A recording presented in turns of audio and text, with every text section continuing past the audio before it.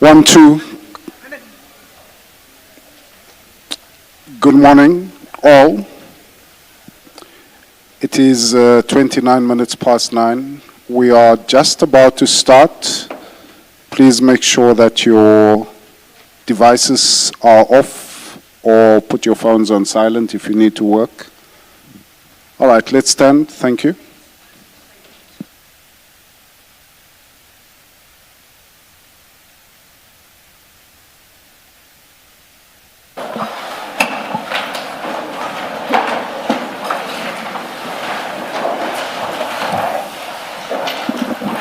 Good morning, Mr. Sim. Good morning, Ms. van den Heever. Good morning, Mr. Madlanga. Good morning, Chairperson. Good morning, Chairperson. Good morning, Chair. Commissioners. Chair, Ms. van den Heever approached me not long ago with a request, which I have no problem with, but I think she should make the request to the Chair. Thank you, Chairperson. Unfortunately, it is so that we as a team have been trying to catch up with all the new things we constantly been given by the Commission, I think since Friday almost.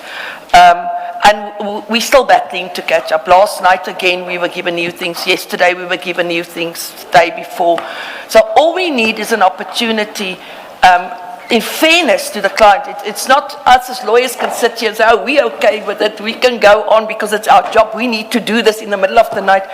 But the client needs to be given an opportunity to consult with us and ask us if he's got issues, discuss those issues with us. So that's all we need to do, is to deal with it.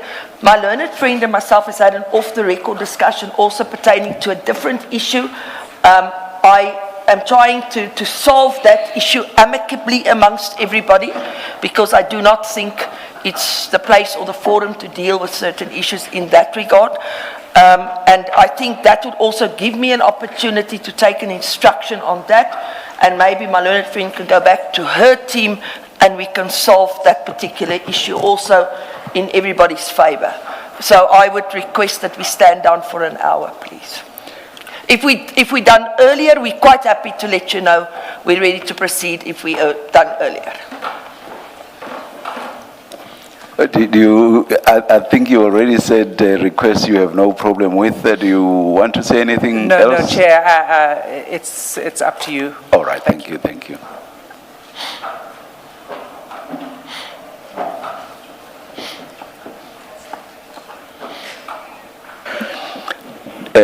We are agreeable to that, but we want to suggest, so that everybody is ready from now already, that if it becomes necessary, we may sit for an hour longer at the end of the day.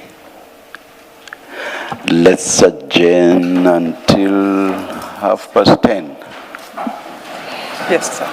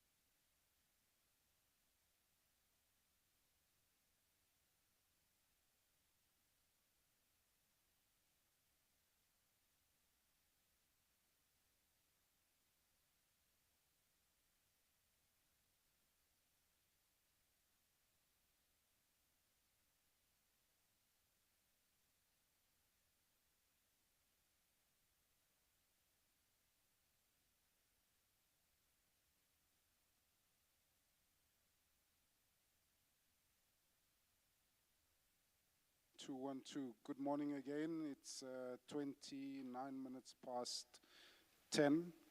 Please make sure that your phones are on silent or switch your devices off. We are ready to resume. Please stand. Thank you.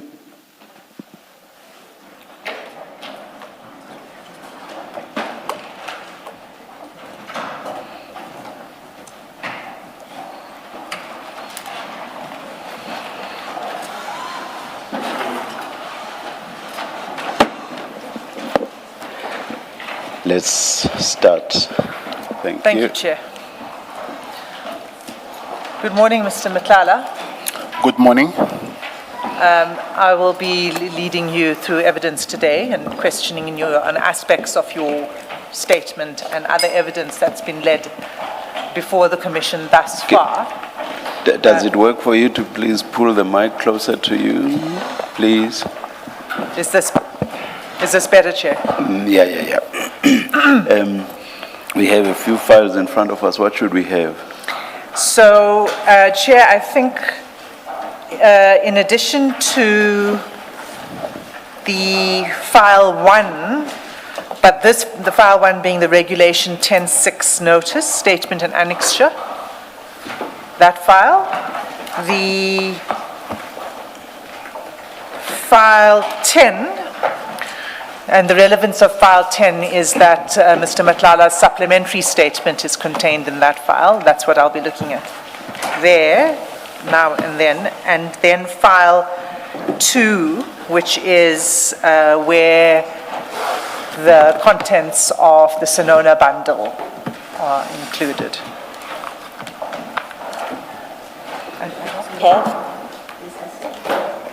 Yes.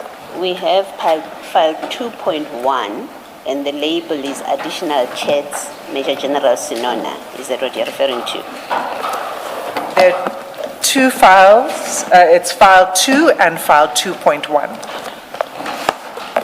And there's one more. And that's file 1B, and that is the ad hoc statement and transcripts.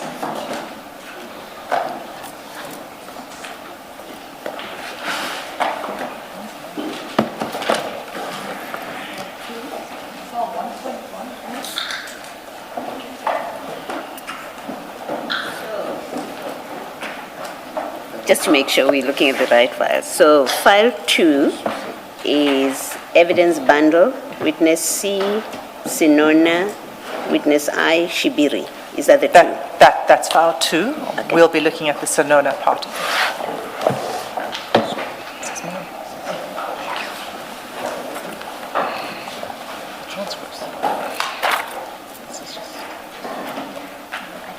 Yeah, 1A, transcripts.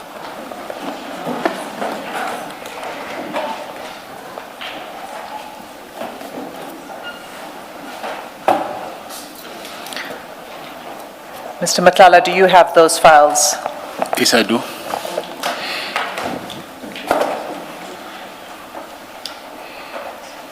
Ms. Asim, we're still trying to sort ourselves out.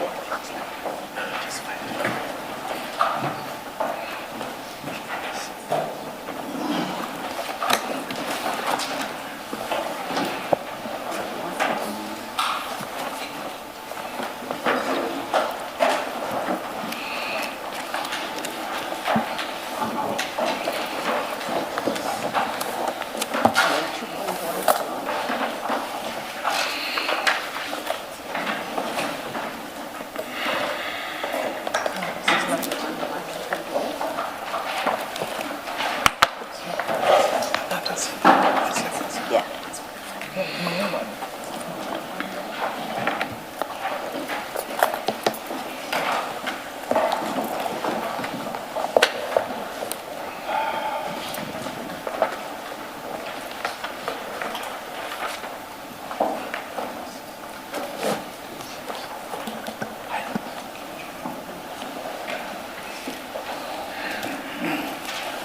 Let's carry on.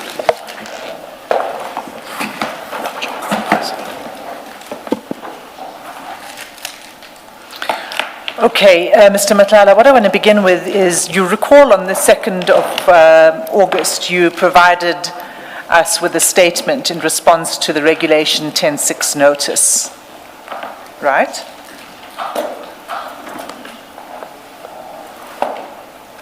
Right? Do you recall? August, Yes. the first or the second statement? Yes, the statement of the 2nd of August. Is it the first one or the second one? I think I gave the first one in the supplementary statement. The first one. The first one. So So which file will it be in? that will be in file 1, and the file is described Regulation 10.6 notice. Yes, I have it. You've got Yes, that, right? yes. So that was in response to the Regulation 10.6 notice that was sent to you on the 8th of June. You've already gone through parts of it with my colleague, Advocate Sello. You recall she took you paragraph by paragraph, comparing the questions in the notice to your answers. Do you remember that? Yes, I do. Now, what I would like to turn to from that notice is the question that was put to you at 2.2.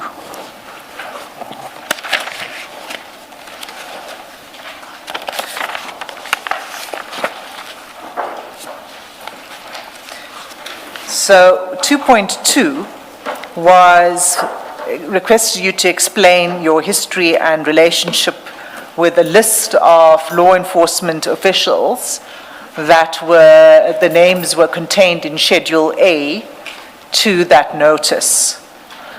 Do you remember that? Yes, I do. And then there was, under 2.2, there were 7 subset of questions for you to answer, beginning with, you know, your knowledge of these individuals, your relationship with them, to describe the relationship, meetings, exchange of information, etc. Do you remember that? Yes, I do.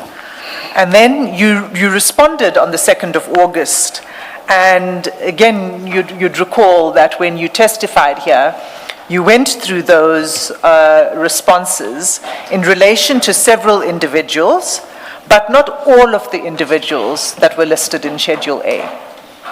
Yes. Okay, so you were then requested to supplement your statement in respect of the remainder of the individuals. Do you recall that? Yes, I do. And then you provided us with a supplementary statement over the weekend in which you dealt with question 2.2 again. Do you remember that? Yes, I remember. So I just want to go to that supplementary statement then.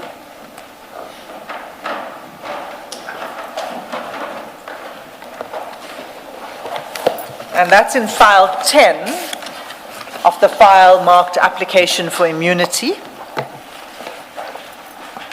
And your affidavit begins at page 3 of that file.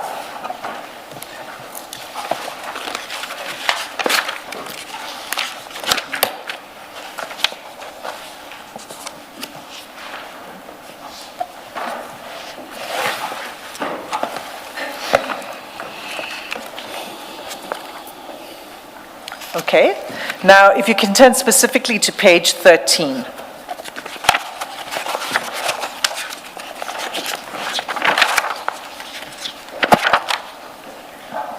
Paragraph 68, are you there? Yes, I'm there. And you say, I deal here under with each of the listed law enforcement officials set out in Schedule A, attached to the notice in terms of Regulation 10.6. And you say, insofar as it is relevant, you will refer to the subparagraphs, those questions that I was referring to in 2.2.1 and 2.2.7. Right? Yes. Now, if you just scroll down and page through the next couple of pages of this statement, page 14 and 15, you see there you deal with Minister Mchunu, former Minister Beki Cele, former General Patlane, and Lieutenant General Mkhonazi, Lieutenant General Fani, and Major General Khan. And then my learned friend, I believe yesterday, raised a question with you about why General Sibia was not included in Yes, I this remember. response. And then you had an exchange and there were questions in relation to General Sibia. I'll come back to that at a later point. I'm not going there now. What I would like to put to you is that what you have omitted to address in these paragraphs is the response to Major General Sinona. So Yes. in both of the statements, you didn't provide a response to the Commission to the questions in 2.2 of the notice regarding Major General Sinona. Why is that?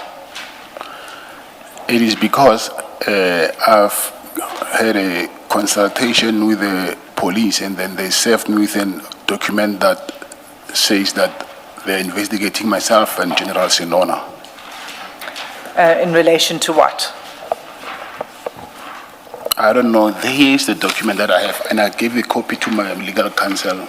Have you provided that to us Yes, before? I did. To my legal counsel, yes. Because we've not seen any response from you on why it is you don't address the General Sinona questions. Yes, I didn't respond because of it was under investigation. So why it's not here in the affidavit, that I do not know, but I know the reason why I did not respond to it is because it's under investigation. But what in particular is under investigation? I think maybe if you can have I don't know if you have the copy of the document, or if you can. I don't Yes. know what you're referring to. Yes, here's the copy of the document here. I think you can check it yourself. Okay. Do you have a copy of this document? Yes. The commissioners don't, so I would need to provide this to the commissioners as well. And we'll need to make copies for the commissioners. It's okay, yes. But for now, why don't you tell me in your own words what it is that's under investigation? My contact with General Sinona, so I wouldn't know what are they investigating. They just said corruption, a couple of things which I wouldn't know exactly which part are they going to concentrate on. But corruption was specifically mentioned. Yes, yes. Chair, I'd have to look at this closely in order to establish exactly what the remit of this investigation is. But I hear you. You're saying that it's a subject of an investigation. I'm going to go through a series of questions with you with regard to General Sinona. You can explain to us if there's any question you feel you need to assert your privilege against self-incrimination as we go through it. Do you understand? It's okay. Thank you. You have been provided with WhatsApp exchanges between you and General Sinona. Is that right? That's correct. And you've been provided with the statement of General Sinona and transcripts of his evidence that have been provided to the Commission. Yes, that's correct. Okay. And have you read those documents? Yes, I did. Thank you. You also testified in the ad hoc committee about your relationship with Major General Sinona. Is that right? Yes, that's right. So let's start at the beginning. You met General Sinona at his wedding in Mamelodi in about 2018 or 2019, correct? It's not Mamelodi, first of all. I think maybe there's a mistake. Okay, so can you tell us then, when did you meet General Sinona for the first time? It was in Soshanguve, but like I said, Advocate Hasim, that this subject is under investigation, so I do not know what are they investigating. So Is your my meeting... my relationship, sorry to interrupt you, I don't know if I can proceed or you want. Please proceed. Because I had an interview with the police, so those questions that you're asking me now, they also asked me. They came to CMEX to consult with me, and it's a good thing because of your investigators. It's easy for you to verify that because they are the Madlanga tax team investigators. You can verify with them yourself that they've consulted with There's me. no such thing as the Madlanga task. Tashkok commander. Takchok. Yes. Okay, this investigation team, let's just tax team. Right. So yes, those same questions that you're asking me now, I've been asked about from when did I meet the first time when I met him, any gratifications, a lot of things they've asked me about, which I think I rather wait for them to see how far are they with their investigations. So, But those people were from SABC. Yes, I even know their names and All right. yes. All right, thank you. Mr. Matlala, you would have heard the exchanges we've had over the last few days regarding the assertion of your privilege against self-incrimination. Yes. And I understand that you wish to assert your rights, but it's not permissible for you to assert your rights against an entire category or entire subject matter. So there are some questions that I'm going to put to you that although they are within the broad engagement of your relationship with General Sinona, may not implicate you in any way. So you'll need to listen to my questions as I go through it and answer the questions as to the best of your ability, subject to your rights, of course. So the first question I'm asking you is, when did you meet General Sinona? Your answer to that question, are you saying just by answering that question, you will be implicating yourself in a criminal offense? Yes, I will, advocate. So that's why I'm choosing the right to remain silent, because the same question. So I don't mind you asking about General Sinona, but I will refer to if this is questions which I was not asked by the investigators, it's okay. But those questions, I think they've got notes, and then you can verify with them, because, like I said, they are the police. They will tell you yes or not or no. But this, like the first question that you just asked me now is the question that they also asked me. When was the first time that I met with him? So I do not know why are they asking me that question. They might want to use it to build their case regarding that question. I don't know that. So I rather choose to remain silent because I do not know what is the intention of that question. Just a moment, Ms. Hassim. Ms. Matlala, I went through this with you when we were discussing General Sibiya. And I thought we had moved past this because in relation to General Sibiya, although you did say that there are aspects of your relationship with him that are under investigation, you accepted that you could tell us when and how you know him. But on those aspects where answers you give might expose you to criminal investigation or to charges, you will assert your rights there. We're sitting here as a commission of inquiry, and the difficulty I have is that we have a lot of questions for you. Many witnesses have come before the commission to testify, and they have made certain allegations against you. And you coming here is an opportunity for you to give your side of the story. If you elect not to give your side of the story, having been invited to come here, the only evidence we have as the commission is the evidence of those people who implicate you.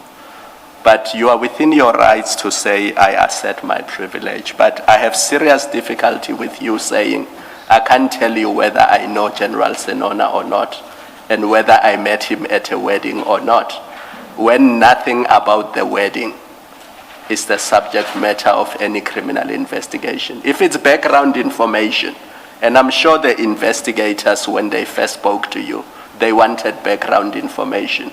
Do you know this person? How do you know the person? But that has nothing to do with whether you are involved in criminal activity with him. It's simply background information to understand whether they should even ask you any further questions about the person. Because if you say, I don't know the person, then that's the end of the inquiry. So you can imagine that when they first engage with you, they will start with, do you know this person? How do you know this person? Before they get to the substance of what they want to ask you about. So it will make our job very difficult if the entire subject matter is off the table, because to be honest with you, most of the questions that I intended to ask you, I know that they touch on issues that you intend to assert privilege on. But it can be that in respect of everything, you assert privilege, because then we're not going to make any progress. I had understood you that you accepted that in relation to General Sibia, how you knew him. You even testified about the 4 occasions, including the party at his house and the engagement party. So if you could answer those questions, I'm not sure why in relation to General Senona you cannot answer the same questions. So I would expect that the question that was asked, you will answer it, because answering it does not impact on your Section 35 rights or, your privilege arising from the Commissions Act and the regulations. To add to that, Mr. Matlala, just two things. One, I would understand if, for example, your first meeting with General Sinona was about criminality. Take this example. The two of you have agreed to pool the greatest cash in transit highest in South Africa, and you say it will be quite discreet if we meet at my wedding. Nobody will suspect anything, but you and I will steal a moment and have a discussion about the highest, do our planning. So there I would understand if you don't want to come anywhere near the a discussion of your first meeting with General Senona. I'll be surprised if you want to suggest that that very first meeting already concerned any possible or alleged criminality for you to be refusing to answer any questions that relate to that very first meeting between the two of you. And then secondly, I want to disabuse your mind of any possible apprehension about this so-called Madlanga task, what team? Yes. That entity was wrongly or incorrectly named.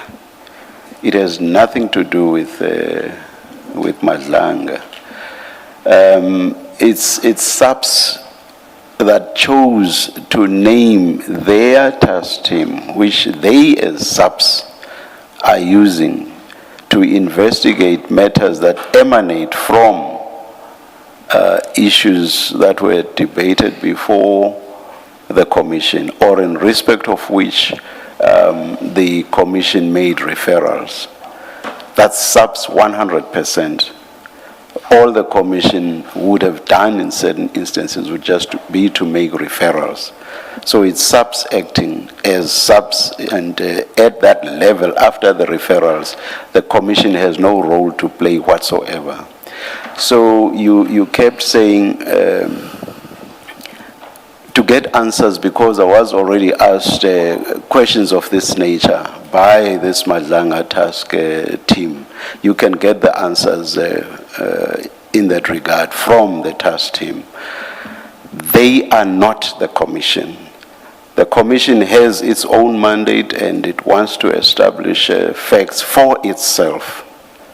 So you cannot refer the Commission to that task team, which is SABC, and which the Commission has nothing to do with after it has reached the point of, we are now referring these matters to SABC. SABC then acts as SABC, not as the Commission. I thought I should just disabuse your mind of any possible misapprehension in that regard. Now, having heard what Commissioner Kumalo said, perhaps I will ask Ms. Hasim to repeat her question And hopefully this time we'll get an answer. I wanted to comment on the... from Yes, you may. Yes, you Commissioner may. Kumalu. Oh, yes, you may. Because he was saying that introduction, but so my question, my concern actually is, why will the police ask me about when there was the first time I met him if it doesn't matter to them? So I'm of a view that everything that they will ask me is relevant to them. They wouldn't just ask me a question just because they want to pass time. So I do not want to undermine the investigation and end up incriminating myself by saying things before they can even get there. So I am not comfortable actually answering these questions. I also find myself in a very bad space because I did not invite them to come and serve me with this document, and I did not plan for it to happen. So it just happened, and they even went further and had a consultation with myself, asked me a lot of questions, which my lawyer, my attorney, who's not present now in court, in the commission, I assume he has those notes, I think. So I do not know whether it is a wise move to comment while there's an ongoing investigation, which I'm aware of, unless if it's something that has nothing to do with that investigation, then I'll be happy to comment on that.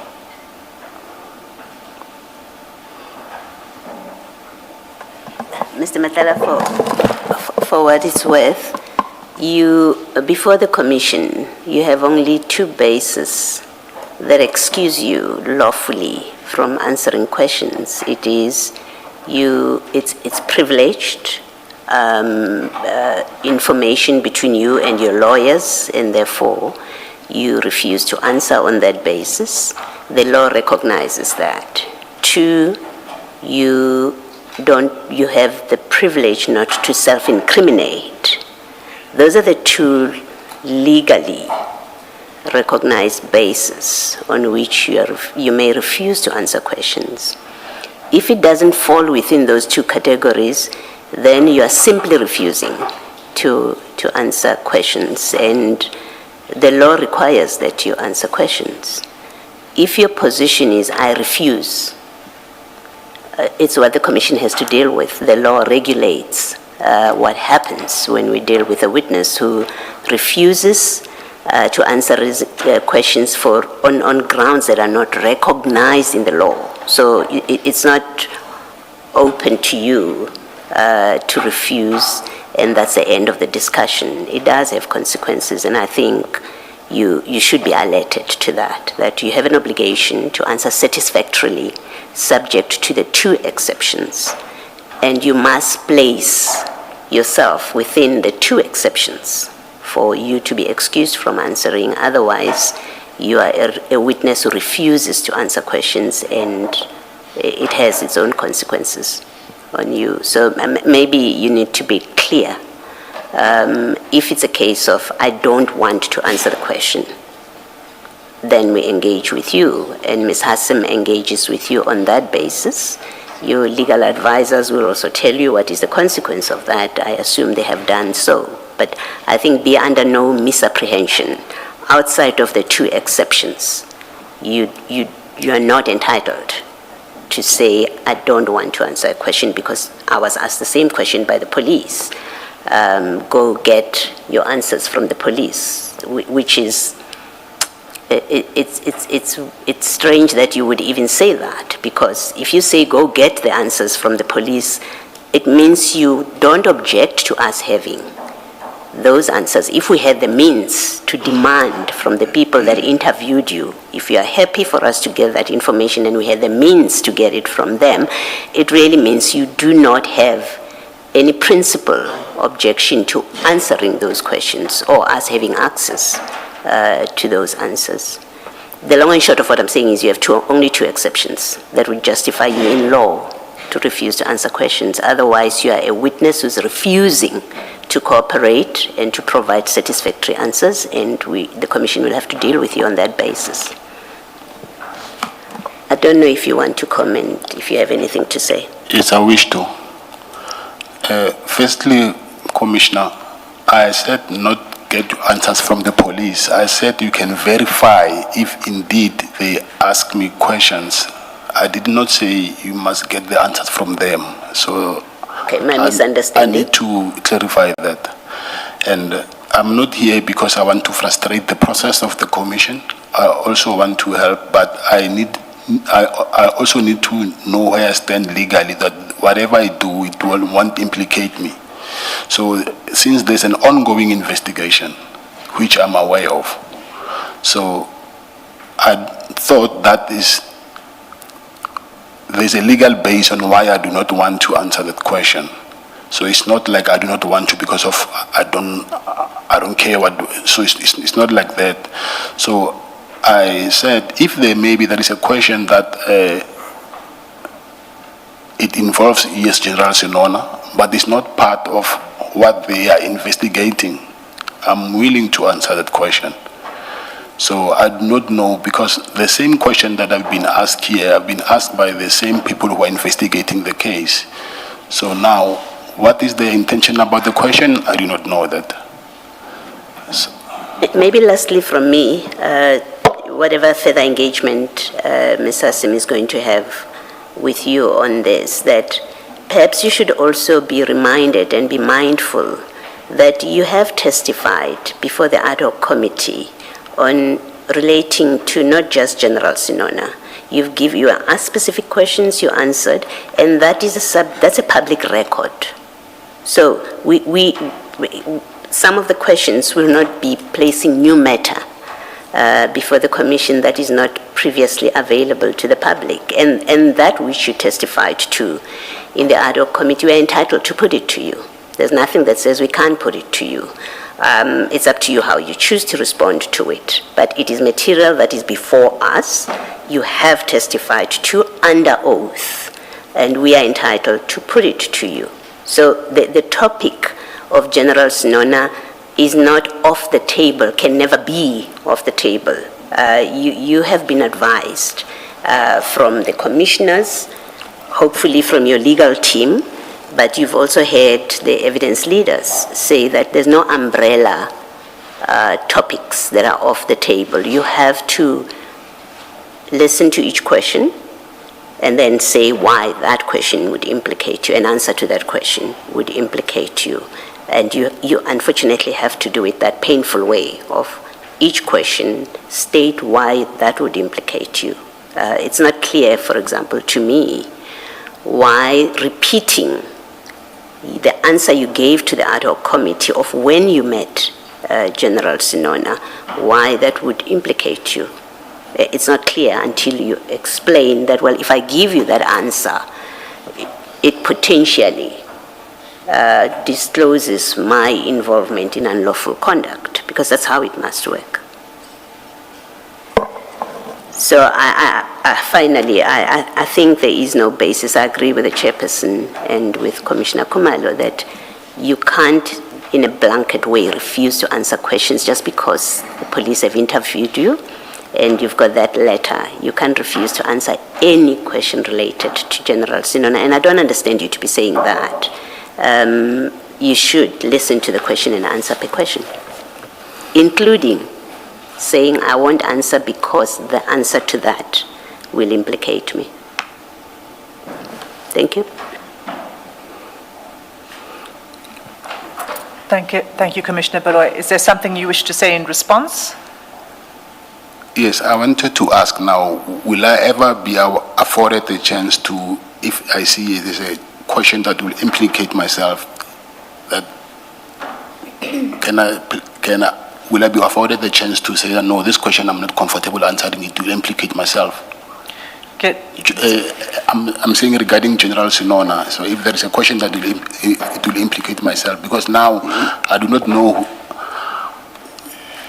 how I should, the thing is, I do not know the difference between which right I must invoke, which privilege must I invoke. So I do not know how now I must move forward with this. I do not know. The idea of the engagement was not at all to stop you from asserting your privilege where that's warranted. That's not the idea. But what we are engaging you on is that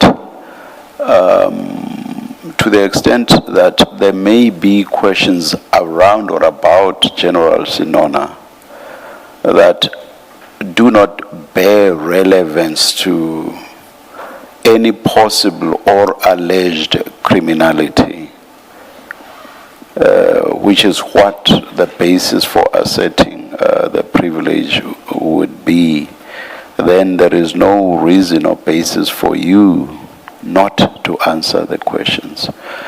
But you know better. You are in a better position to know that. But once we get there, now that does entitle me to assert my privilege.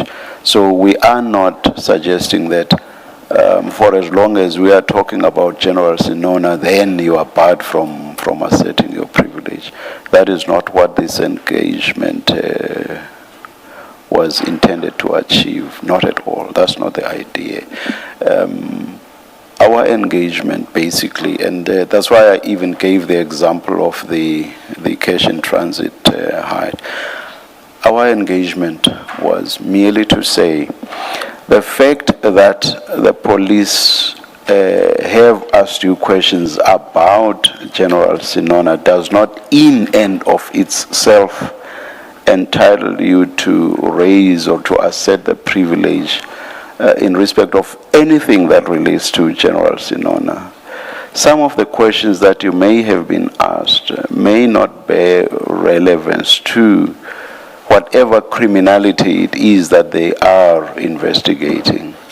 For example, I think it does make sense that you would start somewhere when interviewing someone, and that starting point may not necessarily in and of itself bear relevance to what is actually investigated. I guess one could even relate it to a conversation. Sometimes when you are engaging in a conversation with people, you do not just go straight to, some people do, but sometimes you will introduce it, but it's not really the crux of what you want to address. So the question, when did you meet General Sinona for the first time, may not necessarily relate to whatever it is they are actually investigating. So it's at that level that we were engaging you. And you know better at what point does it get closer to what you understand the alleged criminality to be or to be about. You know that better. But if it was a meeting at a wedding, and you know from where you are sitting whether there was or there wasn't any possible criminality, I do not see why you cannot answer the question as to where and when you first met General Sinona. I do not. Unless, again, it goes to my example of the heist, where the very meeting at the wedding would have been intended to discuss the heist. Do you see the distinction I'm drawing? So, to answer your question directly, no, we are not suggesting that you cannot assert your privilege insofar as General Sinona is concerned. We are not suggesting that at all. We are just saying that surely that privilege cannot be applicable to any and every question that has something to do with General Sinona. That's all we are saying. I hope that clarifies it. Yeah, thanks, Chairperson. But the heist was a very bad example. I had to give an example to try to drive the point home, Mr. Matala. No, thank you. I'll do it when it's time for me to assert my privileges. Yes, Thanks. please. Thank you. Thank you, Mr. Madlanga. So, I mean, you have been listening to the exchanges we've been having regarding the question of the ambit of your right.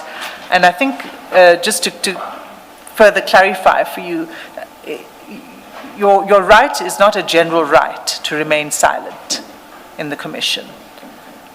So that's why we say to you that you need to answer each question unless that question itself you feel will incriminate you in a specific offense, in a specified offense. Do you understand? You get the distinction, okay. So let's begin again.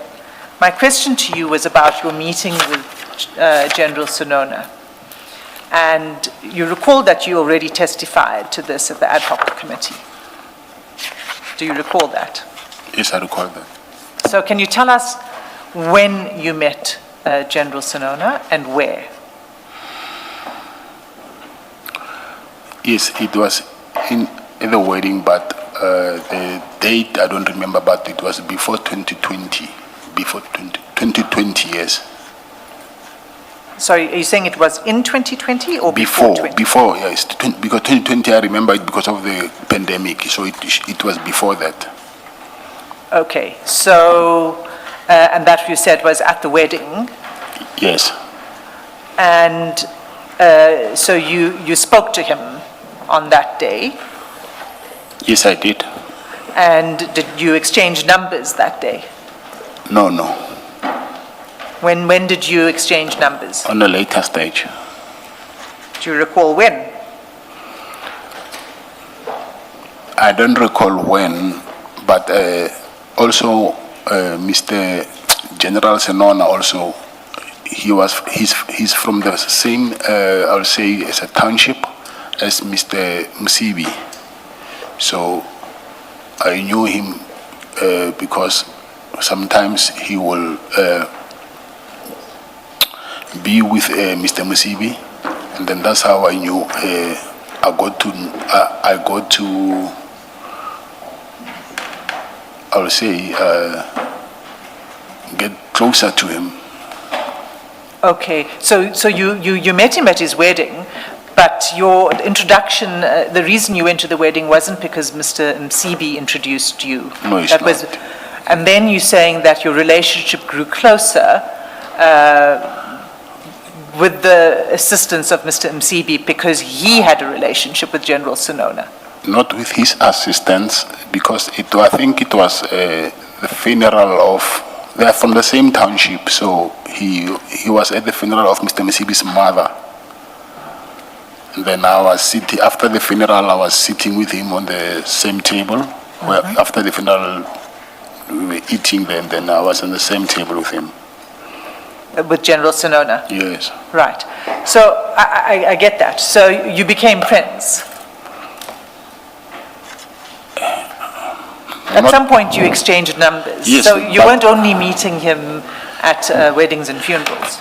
That's my big, not friends, because he's my, I'll say, an older brother. Okay.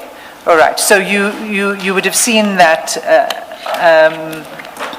in the ad hoc committee, you've in fact described him in Parliament. You said you described him as your big brother, right? I don't remember, but I'll take it, yes. And in your conversations with him in the WhatsApp chats, you describe him as Nduna.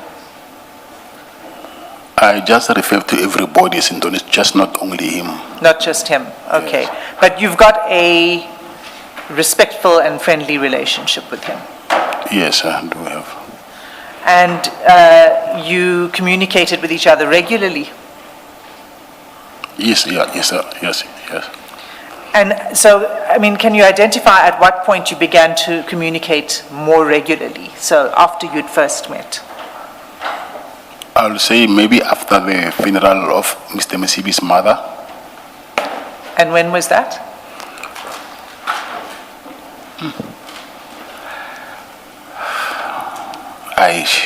Maybe 2021, 2021 maybe. Okay. All right. And then you arranged to meet with him when you went to Durban from time to time. Is that right? When I did what? You arranged to meet with him when you traveled to Durban. Yes, I did, yes. And you also would arrange to meet with him when he traveled to Pretoria. Yes. And when you met with him in Pretoria, the meeting place, did you have a common meeting place? And let me say that firstly, was that common meeting place Menlyn Main? Is that where you would usually meet? Yes. And is that your apartment? Of course, yes. Okay. And how often did you meet at Menlyn Main in Pretoria? On a number of occasions, I cannot tell, I don't know. Can you give us an estimate? Somewhat, 5, 10, quite a 100? lot. No, not, that's quite a lot, no. Less than... But it was regular? Yes. Okay. And in all of the times of these meetings, you knew that he was a senior DPCI officer? Yes, I knew it, yes. Okay. And in these meetings, did you discuss your businesses with him? Yes, he knew it, yes. I didn't hear you. He knew before, yes, sometimes I'll discuss, but he already know what I was doing. So he already knew what you were doing? Yes, yeah. What in particular are you talking about? Security. Okay. So you discuss your, the business, the CAT VIP protection service business? Yes, yes. Did you discuss with him the needs of your company and particularly an issue about risk management? No, I don't recall that. Okay. Did he introduce you to any people or recommend people for you to consult with to assist you with the management of the company? No, not to consult with, but he was willing to recommend people who needed security services to me. To recommend people who were in the same business? No. Can I give you an example? Yes, please do. And if you could just speak up a little, I'm not sure if it's just me. I understood, but he just said he'll explain. But I understood his answer to be that he would recommend clients. That's how I understood. Yes. But did you want to explain further, Mr. Madlanga? No, I wanted to say as clients, recommend clients, yes. Yeah. Okay. So you're saying he did not recommend sort of experts for you to consult with regard to the management of your business? Experts? Yes. Like maybe financial experts or business management, people who are experienced in business management or that kind of thing? No, I don't recall that. Okay. And did you discuss your contract difficulties with SAPS with him? Yes, I did, yes. And when was that you discussed that with him? I'll say maybe in the beginning of 2025 or towards the end of 2024, somewhere there, yes. Okay, so end of 2024, beginning 2025. End of 2024 was also the time at which you had the raid at your place by the GCI Ops team on 6 December, correct? Yes, that's correct. And then there was a second one in December as well. I think it might have been around 18 or 19 December, is that correct? Yes, that's correct. Did you discuss that police action that was taken against you? Did you discuss that with General Sonona? Yes, I did. And what was the content of that discussion? Let me just start with the first raid. I was worried that I thought I was robbed, but as soon as I found out that they are police who came to do the raid, so I told him about what happened, because he was in Pretoria, I remember. So I didn't need to go to KZN, he was around. So I explained to him what happened, and I think that's it.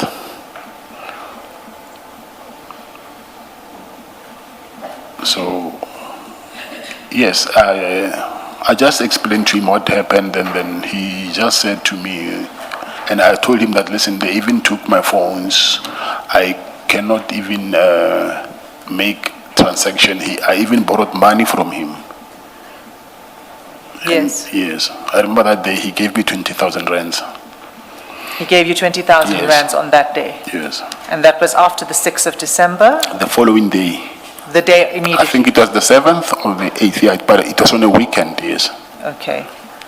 And did he advise you on how to handle what had happened to you on the 6th of December, including the seizure of your phones? No, he also did not know what was happening. I just told him, but we thought by then, even myself, I thought since we found out that those are the real police, then we thought, anyway, what they were looking for, they didn't find it, it will end like that. So there was nothing further to discuss until the second raid. Until the second raid? Yes. What was the concern in relation to the second raid? The concern now, it was because I thought that was a personal thing. Like I explained earlier, that the police went to my office to do an inspection, and while they were there, they ended up coming up with a charge of negligence, I'll say, because I had a spare key of my safe where we keep our weapons. And I did not know, according to the law, you're not supposed to do that because, as an owner of the company. So, but the way the police came to my house to arrest me, then I thought this is more than what it was supposed to be, because they came with this task force members to arrest me for his key. Then I explained that to him, that I don't think this is what it is. There might be more to this thing. Then he advised me that maybe he will ask around and then he will tell me what is happening. Okay, let me just pause you for a moment there. When you discussed this with him, was he still in Pretoria? Did you discuss it with him in person? Yes, I was with him. Where were you?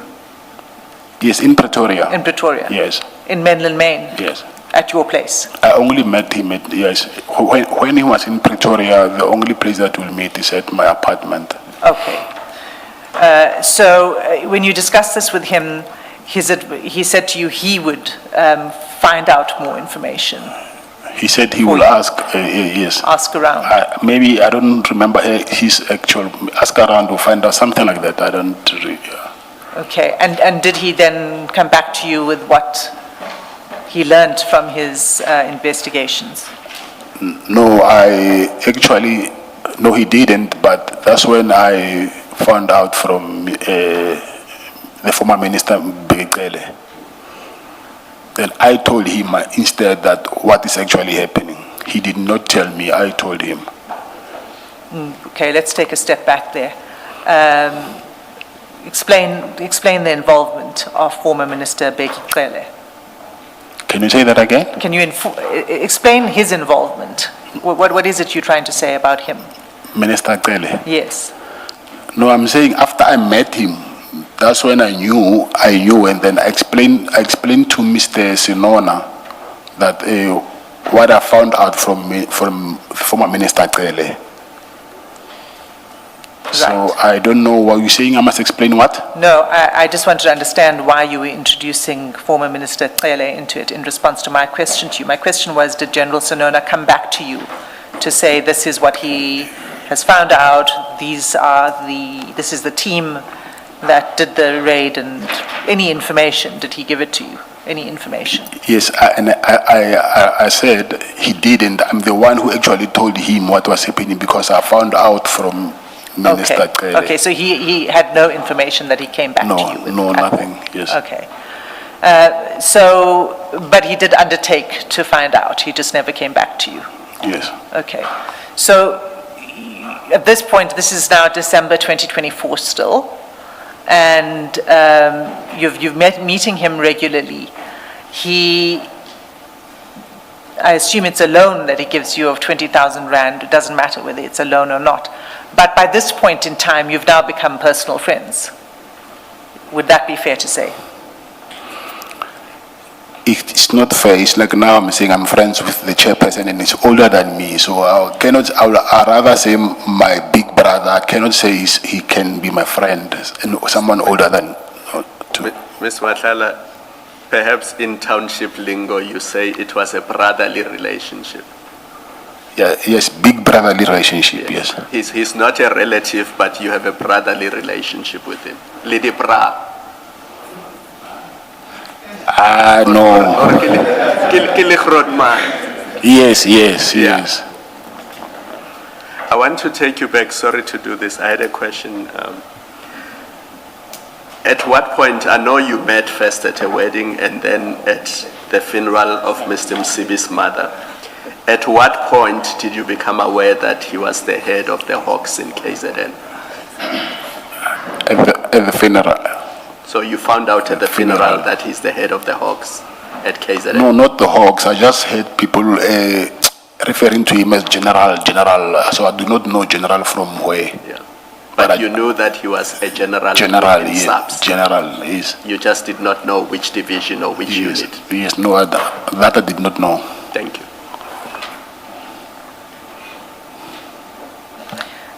So, again, this is December. Let's stay in December and go to the WhatsApp chat conversation between you and General Sinona. And for that, you'll need to go to file 2.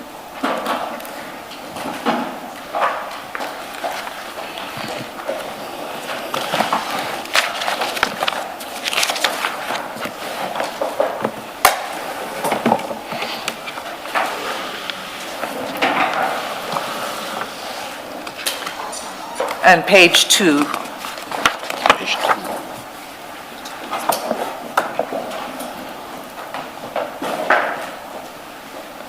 And do you see the chats between you and General Sinona? Yes, I do.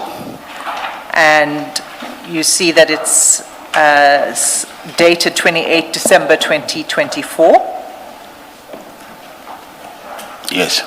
Okay, let's... 2.15. No, we filed 2.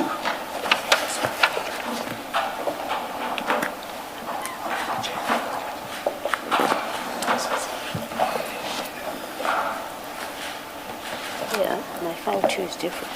And File is 2, that page? page 2. So Under item 2 is a tab. yes.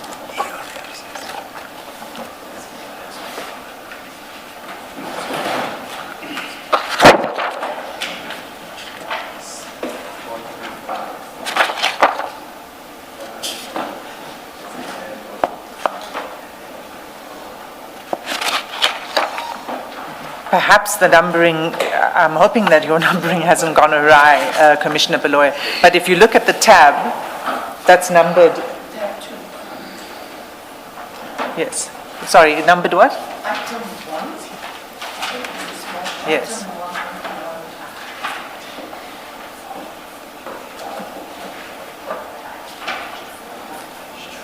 Yeah, I'm there Page now. 2. Thank you. Thank you.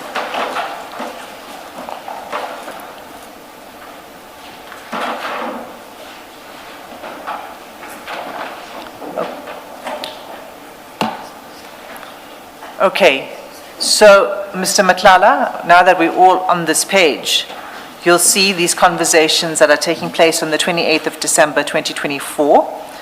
You say to him, so the green is you. Do you see that? Yes, I do. You recognize that number? I see the name, but the number didn't, but I see his name. And your number ends in... Oh, my number is, 413. yes. Yes, that's your number? Yes. Right. You start off greeting him by saying, morning Duna. He says, I trust you are fine under the circumstances. Okay. And then you say, the guy I went to see really helped.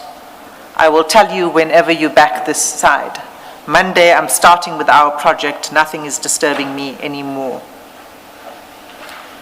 What were you saying to General Sinona here? Let's begin with who is the guy that you went to see? Yes, the guy I was referring to, the former minister, like I said to you, I'm the one who informed him that the minister helped.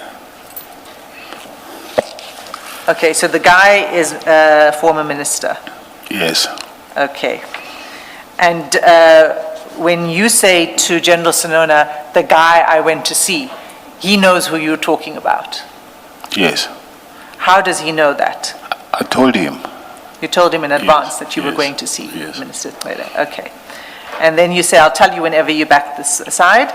And then I'm starting with our project. Nothing is disturbing me anymore. What did you mean by our project? Yes, our project is under investigation, so I'll please want to assert my right not to incriminate myself In relation to the project? to our project, yes. Our project. Is- To be clear, that's a project between you and General Senona. Yes, Okay. Is it a project that is unrelated to Medicare 2024? it's a project that is under investigation, Advocate Hasim.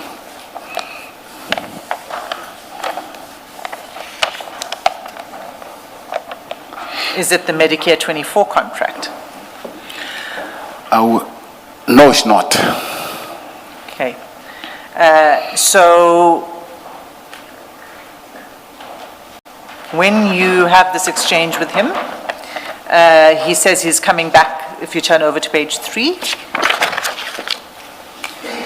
I'm coming back that side tomorrow a week, and then he tells you when he arrives, 2 days later, or 3 days later, because it's December.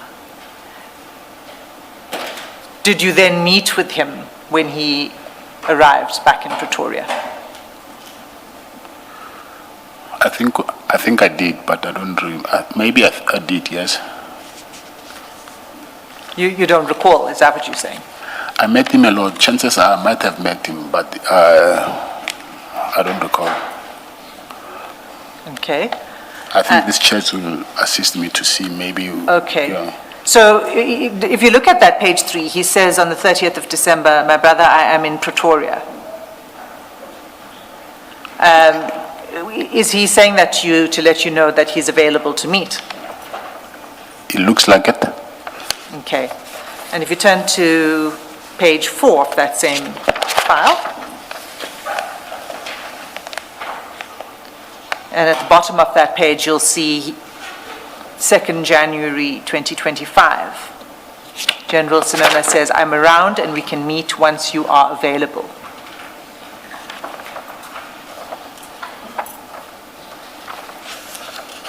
And then you turn over to page... No, let's just pause on that. That's 2nd of January. Do you recall meeting them in January? I think I did, but I just don't remember. But I think I met him. Okay. In fact, the 22nd of January, if we can go to that, page 8.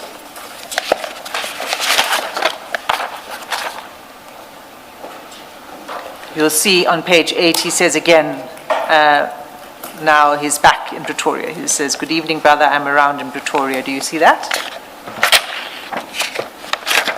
It will mean he's around for the second time now. Yes. Yeah, yes, I see it. And then you say, let's meet tomorrow if you're available.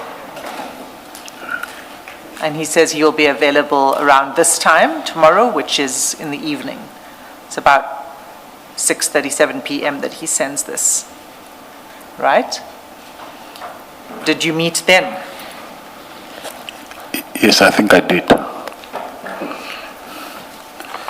Okay. And what was the subject of your meeting then? It's the same thing that I'm saying is under investigation. And did you have further meetings in January? Yeah, we had quite a few meetings, so, but I don't know, it's not only in January.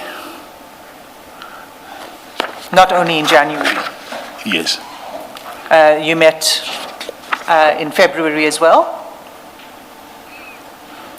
I met him a lot, so I think maybe I'll say each and every month I met him from what I can remember. When did the meetings with General Sinona stop? They never stopped until I was arrested. Until you were arrested, they Yes. continued? And there were regular meetings?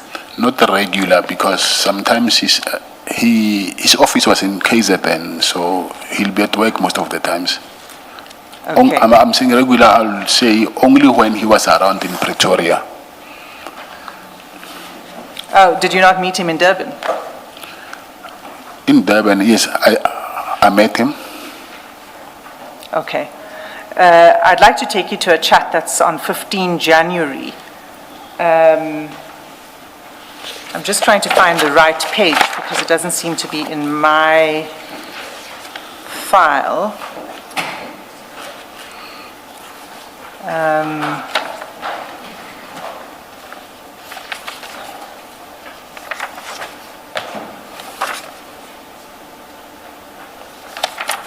If you just give me a moment, please. No, it's not in my file. It's a chat that's on 15 January, and I'll find the page for you. What takes place in that conversation is General Sinona says to you, if things are favorable, let us finalize the contract. This is in 15 January 2025. He says, if things are Page favorable... 7, top of page 7. Page 7. Thank you, Commissioner Kumar. Do you have it? Yes, I do. So page 6 is where it begins. He says, I'll request if things are favorable, let's finalize the contract for those guys who assisted us. That's General Sinona to you. What does he mean by if things are favorable? What conditions had to be favorable?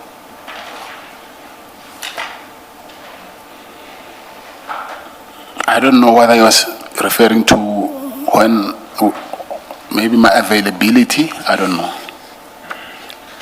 And which contract was to be finalized? It's the same that I said, it's under investigation. This is the other project that you're referring to outside of Medicare 24. Yes? Yes, yes. And who were those guys who assisted us? Yeah, they are under investigation, advocate. Those guys are under Yes. investigation. And this is linked to the contract, of course. I thought you nodded very slightly. Do you want to vocalize the response? The question, are those guys under investigation? I thought I saw you nod very slightly. Yes, I said yes. They are under investigation. So did that contract ever get concluded? No. So was there any ever draft or any written proposal related to that contract? No, it's not a proposal. There was no proposal. Okay, was there any agreement or draft agreement concerning that contract? Advocate, they're taking me straight to the rabbit hole now.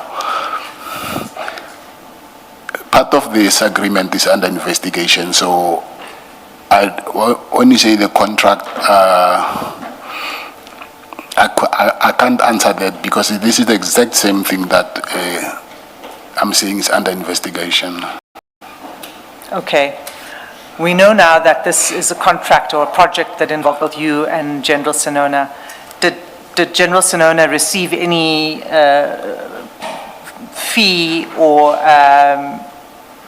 interest or any payment in relation to this contract? No, he didn't. Okay. I'd like to then turn to the relationship that you have with General Sinona's son. Do you know him? Yes, Tato. Yes. When did you meet him?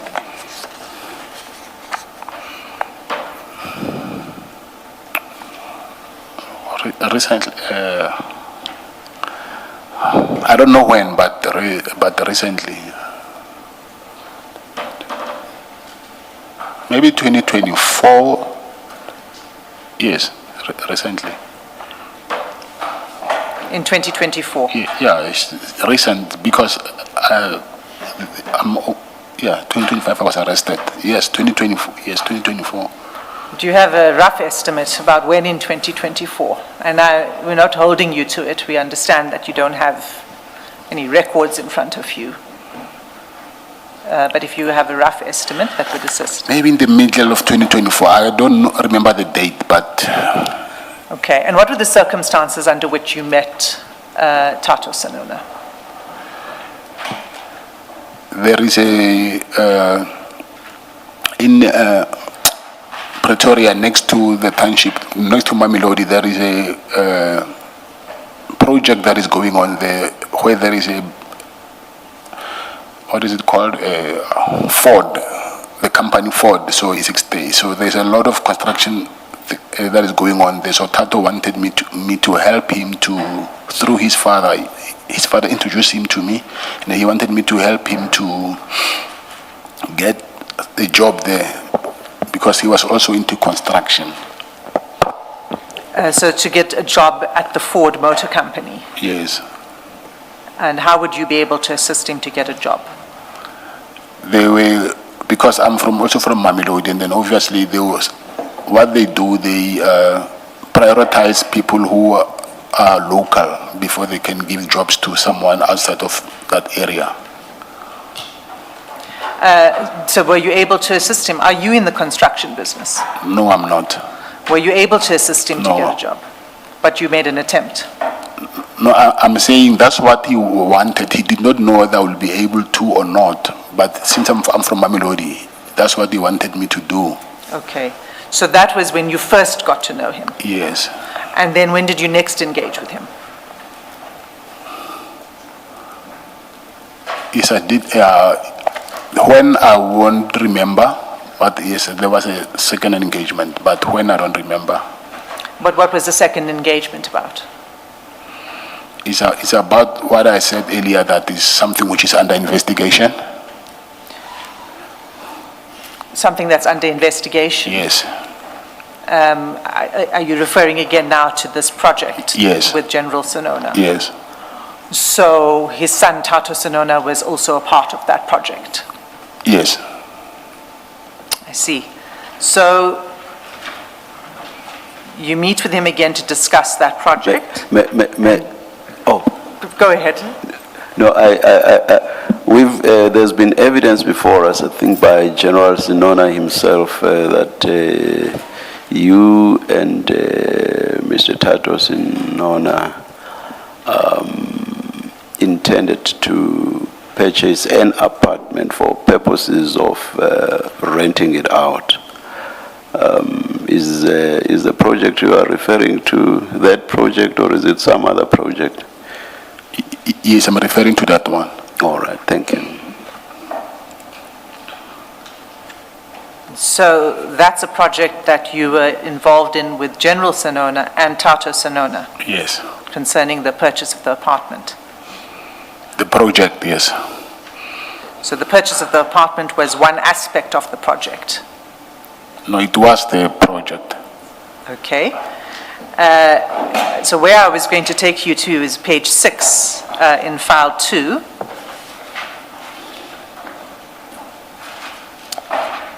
On 9 January 2025, General Sinona sends you a message saying, "Good afternoon, brother, did you meet with Tato?"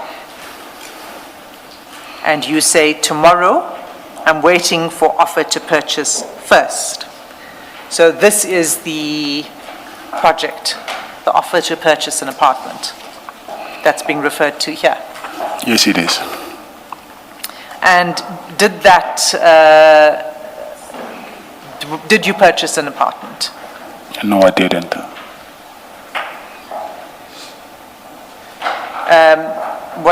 Can you say where the apartment was? Where it was?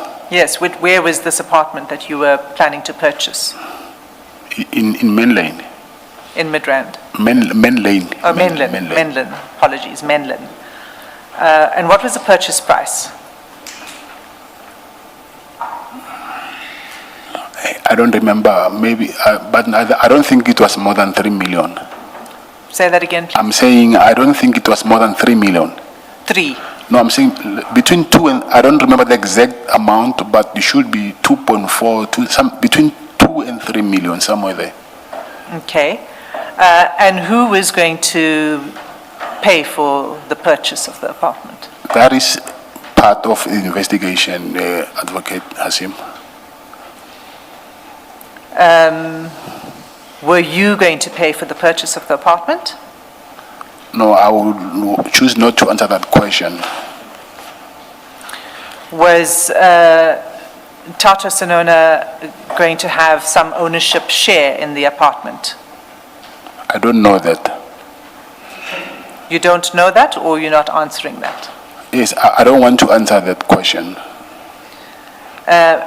Was General Sonona going to have some ownership or beneficial interest in that apartment? Still, I do not want to answer that question.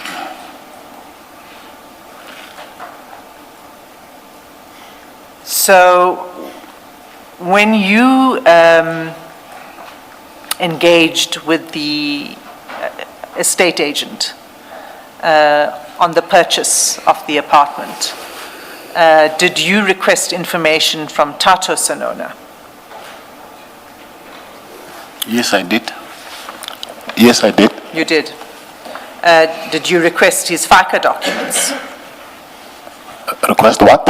His FICA documents. Oh, the FICA, yes. Yes. Yes. And did you provide those documents to the estate agent? Yes, I did. And you say that purchase then was never completed? Yes, it was never completed. Can you say why it was never completed? Because I was arrested. And did you enter into any other property or business transaction with Tato Sonona?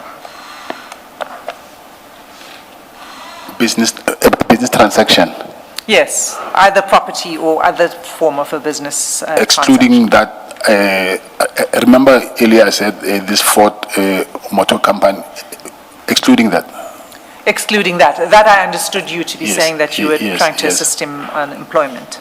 I don't think there's other. He used to send me his transport business, but it was his. It was not like I was interested in that one, but he used to show me what he was doing currently. Okay. Now, these conversations regarding the purchase of the apartment taking place in early 2025. Let me take a step back because I'd like to ask you, in these conversations in December 2024, did you and General Sonona have any discussions about the PKTT? Yes, I explained earlier that I'm the one who informed. The PKTT are the people who went to, it's the GCI ops, right? The PKTT. Well, it's a GCI ops. Yes, yeah, yes. So when you had a conversation about the PKTT, you're saying it was just in relation to the raid? Yes, yes. Did you have any other discussions with General Sonona about the PKTT? I might have, yes. What was that? On top of I think everything that was happening after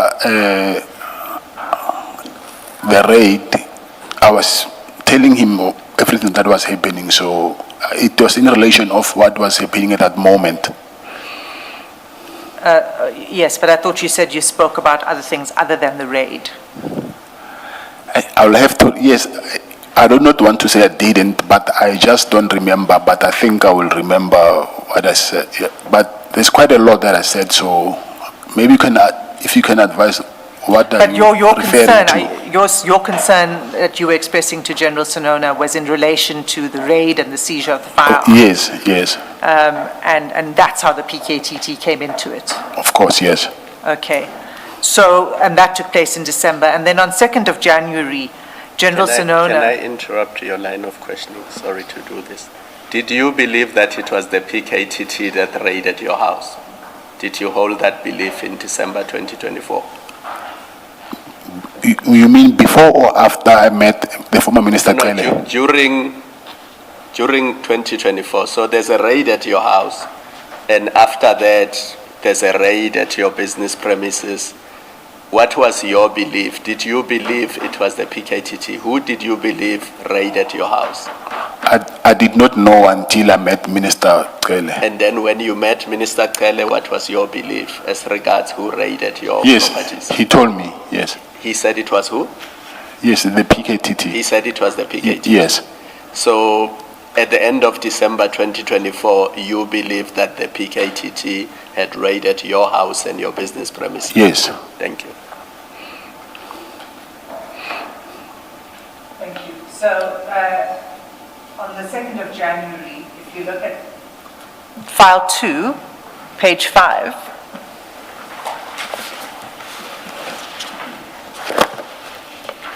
It's the same file that I have. yes. So it's just page 5, it's the WhatsApp chats.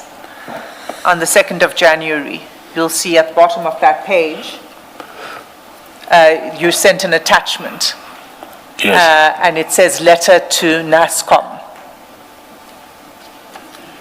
You see that? yes, I see it. So you'll find that letter at page 15 of the file, same file.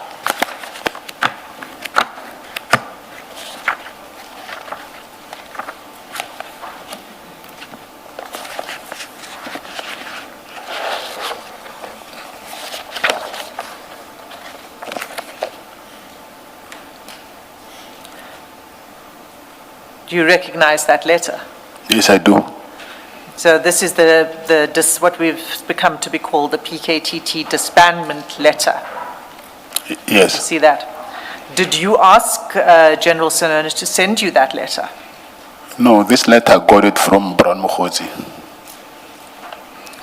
You received it from Brown Mokotsi? Yes. Okay, but you may have received it from Brown Mokotsi, but in this chat, General Sinona sends it to you. Do you see that? Oh, he sent it to me. Yes. Okay.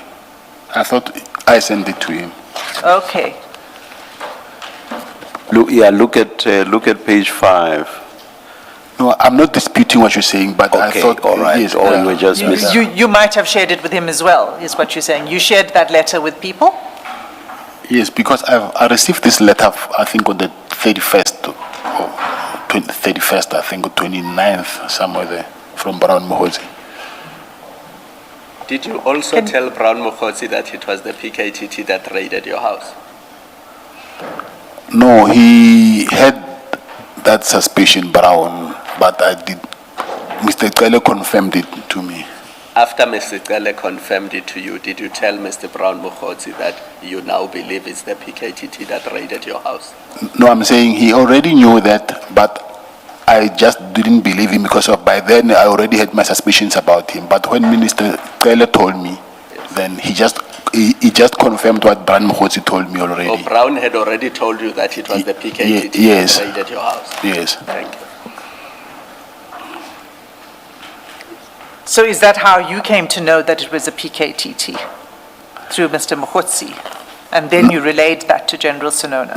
No, I'm saying Mr. Kele is the one who confirmed. I did not believe. Oh, yes, Brown Mokotsi told me, but that time I did not believe anything that comes from him. So Mr. Kelek just confirmed what Brown Mokhosi told me earlier. Oh, I see.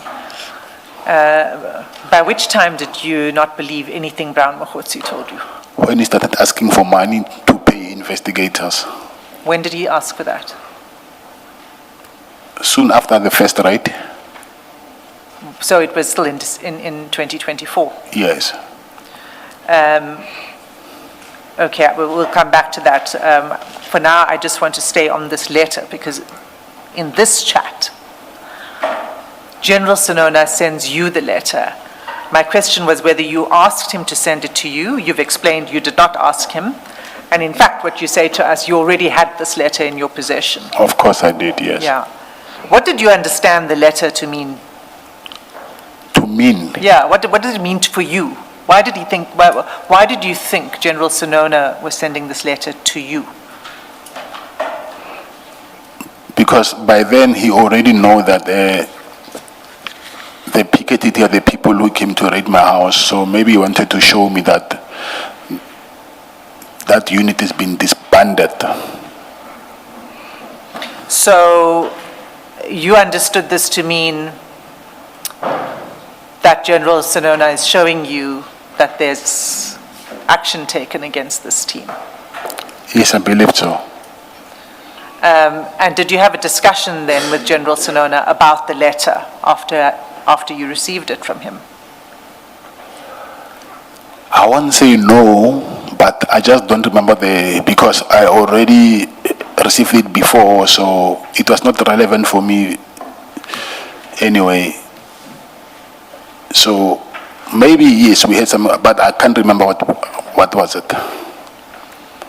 So you're saying you may have had a conversation about the letter. So remember, this is 2nd of January. The earlier chats I took you to, you saw there were a number of meetings that you had with General Sinona. So in those meetings, would you have discussed this letter? It seems like it's quite an important letter. Important to, Well, it's certainly important enough for General Sinona to send to you. He thinks you would have an interest in this letter, correct? yes, but like I said, I already received the letter before. Sure. But he sent it to you not knowing that you'd already received it before, right? I agree. Right. So he thinks that you've got an interest in this letter, right? Agree, yes. And then you met on a number of occasions after the 2nd of January, after he sent you the letter, correct? Yes. And you're saying that you could have discussed that letter in those meetings. Yes. Do you recall anything about what you would have discussed? That's why I'm saying I could have, because I do not remember the contents of the discussions. Okay. So you could have discussed it, but you don't remember the contents of the discussion. Yes. Okay. Did you ask General Sinona at any time, now not about the letter, but about the team that was investigating you, that had conducted the raid in December? Did I ask him what about the team? Did you ask him any information of the members of the team that was investigating you? But you mean by the 2nd of January 2025? Yes, after the 2nd of January. I wouldn't ask him because I know who these people were. Because he told you who they were? No. Because Mr. Mokhosi, sorry, told you who Mr. they were. Mokhosi and Mr. Yes. and Yes. Mr. Kele told me. So did you have any discussions with General Sinona about the team that was investigating you? Like I said, about the team, like I said, I might have heard, yes, because we wouldn't just, you can't just send me something and then nothing has been said about it. Hence I'm saying we might have said something which I don't know or recall. Okay. So in all of this period of time, in January, and in your communications with General Sinona, he was obviously, as you said, it was a brotherly relationship. You were obviously very close, and he was supportive of you. right? Yes, right, yes. And he remained in support of you and close to you until your arrest, correct? Yes, that's correct. I'd like to take you to a chat on the 13th of May. It's also, should be in file 2.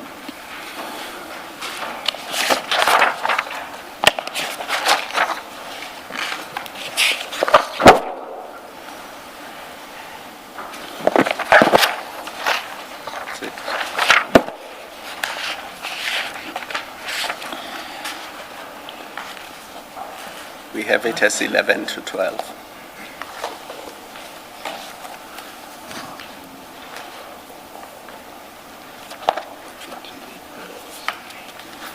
We're looking for May. No, that's 13th of April. Let me tell you what it is, because it doesn't seem to be in the file. On the 13th of May, you'll recall what was happening at that time. That was when your contract had just been cancelled. 13th of May? Yes. Yes, 2025. yes. Ms. Hassim, we have another additional chat, Sinona 2.1 on page 20. That's the May. Thank you, Commissioner Kamano.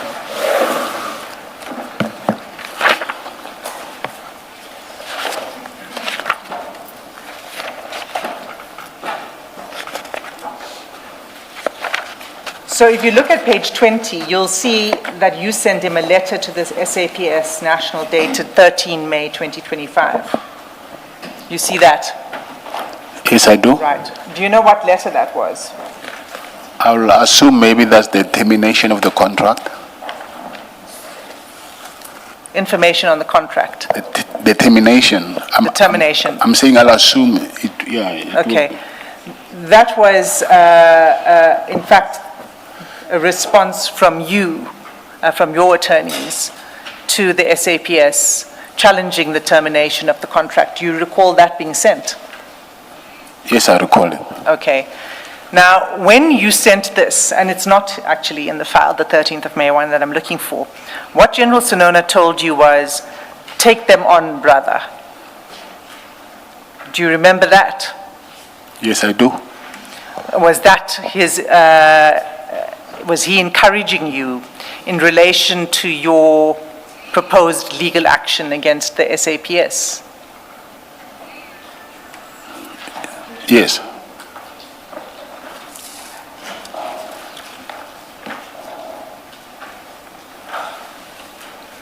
It was. Yes. My learned colleague to my left has just pointed out it's on page 19, so it could be a good idea for you to have a look at it.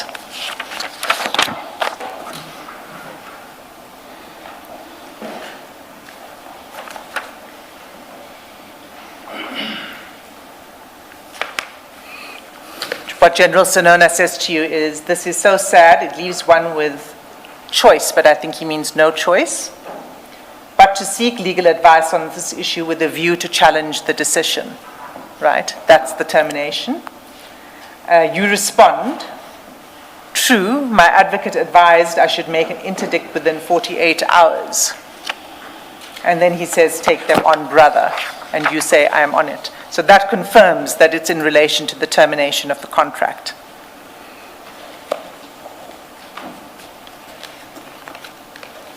He had an interest in your contract continuing, isn't that so?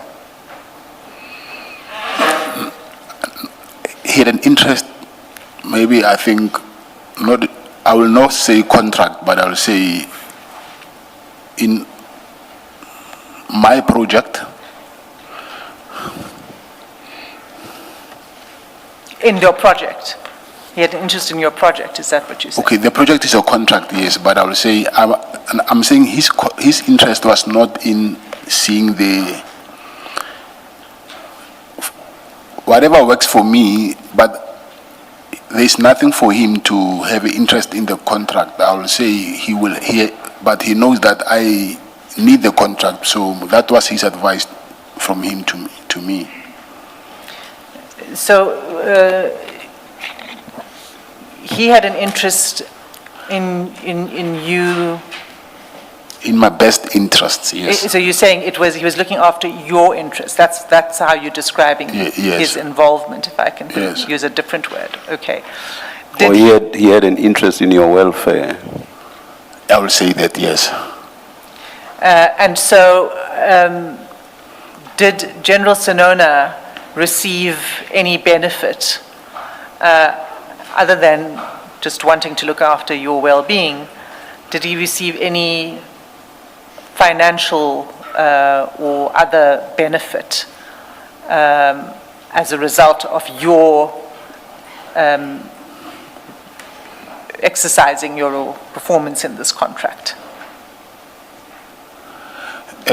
Advocate Asim, those benefits or whatever they are is under investigation. So I'll choose please not to comment on that. Okay. At the end of that exchange... Sorry, just so that there's no confusion, when you say those benefits are under investigation, you mean that question, that very Oh, issue? yes. The financial benefits. Yes. Thank you. At the end of that exchange, General Sinona sends you Minister Cele's contact details. Do you see that? What page is it? 21.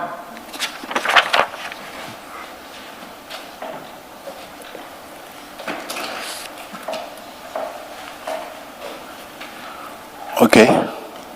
Well, do you know why he sent it to you at this point in time? This is 14 May. Yes.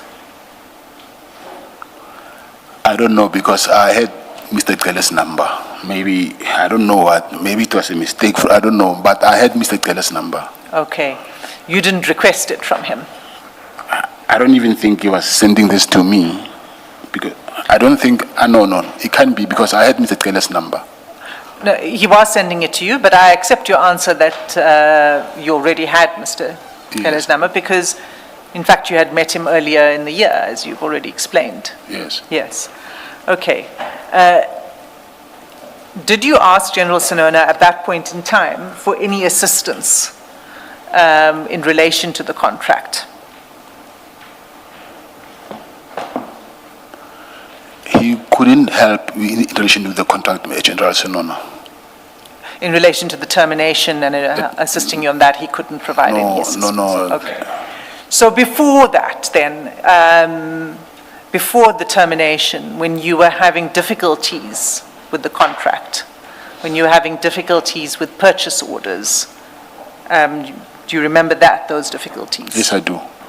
You raised those difficulties with several people, isn't that so? Yes, I do. With several people within the SAPS, isn't that so? Of course. Sorry, please don't forget your line of questioning. There's a question, I hope I did not misunderstand it. I thought Ms. Hassim asked whether you requested General Sinona to assist with the contract, and I assume that's in the context of its cancellation. And your response was he could not assist. But did I understand your question correctly, Ms. Hassim, or did I? That is, you understood it correctly. Yes. So the answer that he could not assist does not answer the question directly. Had you requested assistance at all? No, I'm saying I didn't because even if I did, he was not part of the supply chain or anything that could help me with. That's why I said he couldn't help, even if I want. Yeah. So you did not because he could not. All right. It's just that you did not articulate the part that you did not. What you articulated was he could not. Please continue, Ms. Hassim. Thank you, Mr. Madlanga. I understand your response in relation to his inability to assist you at the point when the contract was terminated. My question to you now is about a period in time prior to the contract being terminated. And I raised with you your difficulties with receiving purchase orders, and you confirmed that you were having those difficulties, and that you raised these concerns with members of the SAPS, and you confirmed that. Do you still confirm that? Yes, I do. And General Sonona was one of the people with whom you raised your difficulties, isn't that so? Yes, but I was doing it as my big brother, not because he was part of SABC member. Not because he was an SAPS man. So in your personal capacity, you were Yes. sharing with him your grievances. Yes. And in that context, did he provide you any assistance? I will say yes, because not assistance, but when I went to meet General Mukonazi, it was in relation with the purchase orders, and he was present. That was in April 2025. Yes. In fact, it was 15 April 2025, isn't that so? The date I want to, yes, but I take it, yes. We'll come back to it. Yes. It was 15 April 2025. I'm going to an earlier point in time. Are you saying that prior to that meeting of 15 April 2025, General Sonona did not assist you? With purchase, with what? Yes, with the problem you were having with purchase orders. No, he didn't. Did he assist you by intervening in any way to have your invoices paid? No, he can't do that. So let's turn to page 7 of file 2. Page? 7. And this is file 2, not 2.1.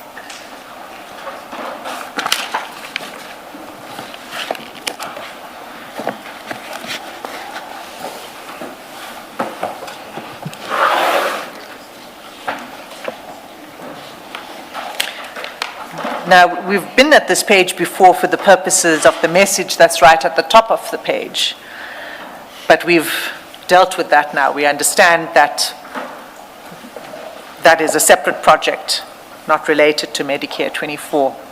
But what I'd like to put to you from this next on this page is the screenshot that you sent him on the 15th of January at 8:03 in the evening. Do you see that? Yes, I do. What is that screenshot? I think it's to show the progress of how far is the payment from SABS. So this is an internal SAPS software system. Yes. And where did you get this from? I get this from the head of operations. Your head of operations? Yes. In Medicare 24? Yes. And who's that? James Murray. So this, he captured the screenshot, or was that sent to him? There was someone from SABS, but that is another investigation from within SABS, but that's another part of investigation from the Medicare contract. There was someone from SABS, from the, what is it called? The finance department, yeah, who was sending it to James. Okay, so an SAPS Member from, Member. Yes, from the finance department. sent him this screenshot, Yes, and you forwarded it to General Sonona. yes, Why did you send it to General Sonona? to show him the progress of the payment. Immediately after you sent it to him, you say, "Let me know when you're around." Was it to discuss this issue of the payments? No, this I was showing him how far is the progress of the payment. Yes, but what is it? What does it say? What are you trying to show to him? What type of progress? Lack of progress? No, that I'm waiting for payment, but to go deeper, then I'll have to invoke my rights because it's part of investigation. Because it will take us now to that project that I was talking about, so I do not want to go there. Okay. You'll see on that screenshot, it says invoices to be uploaded. Yes. Okay. So it doesn't really tell you much about the progress on payments. What it's saying is that the invoices have not yet been, it's just saying the invoices to be uploaded, right? Of course, yes. Okay, and did you then discuss this with General Sinona after you met with him? Because you say, let me know when you're around. I don't think General Sinona will even understand the process of finance system from SABS. But this invoice to be uploaded, it says when we upload invoice, even from their side, they'll have to upload them to their system for processing. Okay. So that is something that Mr. General Sinona cannot be part of.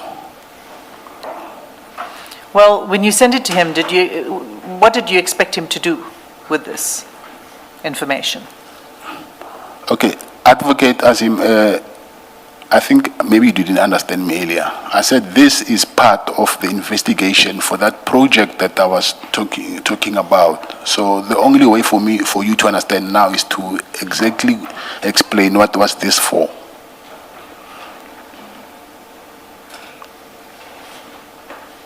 So you're saying that this is part of an investigation into the other project, not Medicare 24? No, not Medicare 24. Okay. Let's go to the next exchange, and that's in file 2, and it's page 9A. The same file that I'm having? Same file, 9A. What page is that? 9A. It's A in brackets. It should be another. There's no A here. It's in the same file. After page 9. After page 9 is 10, and then the other side is blank. Does my learned friend have 9A? It just says 9. It just says 9 here.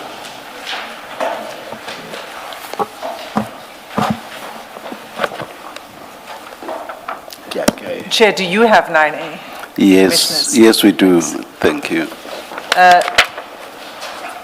Is it for file 2? It's for file 2, yes.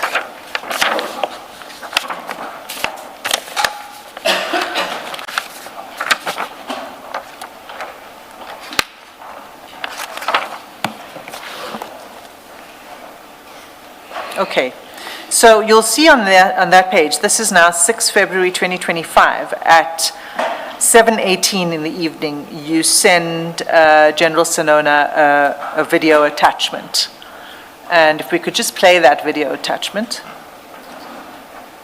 Is it not under investigation? I don't know, let's play it and then you'll tell us. So you play it first. Yes. It will be too late, but it's okay. Can we play it, please?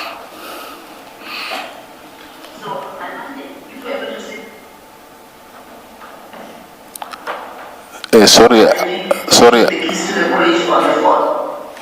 This is the investigation of Medicare 24 contract. Okay. But I can explain the, I'd still like the video clip to be played. It has been played before in these proceedings. And we have asked General Sinona questions regarding this particular video. And it's important for me to be able to give you an opportunity to respond to it. You will respond. Or not respond on the basis You will of... respond as you see fit. Could we please play it? I'm ready to take the keys to the college on the 4th. So by Monday, if we haven't received anything, we close. We'll rather send members that are short, and that process of the non-performance by the service provider, that process I already directed that it must start. So do you recognize the name of the speaker in that video? yeah, but this is the core of the investigation. I do, but I don't know I don't want to comment on this. I just want to understand it. I mean, and as you can see, Mr. Madlanga, I'm respecting your rights as you're asserting them and not pushing where I think you are asserting it appropriately. But I just want to question this response now, because I want to understand how mentioning the name, identity of the speaker would implicate you. No, I don't have a problem with the speaker, but I just don't want to go further. The speaker, I don't have a problem to identify the speaker. Okay, so we're taking it one step at a time. The question was whether you could identify the speaker, but you didn't want to answer. So can you identify the name of the speaker if you're saying that that's not the issue, it's just that you don't want to go further? If I'm not wrong, this should be General Nkoa. And who is General Nkua? She is the head of HR, I think. She's a member of the SAPS in the HR component. Yes. Okay. She says, well, before we say that, where did you get this video from? It was, what is it called, part of our bilateral meetings. Our, meaning who? Medicare 24. I'm sorry. Part of your what? We now and then had meetings with SABS. Yes. Okay, bilateral. Okay, Yes. okay, I did not hear you. Service delivery meetings Progress, everything, yeah, it's different purposes. concerning the implementation of the contract. Yeah, but by then it was running, I think it was concerning the new recruits, I think. Let's take it one step at a time. So this is a video that was taken, it's a clip of a meeting that was a bilateral meeting between officers of Medicare 24 and the SAPS. Am I understanding that correctly? Yes, that's correct. Okay. And who from your company was present? It was the COO, Mr. Murray. And he's the person who forwarded this to you? And we know, I mean, I think you said that already, but you can confirm it if I Yes, didn't yes, I ask. can confirm that. Thanks. So the speaker, who we know as General Nkua, or you say it is, says that if we receive nothing by Monday, we close. So here was she talking about the non-performance of Medicare 24? Is that what she was talking about? Please, Advocate Silo, Advocate Hasim, I choose not to answer these questions. These are part of my questions that I will need to answer during my trial. Okay. I'll ask you this. Why did you send this recording to General Sinona?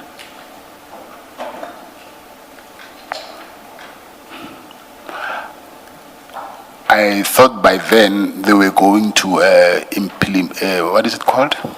Implement a penalty or something. Then I think I was not going to get any work anymore. So did you expect him to intervene or advise or to obtain information for you? No, it was not about advice. Say that again? It was not about advice.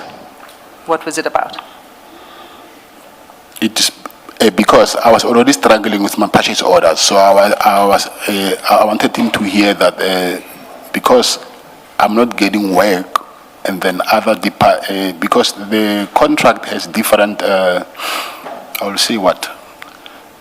It's a very huge contract, but let me not go to the contract. But let's concentrate on Mr. Sinona. So I was sending him because I was of a view that I wouldn't get any more purchase orders.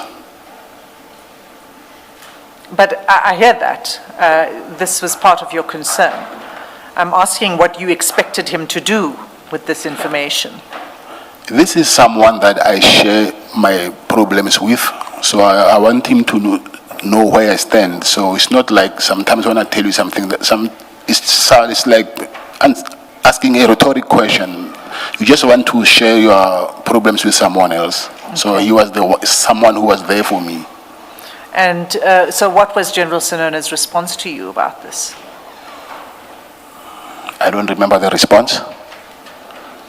But you discussed this problem and the allegations, because this now is talking about, so previously it was about purchase orders. Now what General Nkua is saying in this video is a complaint about non-performance, and you spoke to him about the complaint about non-performance, right?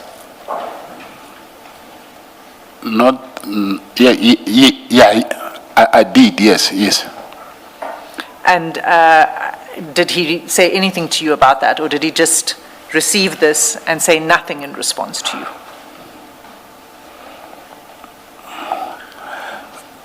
My advocate Hasim, my entire plan, I was looking for someone who will make General Nkua understand what was the delay from our side to SABS. So I was in the process of meeting someone who can make her understand what was the delay about.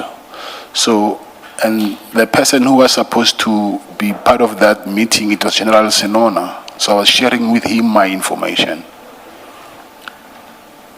So General Sinona was going to be one of the people who could explain to her?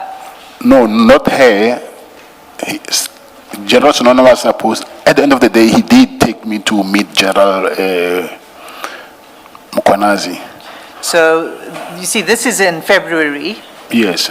There was already non-performance, but... It was already non-performance, yes. And you're saying that in February you were already planning to meet with General Mkwanazi? No, I'm not saying General Mkwanazi, I'm saying someone, and it happened to be General Mkwanazi on a later stage. I'm trying to make the connection here between, because you said that there was someone who was going to assist with getting General Nkua to understand the issue of performance, right? And that person is General Mkwanazi, who you meet later, right? Later, yes. Yes. But in February 2025, when you send this to General Sinona, I'm asking you, what was General Sinona's response to you? I said I do not remember the response, but what I was sending to Sinona, General Sinona, I was venting out to him. So I don't think there was much that he can do. Okay, but Sorry, you said that General Sinona was going to be part of the meeting with someone who would then explain to General Nkua to make her understand why there was non-performance. Now, this is in February. We know later on that he's part of your meeting with General Mkwanazi, but at this point in February, was he facilitating or involved in your attempts to get that someone that you would meet with so that that person can get a good understanding and explain to General Nkua? No, he was not. He wasn't involved in that? No, he was not.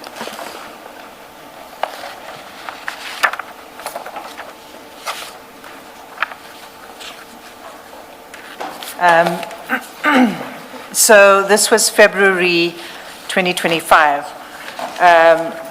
The next conversation you had with General Sinona then was in relation to the meeting that took place in April. Is that right? Yes, sir. And what was your conversation with General Sinona in relation to the 15 April meeting? I asked him to ask General Mkwanazi if he'll be comfortable if I come with him. if he's comfortable to accompany you. Yes. Okay. When did you have the conversation with General Sinona about the upcoming meeting? The date I don't remember, but it was in April. The date I don't remember. Well, maybe I'll help you to Yes. to get the dates in a moment. I'm trying to take you through this somewhat chronologically so it helps you to place things in context. So I'm not going to go now to the 15 April meeting, but we will come back to it, okay? It's fine. All right, so your relationship with General Sinona, to get back to this, now on the 10th of March, if I can take you to your WhatsApp chats again, and specifically page 9D. And I'm concerned that if you didn't have 9A, you don't have 9D. I just got 9D now.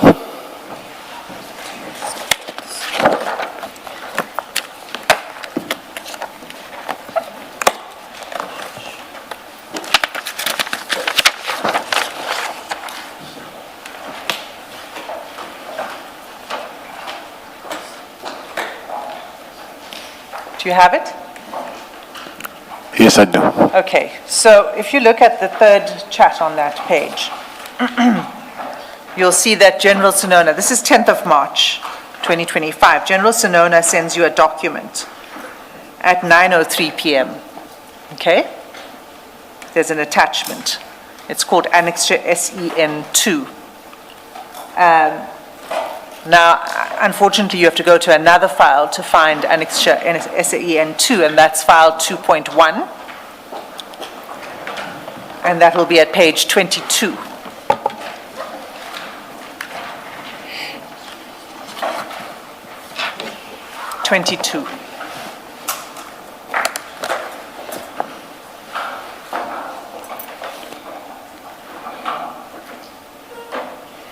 Okay, you got it. Yes, I do. All right. Do you recognize this document? Yes, I do. You remember receiving it at the time? The time, I cannot recall the time, but receiving it, yes, I remember. I mean, at that point in time, at 10 March. Yes. It runs to about more than 200 pages, but we're not going to go through all of the 200 pages. This bundle of documents that General Sinona sends you on the 10th of March concerns a person who's the first complainant in that docket. Okay. You see that? Yes, I do. And who's the first complainant? If you can just read that out. Ismail Maulid Ramos Nangi. And do you know him? Yes, I do. And this document contains affidavits and attachments that are part of this docket. Do you agree that? Do you see that? Yes, I do. And you'll see on the first page that it's a police stamped document, right? Do you see that on page 22? Yes, I see it. And on page 23, well, 22 and 23, you'll see that it includes sort of the respondents, if I can, the people against whom the complaint was brought. Do you see that? Yes, I do. And it includes details of members of the SAPS. Do you see that? Yes, I do. Including an identity number of a Colonel Dawood. Do you see that? Yes, I do. And the second to last name on page 23 is a reference to General Mkhwanazi. Is that right? Yes, that's right. Now, so General Sinona sends you this document. It includes this information. It's an SAPS docket. It has the names and ranks and identity numbers of police officers. It includes the details of General Mkhwanazi's office. In fact, if you go through it, you'll see it contains the identity document of Mr. Nangi and his marriage certificate and a range of personal information, including photographs. Now, you would have seen this because you've seen this document before, isn't that so? Yes, I did, yes. Yeah. You went through it when he sent it to you. Yes, I did. Did you? Not when he sent it to me, but since I got the bundle, I went through it, yes. It was quite a lot of documents, so I didn't have time. But now, since I'm bored in jail, I went through it. You had time to I go had through. plenty of time, yes. Yes. Did you ask General Sinona for those documents? No, I did not ask for those documents. So what did he say to you either before or after he sent it to you? What did he say to you about these documents? Yes, before they asked me to speak to the complainant about withdrawing charges against the police. Now let's break that down. You say before he sent you this document. Yes, this was yes before, yes. Before he sent you this document, they asked you to speak to Mr. Nangi.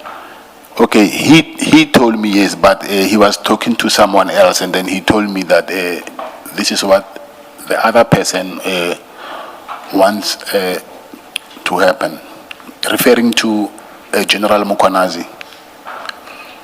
He said to you, so when he sent this to you, he said to you that General Nkwazi asked him to ask you. No, not to ask me.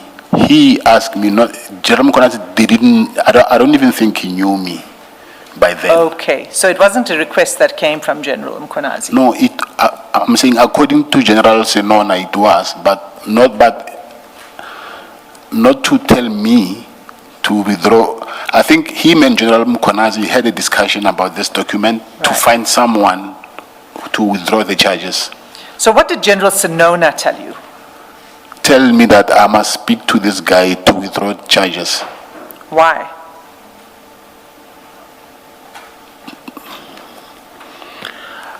Why I cannot answer, I don't know. It's them who can answer that why. But what I know is I've been told that I must ask him to withdraw the charges.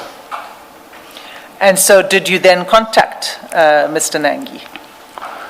No, at this time I didn't. I did at the later stage, yes, but not this. Yeah, not when I received this document. So when then did you contact Mr. Nangi? The dates I do not want to say something which I'm not sure of, but at some point I did. I can't remember exactly the date. Was it in March? I don't remember, I don't know. Was it before your meeting of the 15th of April? It was before that, after that meeting. It was after that meeting? Yes. Okay. So what did you say to Mr. Nangi about withdrawing the complaint? I explained to him that this is the request. Yes, and then? And he said to me he is willing to withdraw the charges, but it was not only him, it was him, I think, with his brother-in-law and someone else, I don't know. And he said his brother-in-law lost his voice, he cannot speak anymore because of that torture. So his brother-in-law is refusing to withdraw the charges, even if he can, but still, his brother-in-law and this other person, I don't know who he is. He was also refusing to withdraw charges. Can I just ask an earlier question? In March, when General Sinona sends you this document, it obviously did not come in a vacuum. There must have been a discussion. Yes, that's right. So that these documents make sense to you when they're sent to you. Yes, of course. At that point, when you when he sends you this document and you've had an earlier discussion, what does he know about your proximity or relationship with Mr. Nangi that you can do anything about this? We stay in the same estate in Mistrem. So he knew that Yes, he knows that, yeah. because you had told him. He knows I stay in Mistrem, yes. No, I'm saying he knows that you stay, Mr. Nangi Yes, he knows stays in that. the same estate as you. Because they've arrested him in that estate, yes. I see. Thank you. So, when you had the meeting on the 15th of April with General Mkhonazi, you already had this detailed bundle, right? Did you disclose that to General Mkhonazi in the meeting on the 15th of April? Yeah, yes, it was not disclosed the bundle, but the issue around this thing, yes. So I need to then take you to your evidence at the ad hoc committee. Yes. Do you recall discussing this, answering questions on this issue in the ad hoc committee? Yes, but it's fine. You can just remind me. Okay. Let's start with your statement before the ad hoc committee. In your statement, you did not disclose that you received this bundle from General Sinona. Okay. Why not? I'm not familiar with the commissions, and I didn't know what. I just disclosed what I think I could remember. So I think there's a lot of things which I did not disclose, which I can now recall that those were important things. Okay. So you didn't disclose in your statement that you had, prior to the 15 April meeting, that you had this docket from General Sinona, and you didn't disclose that you had any conversations with General Sinona about it. Isn't that so? I didn't. You're saying I didn't disclose that? You didn't disclose that in Parliament, that you had discussions with General Sinona about the Nangi issue prior to the 15 April meeting. I said something in, but okay, I don't know, I don't remember if I didn't disclose it. Okay, maybe we should go to your transcript. No, advocate, I'm not disputing it. I'm saying Okay. yes. I'm not saying I didn't. I'm saying I just don't remember. Okay. So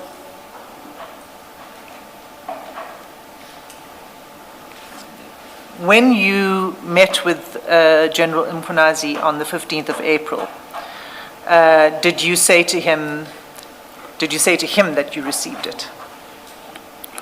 No, I didn't. Okay. And why not?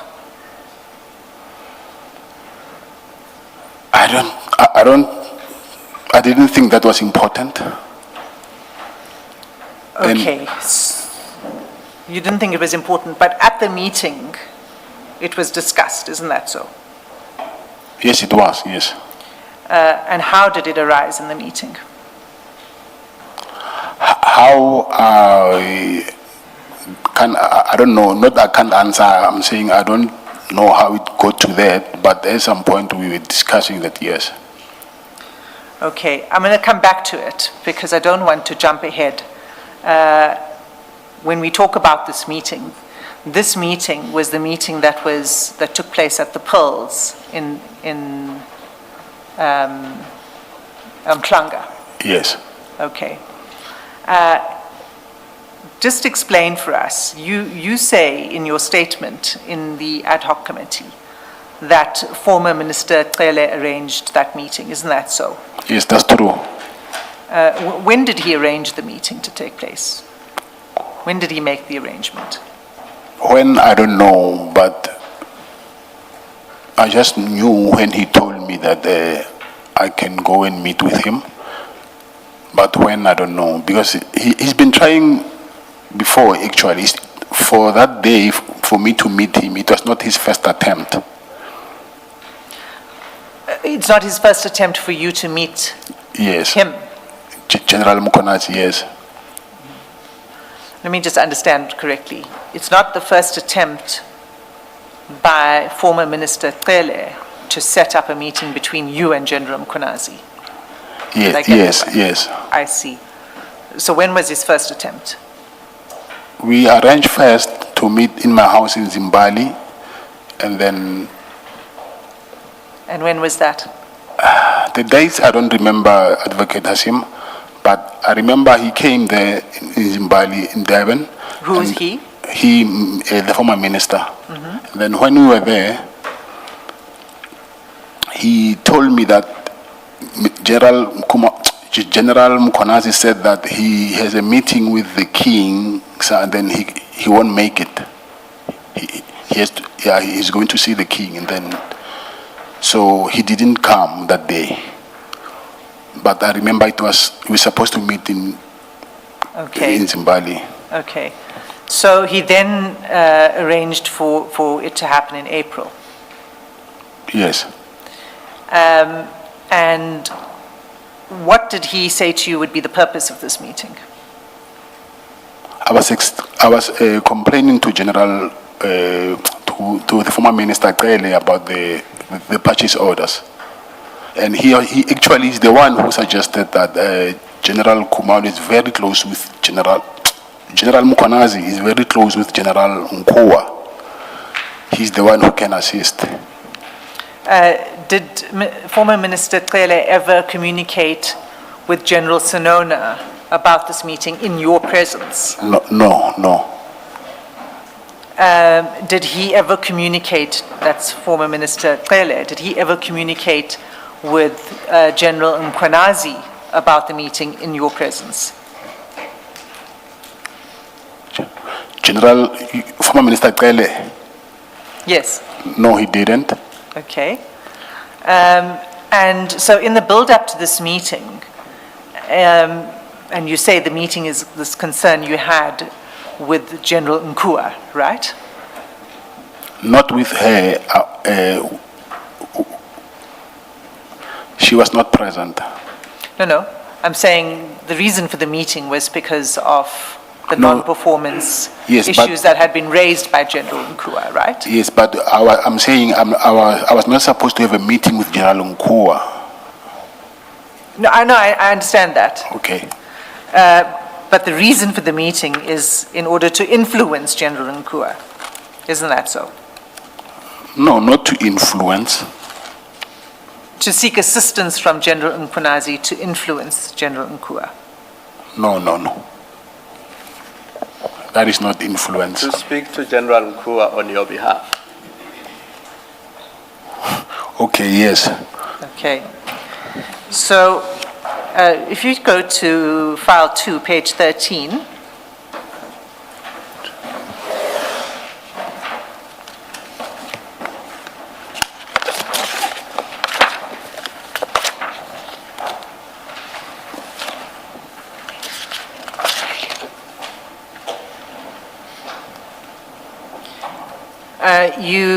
This is 14 April 2025. At the top of the page, it says, "Oh, Nduna, please don't forget to ask our brother about that lady who's stirring problems." Who's the lady that you're referring to there? The lady is General Nkoa and the brother is General Mkonazi. Okay. And General Sinona sends you a thumbs up. Right? So you understood that he was going to speak to General Mkonazi. Yes. And did he say to you that he did speak to General Mkonazi? This is the day before the meeting. Did he speak to General Mkonazi? Did he come back to you to say he did speak to General Mkonazi about that lady? I think he did, yes, but yes, okay. We will take it one step further, yes, okay. Okay, thanks. Then on 15 April, now the day of the Pearls meeting, on page 14, you say to General Sonona, this number will call you to make meeting arrangements, and then you send a number.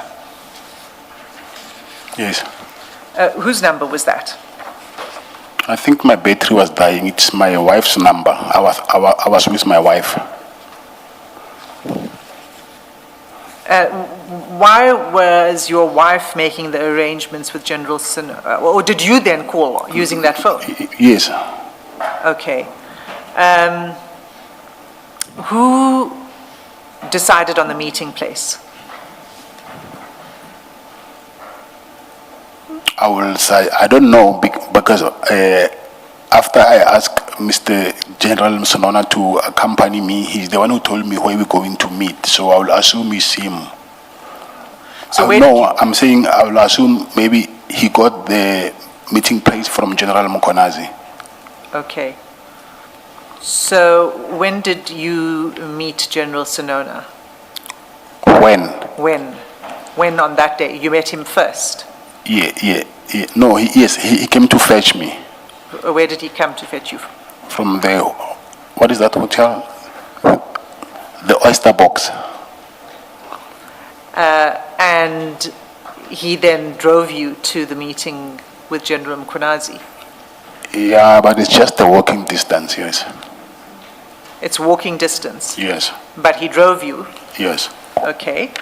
And and then that's when you met General Mkonazi at the entrance, is that right? Yes. Okay. So your arrangements with General Sonona was the arrangements that you were making at that time with your wife's number, the arrangements for where he should collect you? Is that what was? Of course, yes. Oh, right. Okay, so he collects you and you go to the Pearls. I take it it's an apartment that you entered. Yes, it is. And how many people were in the apartment? There was no one. Inside his apartment, or Yes. not the apartment building.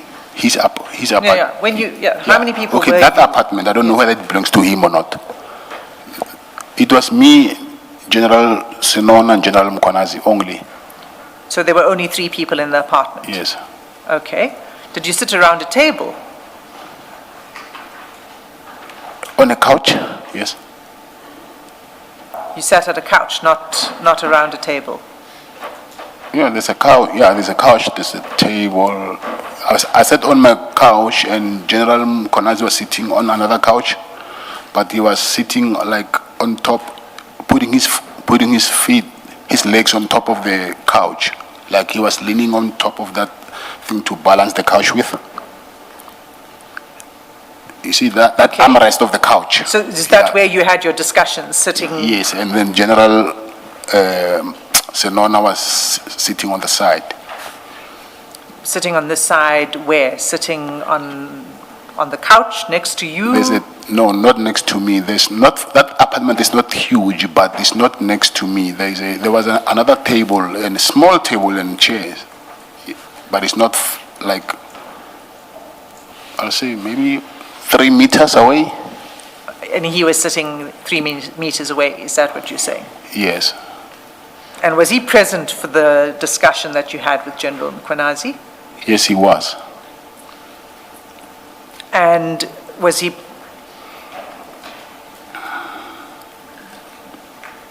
Well, let me pause for a moment there. The conversation you had with him, General Mkonazi, did you start off then talking about the Medicare 24 purchase orders problem?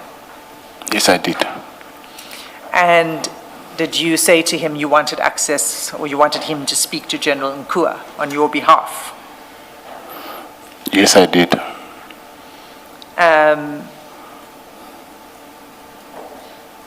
And did you say to General Mkonazi anything else in relation to the contract other than the purchase orders?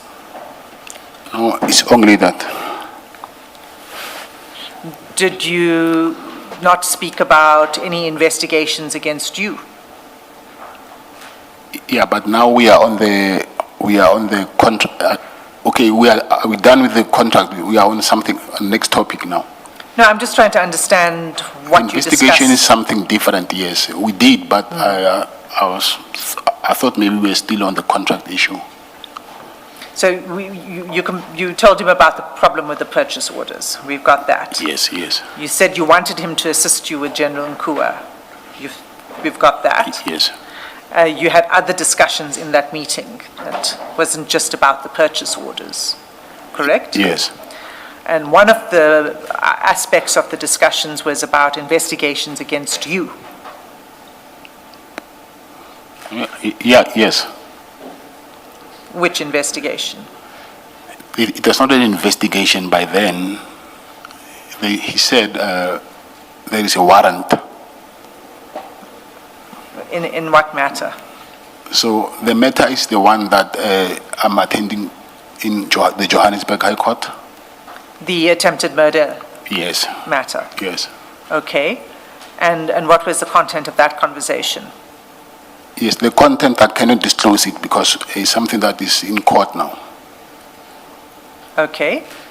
And other than your attempted murder, the issue around the attempted murder, what else did you discuss? Yes, we discussed other things, but those things, all of them, they are in court now. Did you mention your relationship with General Sibia? We spoke about him, yes, but like I'm saying to you, this is part of things that will be, because my discussion with General Mkonazi led to my arrest, so it's part of how we're going to present our case in court, so I would like not to comment on that. Just to understand what it is you're speaking to, the discussion about or that touched on General Sibia, was it about the contract or the attempted murder case? No, neither the two. Okay. Was it about you arranging impalas for General Sibia? No, no, no. You did not discuss that? We didn't. Did you discuss any form of payment to General Sibia? To him, from me? Yes. No. Did you discuss a townhouse or any other property associated with General Sibia? I will say, Advocate Asim, yes, with these issues that we discussed about General Sibia, but I do not want to discuss that because it's part of my presentation of my case in court. So I just please not want to disclose it prematurely, please. That's, I understand. These questions are, I mean, it's just a yes or no answer. Did you discuss payments to General Sibia? You're saying no. You did not. That's from your me, answer. I said, you said from me. From you to Yes, General Sibia? yes, and I said Yes. no, yes. And when I asked about whether you had a discussion about you arranging impalas for General Sibia, you said no, you did not have that discussion. Is that right? Yes. Okay. Just a moment. You sought to distinguish between payments by you, and I wondered, did you discuss payments by other people to General Sibia? We discussed payment to General Sibia, yes, but I do not want to, not from me. I don't expect you to go into what payments. Yes, we did. The discussions involved payments by other people to General Sibia. Yes, we did. Yes. Yes, and you say that you've said what you've had to say about the impalas, about payments by you. I was asking whether you mentioned any townhouse or property associated with General Sibia. Are you asking me a question? Yes. Can you Did you please mention that to General Mkonazi? mention what? Any information about a townhouse or any other property related to General Sibia? That's a vague question, but partly yes. So You spoke about, let's say property, yes, yeah. you spoke about General Sibiya's property. Yes. Did you speak about payment from any person I said yes. for that property? No, not for that property. Sorry, I think we're confusing now the townhouse in Senton and another property, so can we maybe, Well, the is question there one is, property or two? And then, the question is whether you discussed property. You say yes. Yes, yes. Okay. Was the property that was discussed a townhouse in Sandton? No, I don't want to comment on that because this is what I said. I don't want to comment that prematurely. But I just said it's a property. Yes, I didn't want to seem as if I do not want to answer questions, but I do not want to go deep in those questions because I might as well just disclose my entire strategy than in court. Well, I'm not sure that disclosing what type of property it is incriminates you. You've said you discussed a property. I'm asking if it was the Sandton townhouse property. I don't need to know further. I was asking yes or no. Was it the Sandton townhouse property? That is a difficult question to answer because already I'm opening a door which I do not want to. That is, I can't. But when you say property, I will agree, said yes, but I do not want to go deep into that. Let's take the adjournment at this stage. Oh, it's 1 o'clock. Thank you, Chair. Let's resume at 2 p.m. Thank you, Chair.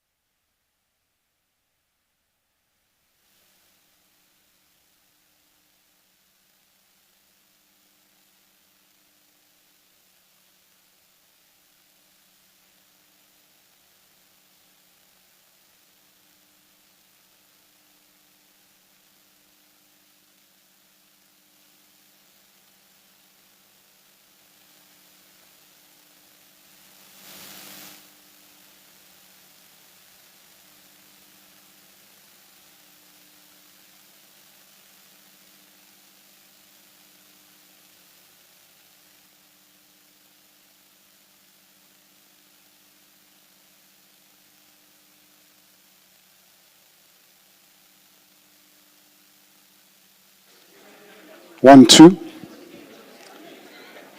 Good afternoon, all. It's 13:59. We're about to resume. Please make sure that your cell phones are off and switch off your devices if they are not working. Thank you.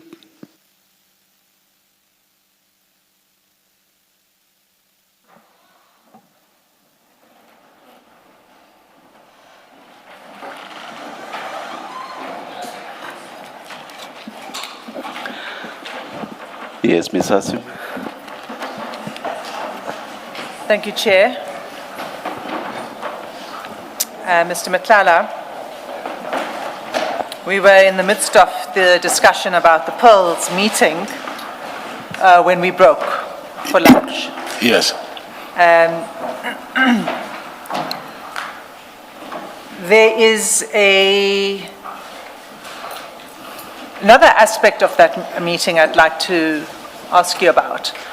And I think to do so, I should first take you to the transcript in the ad hoc committee in Parliament of General Mkhwanazi. And that will be file 1A of the ad hoc bundle. At page 228.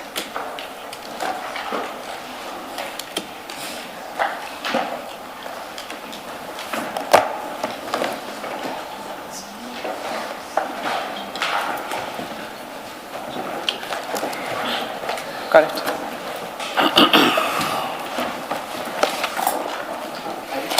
Two to eight.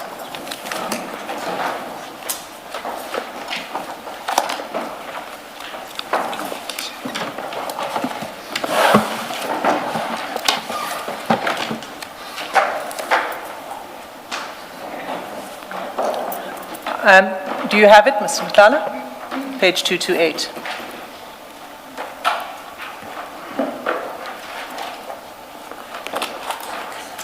Mr. Madlanga, are you with us? Yes. Do you have page 228? Yes, I'm page 228. Okay, so let me just orientate you in relation to this page. It's midway through the evidence by General Mkhwanazi in the ad hoc. And if you look at page 215, you'll see that's where it begins. And it's dated 18 March 2026. And it begins on that page, the evidence of General Mkhwanazi. Yes. Okay? All right.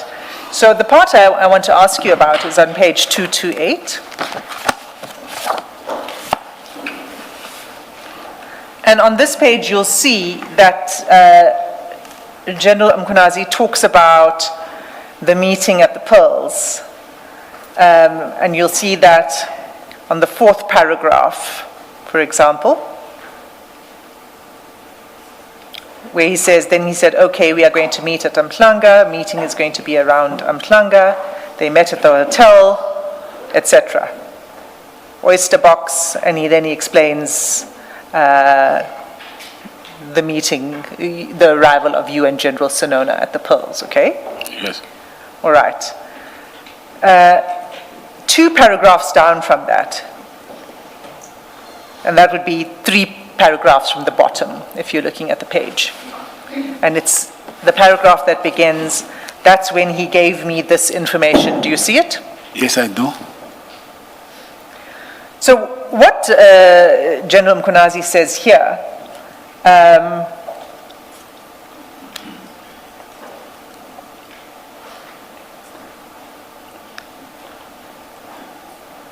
what he says here is in the context of the meeting, of the Pearls meeting.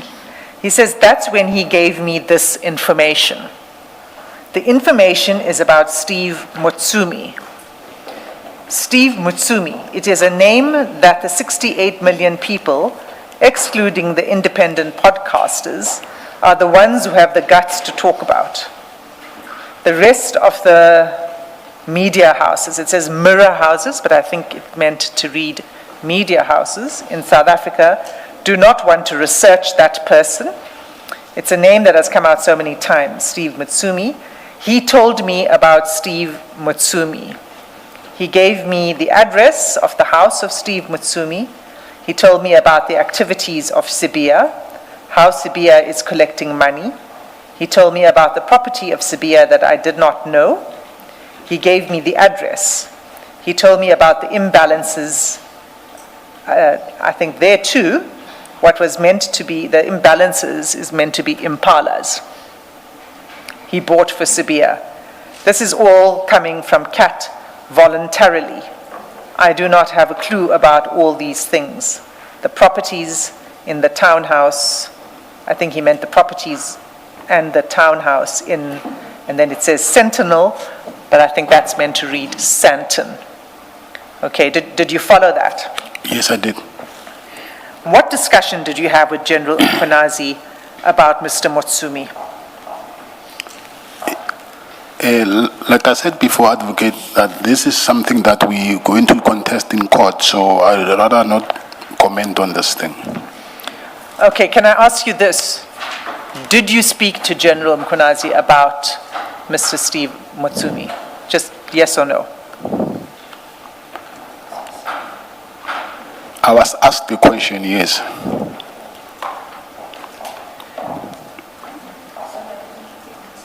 I think his answer was, I was asked a question. Yes. Okay, let me clarify that answer. When you say you were asked a question, who asked you the question? General Mkhwanazi. What did General Mkhwanazi ask you? We're talking about Mr. Steve Mutsumi. But what did he specifically ask you? Did he say to you, do you know this person, or what? I don't have a way to explain it to you because I will end up disclosing this part of our defense strategy. So this is a crucial part of which I think it led to my arrest, like I explained before. So I do not want to comment further on this part. I want to understand your objection to answering. Are you saying that if you don't, that if you answer the question, you will incriminate yourself? No, not incriminate myself. I'm saying I will. So what right are you relying on not to answer? And we just remember we've had the conversation about. Yes, yeah. I still have to present my case in court. And then this is a very crucial part of how I want to present my case in court. So disclosing this part is, yes, it won't incriminate myself, but it will be beneficial for me because it will explain how things unfolded. So this is the reason why I'm saying I do not want to comment on it, not because it's going to incriminate me. Yes, it's not going to incriminate me. It will not incriminate Yes. you. But then I think, Mr. Madlanga, I have to ask you to answer the question. And the question to you was, your first answer to me was, yes, you spoke about Steve Mutsumi.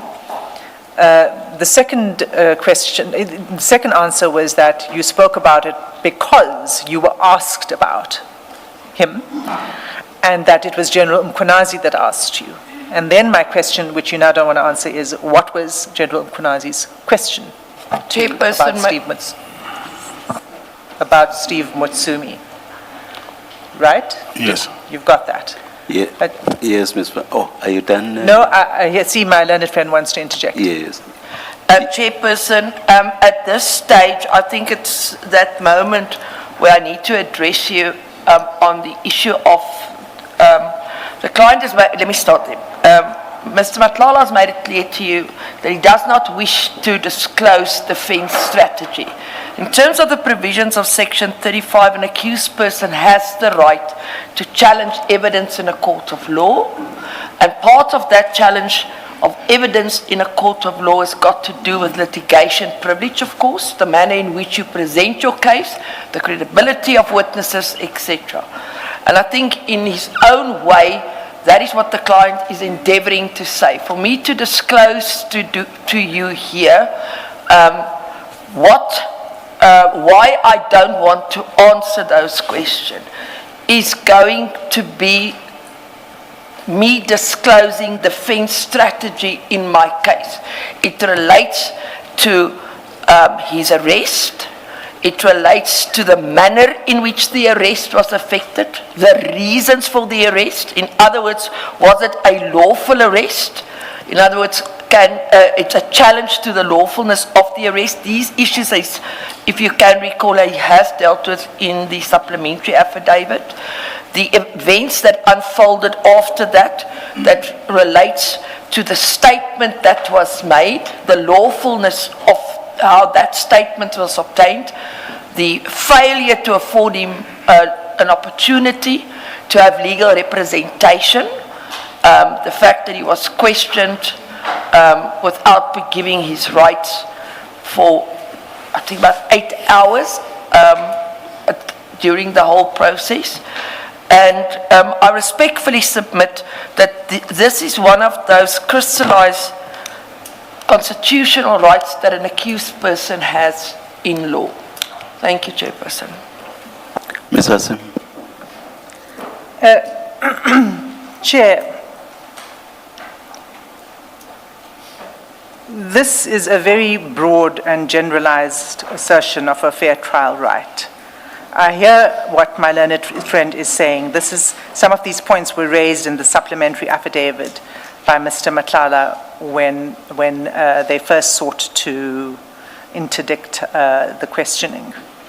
I wish to say the following. The first is, this is not a criminal court. It's an investigative commission. Mr. Madlanga, in these proceedings, is not an accused. He's a witness. And an implicated witness must receive a fair opportunity to know, answer, and test material, and for us to be able to test evidence with the witness. It doesn't confer a right on the witness, the rights that my learned friend seems to be trying to advance should be protected here. It doesn't confer a right to suppress disputed material. The objections are about the search and seizure, unlawfulness of the arrest, and all of that. I think that what Justice Jafta made clear, and I just want to go to the paragraph directly, because there's an assumption, I think, that Section 35, as a fair trial right, is available to a witness in a commission simply for the asking. The minute you say, well, it's a Section 35 right, then it may be available in the commission, and that's not the case. So, for example, the submissions my learned friend makes about evidence that was obtained unconstitutionally, and I think that's in Section 35(5) of the Constitution, is not something, it is something that he may assert in his trial in due course. It remains available to him to do so. But it's not something that can be asserted here as the basis for not answering a question. And so it's paragraphs 90 let's start at paragraph 90 of the Justice Jafta judgment in the Zuma case. And what is the difficulty, though, not this? There's the question of derivative material. He testifies, fine, this is not a criminal trial, but who knows, subs, prosecutors, and everybody are either listening or, like everybody else, will have access to the transcript. Hence, my reference to derivative material, and based on what they derive from that, that may then be used against Mr. Madlanga. Then hence the argument about the unfairness of the trial eventually. Well, fine, the trial will be down the line, this is not the trial. Well, but it is for the trial court to ensure the fairness of the trial. And so if that were to eventuate, and remember the scheme of the Commission's Act, rules and regulations, is You've got to answer questions, barring your privilege that exists under Section 3(4) of the Commissions Act. Any question that you answer that is self-incriminating may not be used against you. But yes, we know Why does that same reasoning not apply to that privilege then? That is, yes, the 1947 Act, there was no question of the Constitution because it was simply not there. But the witness is afforded the right to assert the privilege. Yes. So now that we have the Constitution, why can't a witness similarly say, but I have this right, Well, that bears relevance to the trial, and why you assert the privilege is exactly because it bears relevance to the trial. So my point is, analogously, why is it that you cannot raise your fair trial rights here before the Commission? Well, let me say this, Chair. So the answer, sorry, so I'm very sorry to interrupt you. The answer cannot be, that's because it's not in the Commissions Act. No. Yes, No. yes. And I hadn't completed my submissions on that. It's the Commissions Act is the starting point. The Commissions Act has, of course, been interpreted. And that's why the Justice Jafta judgment is so important, because it is testing the provisions, and it's in the context of an inquiry, and we know that this is a crystallization of the theme of the privilege against self-incrimination that started with Ferreira versus Levine. But let's not go there. Those were other contexts under the Companies Act. But what we know that the case law has made clear is that you have a privilege. If you answer, can't be used against you. And of course, there's this derivative evidence issue, which is if investigators independently find out information, then they could bring it to a trial. My argument is that part of the derivative evidence would be something for the trial court to control. It can't be something that prohibits this commission from its fact-finding mission and from the truth-seeking mission that's incumbent upon it. And so the Section 90 of the Justice Jafta judgment it's quite plain. And Paragraph? Paragraph 90. 90. 90.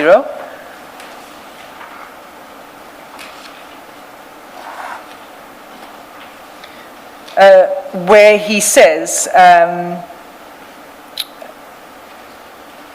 let me just say from the beginning, he says, although clumsily put, it is apparent that the respondent and his legal team believe that he has a right to remain silent during proceedings before the Commission. However, the right to remain silent that I am aware of is the one guaranteed by Section 35(1) and sub 3, 35 sub 1 and sub 3 of the Constitution and under the common law. But that right is evidently available to arrested and accused persons only. When he appears before the Commission, the respondent's status is that of a witness. He is not an arrested person, nor is he an accused person. Moreover, a witness in a criminal trial has no right to remain silent. And then he explains why there are cogent considerations that militate against permitting witnesses to invoke the right to remain silent. And really, Chair, that's the point I made. I'm not going to go into and read it. It's there, it's the Magidiwana judgment, but it's the point that I'm trying to make, which is what is the function and purpose of this commission? And the truth-seeking function is why we are here.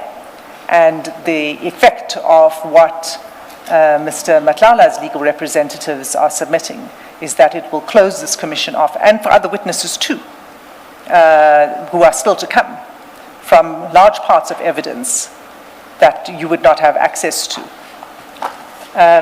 So we have to distinguish between the commission and the proceedings in the commission and the later trials and the duties on the trial judge to ensure the fairness of that trial.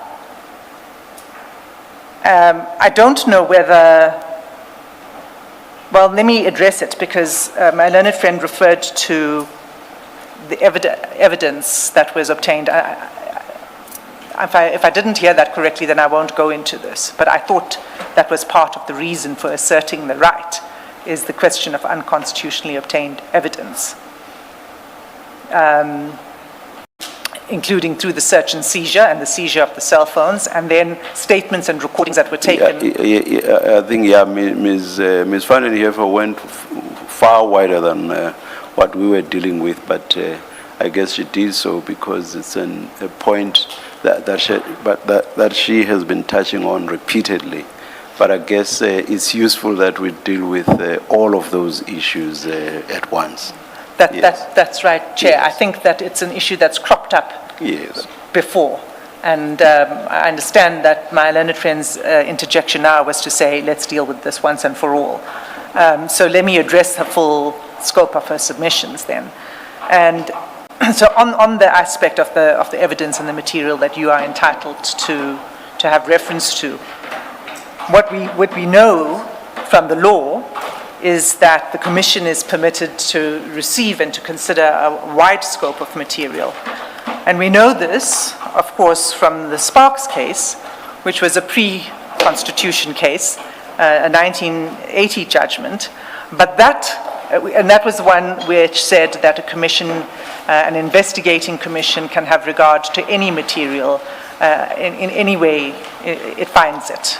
Newspaper reports and even hearsay evidence. That was the Sparks judgment. It was a pre-Constitution judgment, but it has been upheld in numerous cases since then. And of course, one of the cases in which it was upheld was the Bongoza case, which you know very well, Chair, because you appeared in that case.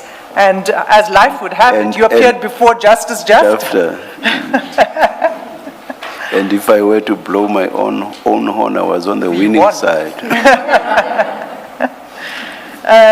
And what Justice Jafta held in that case is that the commissioners are not required to follow and apply rules of evidence as they are applied in courts. The standard is much more flexible, and what is fair to a witness in a commission is not the same as what may be fair in a court hearing. And then my final point on that, and why I think we then get to 6.1, Rule 6.1, because that reflects, while I've heard the Chair's point about the 47 Act, the regulations and the rules. That was just testing your argument, that's all. Okay. I hope I've addressed... No inclination one way or the other, just testing your argument. I think, Chair, thanks, Chair. I've noted that the law that I've referred to now is encapsulated in Rule 6.1 because it makes it clear that the Commission may receive any relevant evidence, including evidence that might otherwise be inadmissible in a court of law. So, to the point about the unconstitutionally obtained evidence, you are entitled to have regard to that. The trial court will have to determine whether indeed that evidence was unconstitutionally obtained. But in fact, if we read 35(5), it then has a discretion right at the end of the years, whether it will render the trial unfair. Yes. So it's not an automatic exclusion. And so if it's not an automatic exclusion in that court, it should not be an automatic exclusion before this Commission. So those are that's my response to my learned friend. Also, I think in the evidence leaders' written submissions, you make a point which I found quite attractive, which was the Commission does not have to reject the evidence, but rather must assess its cogency, I'm paraphrasing, based on everything, which may even include the very fact of the unlawfulness of how it was obtained, but weighing everything, taking everything into consideration, but not just rejecting on the basis that the evidence was obtained. Indeed so, Chair. It will be probed, it will be tested, it will be weighed, and it will be weighed in the context of volumes of material that are relevant to that question, but also what is relevant to it is what the witness has to say about the particular topic or the particular piece of evidence we're dealing with. That's something that the Commission, too, should be able to weigh up. Thank you, Chair. Thank Thank you, Ms. Hassim. What's your response, Ms. van den Heever? And please address us specifically on paragraphs 90 and 91 of Chapter J's judgment, thank which you. was a unanimous judgment of the Constitutional Thank Court. you. Let me start off by stating the following. At the time this judgment was delivered, Zuma was not appearing at that point before the Zondo Commission, as it then was, as an accused person. So he didn't have the rights of a suspect or an accused person to assert. If you go to, I think, paragraph 111 of the judgment, Justice Jafta makes it clear that the decision that needs to be decided before him, if you bear with me, he says, the real disputes about the respondent's attendance at the commission hearing for purpose of testifying and answering questions lawfully put to him. So his whole issue was that he believed at that point that as a witness appearing before the commission, he could assert purely as a witness the rights that's afforded under the Constitution to an accused person or to a suspect. And the issue of the suspect, of course, we know, I think it was the judgment, it's in the Gauteng division where Judge Catherine Satchwell made the delivered judgment to say that those rights that's afforded to an accused is also afforded to a suspect. So that is against that background that we need to deal with the Jafta case. I've yesterday touched on the situation where I said to you, I do not believe that, that the moment that your rights that's afforded to you under Section 35 as an accused person suddenly cease just because you're called to become a witness before the commission. Because if that were to be so, those rights would be meaningless and would become a nullity down the line. In the SCA matter of State versus Magwaza, Pon and J.A. with the majority said that it's clear that the rights in question exist from the inception of the criminal process, that's from arrest until its accumulation up to during the trial itself, etc., etc. Now, I take it one step further, and I respectfully submit to you, there is absolutely no indication, I could not find a single case that says that if the opportunity arises where you should and can assert those rights, that you are not afforded the opportunity to assert it just because you're not in the criminal process itself. We can, and I think the whole issue, the point that we're trying to make to you is that we've got certain fair trial rights. And part of your fair trial rights, as I said, that it's been crystallized over a period of time, and I addressed you quite a bit on it already yesterday, is that part of your fair trial is your litigation privilege that you hold. It means that you cannot be compelled to ahead of time make disclosures about how you're going to defend yourself, what you're going to, the manner in which, for instance, you're going to deal with certain evidence, etc. That's but one aspect of it. My learned friend has addressed you on the issues, for instance, of the recordings that were made. And what we hold dear about that particular aspect is you want to put a reverse onus on us and by you, again, with respect, I mean the royal you, by saying there's now a reversed onus on you. You now have to assert certain rights before the commission, onus that you would never bear in a process where you are actually accused, to now come up with a reason why you should not answer, for instance, why certain recordings can't be used against you. In a trial, and I say for purposes of this commission, it's the same point will stand.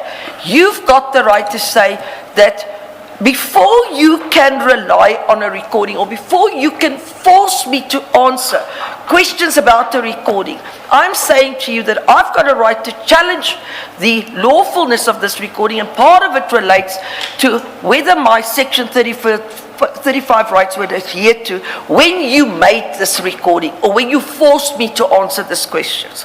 And part of that goes back to the issue. If you withhold a person his right to a legal representative and you question him for hours on end without giving him food or water, you infringe his right to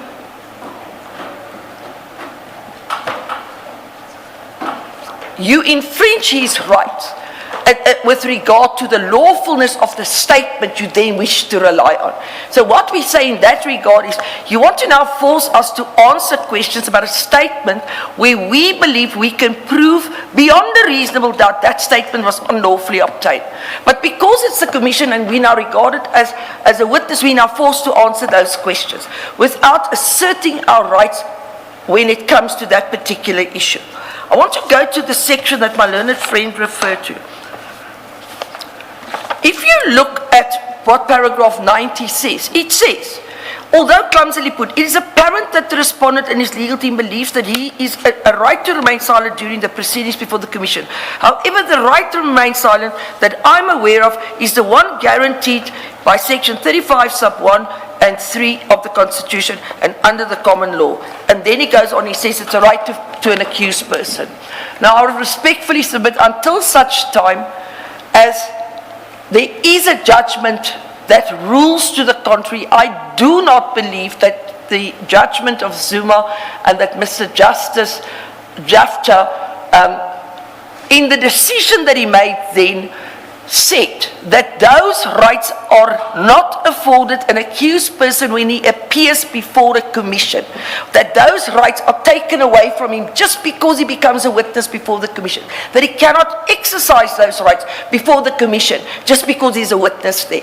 I respectfully submit that if we read what he said here, even what he says in paragraph 19, he recognized the fact that a person that appears before the Commission would have, if he is an accused person, the rights that is afforded under section 35. And in fact, I go so far as to say that even yourselves, in your rules and your regulations, recognize the rights afforded a person in the Constitution when you deal with the issue of subpoenas. It's clear, it's almost a copy and paste out of the rights that one is accorded when you get served with a subpoena, a search or a seizure subpoena. So I respectfully submit that where the Constitutional is the Supreme Court of this country, I do not believe, and I don't believe it was ever the intention, to take away a person who is rightfully recognized as an accused his section 35 rights just because he now appears as a witness before the Commission. Let's look closely at the wording of paragraph 90. It says, when he, that is the witness, appears before the Commission, that was the respondent in that case. When he appears before the Commission, the respondent's status is that of a witness. He is not an arrested person, nor is he an accused person. So when he is before the Commission, he is not an accused. Even if the witness may be an accused before the criminal court, but before the Commission, the status is that of a witness, says Justice Jafta in so many words. He is not an arrested person, nor is he an accused person. Moreover, a witness in a criminal trial has no right to remain silent. But I just focus on the two or so preceding sentences. Yes. Sorry, Chairperson. I understand what Chairperson is intending to convey to me. I, however, say you need to read what he says here, Justice Jafta, in light of what transpired before him. He did not have an accused person or a person as an accused person who asserted those rights. The then President Zuma was merely a witness, and he tried to assert an accused person with Section 35 rights just as a witness, the situation that you're now dealing with, I respectfully submit, is completely different. You now have an accused person who might coincidentally also be a witness before you. And the mere fact that he is a witness, I respectfully submit, does not take away the rights that he's afforded under Section 35. Those rights, I respectfully submit, has found its being and is there, is crystallized and spelled out, and then of course developed through case law for a very good reason. And I respectfully submit, I've not come across a single case that says those rights are only afforded to a person when he's an accused in a criminal trial. I respectfully submit many of those rights are asserted by people outside of the specific situation where he is directly dealing with being an accused or being a suspect. In other words, not necessarily in the situation where he is an accused. And my submissions to you, and I've made further submissions to you yesterday, I don't want to repeat all of it, is that until such time, I respectfully submit there is, let me go, I'll backtrack that. I respectfully submit that I do not believe that the Zuma judgment takes away the rights of an accused person if he is an accused, recognized, or a suspect person, or any of the other rights that are asserted. If he can indicate and demonstrate to the Commission that he has those rights because he is an accused or a suspect, or he wishes to challenge that evidence, when he appears before you, even as a witness, I respectfully submit he can assert those rights. Two questions. The first one is in relation to the question asked, which is what did General Mkwanazi ask? Was that the question? Yes. What is Mr. Matlala charged with in that regard? For your argument to make sense, because you are saying he's an accused. So he's an accused charged with what in relation to that question? My understanding was he does not assert the right because he's an accused, and in a criminal context, if I answer it, I will incriminate myself, or I have the right. My understanding from what he said... Then that would destroy your argument. No, that would destroy your argument because you are distinguishing his case on the basis that he happens to be an accused person, and therefore his situation is distinguishable from that which the Constitutional Court was dealing with in the case that we are focusing on. May I complete my submissions to you, please, Chairperson? No, I think this will actually... So what I'm saying is, his submission is, I'm an accused person in a trial, and I've got litigation privilege, I've got a strategy that I wish to deploy during that criminal trial as an accused person. How does that criminal trial relate to the question that was asked? That's my question. What's he an accused in respect of, insofar as the question that was put by General Mkwanazi to him was? Because otherwise your argument falls flat, because paragraph 90 and paragraph 91 will stand.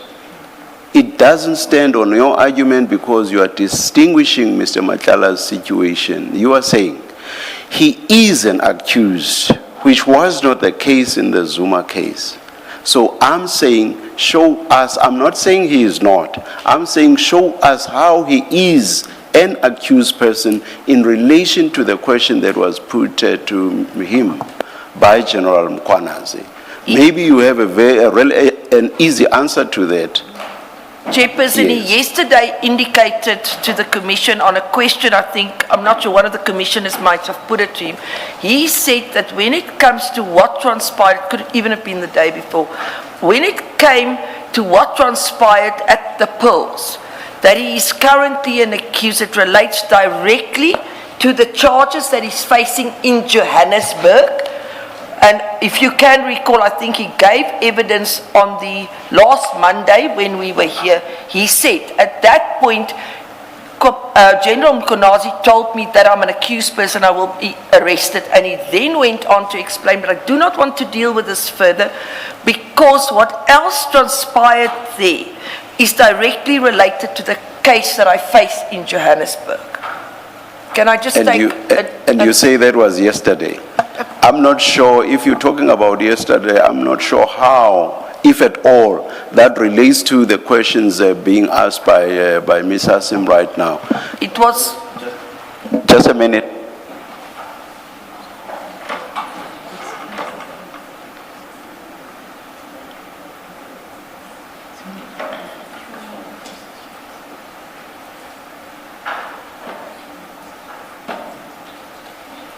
Chairperson, if I might just continue. So you Yes, will yes. recall when I was addressing you, I said, and in fact, I addressed you on it the last Monday, and that is when this issue raised. I've indicated to you then, part of the whole case that Mr. Madlanga is facing in Johannesburg, and that can be objectively established from the day he first appeared there, it was placed on record. He challenges the lawfulness of his arrest. He challenges the lawfulness of his further detention, and part and parcel of that whole arrest is linked up to what transpired at the polls. In other words, why he was arrested and why he's facing the charges that he is facing.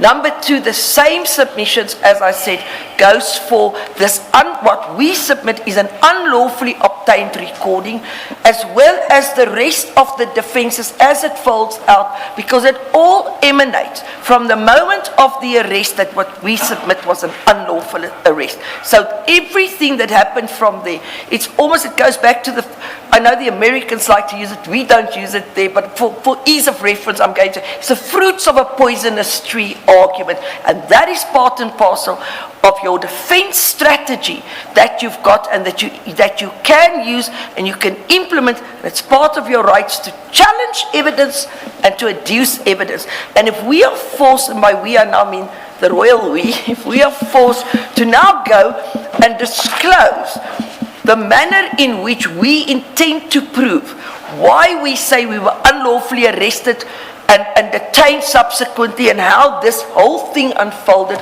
we can just as well now, Chairperson, Mr. Madlanga can just as well now sit back and tell for everybody and anybody to hear exactly what's going to happen in the trial. And this, with respect, it comes back to what you said. It's a derivative evidence rule. It's applied in the Canadian Commission's situation. It's applied in Canada. It's applied in Australia and in England.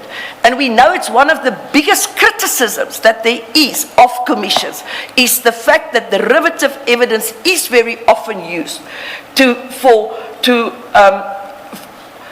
prevent a strategy down the line for people who later on appear in courts because of what has happened before a commission. Do you know what would actually assist us to know if Mr. Madlanga is actually an accused, which is the font of your argument or the springboard for your argument? It is this. An answer to the question put by Ms. Hassim, which is, what was General Mkwanazi's question to you? That's going to tell us what all of this was about. And then it gets easier for us to know whether or not he was indeed an accused person. I'm not at this stage. I'm just engaging you on your argument, because you are saying this judgment is distinguishable because there we are not dealing with an accused person. And when I ask you the direct question, okay, tell us what exactly Mr. Madlanga is an accused in respect of, I'm not sure that I follow your response. I'm not sure. You are giving us generalized answers which do not say. In relation to that question, which you are putting to Mr. Madlanga now, Ms. Hassim, Mr. Madlanga is actually an accused person. In relation to that very, I've not heard you say that. Now, I'm saying, and in fact, I'm going to actually, I'm inclined, let me upfront say that, I'm inclined to overrule the objection insofar as it relates to answering just the question, what was General Mkwanazi's question to you? I just do not see how that can ever affect Mr. Matlala's defense. Thereafter, I have no idea what will flow from the question, in fact, in particular, from Mr. Matlala's response. I just do not see, unless you show me, you show us how that a response to what was the question about. That has nothing to do with the rest of what then flowed or followed from his response to that. I just do not, unless you show me how. Chairperson, may I now? And I hope the response will be brief. Yes, Chairperson. The fact of the matter is, the fact that you are an accused person in a trial affords you all the other rights under Section I've heard 35. that, I've heard that. Chairperson, I've heard that. Yes. But Chairperson, with the yes. greatest of respect, Yes. if I'm an accused in a murder trial, I am afforded the right to challenge evidence and adduce evidence. I have the right to challenge the lawfulness of my arrest or not. I don't need to, before you with the greatest respect, as a witness now say, because I've already indicated, I'm an accused person in the Johannesburg case. The fact that you are entitled to challenge under 35 certain evidence, to exercise your rights under 35, does not need to be related directly to a specific charge. The charge is there, he is an accused person. That's accepted by everybody. So you don't need to your specific challenge that you launch. And the reason why you don't want to... But Mr. Matlala is an accused person in respect of something specific or issues that are specific. So the direct question has been, insofar as this question is concerned, does that relate to anything that he is specifically charged with? It cannot just be the broad question that he happens to be an accused person. Person, he said to you, I am charged as an accused person in Johannesburg with various offences. That says nothing. Ms. Are you done with your submissions, or at least on this point? Just on this point? Because my inclination, my indicated inclination, are you done with your submissions on it? My indicated inclination, which is that my inclination is to overrule your objection insofar as it relates to the question and an answer to it. That's what you are responding to. Yeah. Yes. Sorry, Chairperson, if you do wish to overrule us, I'm going to ask you with respect, if you can please explain to us why, so that we can understand the reason why you... I already did when I indicated my inclination. I said, I just do not for the life of me see how responding to a question that asks, what question were you asked? I do not for the life of me see how that will impact the rights that are being asserted. There it is. Are you done with your submissions then? Just one last thing, Chairperson. Yes, if yes. you wish to assert a specific right, and part of that right is to challenge the evidence of a witness that's directly related to the reason why you arrested or not. I respectfully submit that gives you full reason not to answer this question. Thank you Chair. very much. Chair, I need to say something because I need to correct something. Oh, all right. And so it's important for me to have an opportunity to address you very briefly. The first thing is on the question of an accused. Mr. Zuma was an accused at the time he was appearing in the Zondo Commission. So it's not correct to say that he was not an accused. The second thing I wanted to correct is that Ms. van den Heever relies on the judgment of Justice Satchwell, and I believe it's in the Sebian case. Yes, right. So what that case assists my learned friend, so she relies on that, but she doesn't tell you that there are other cases that take a different point of view from Justice Satchwell. And in fact, there are at least two cases that take a different point of view. One is the judgment in S versus Ndlovu, where it received not full support, it received qualified support. Chair, I'll provide the citation in a minute. And the second is the State versus Langa and others, where the court declined to follow Justice Satchwell's approach in the Sebian case. on the grounds that a suspect did not enjoy the rights of an arrested or detained person.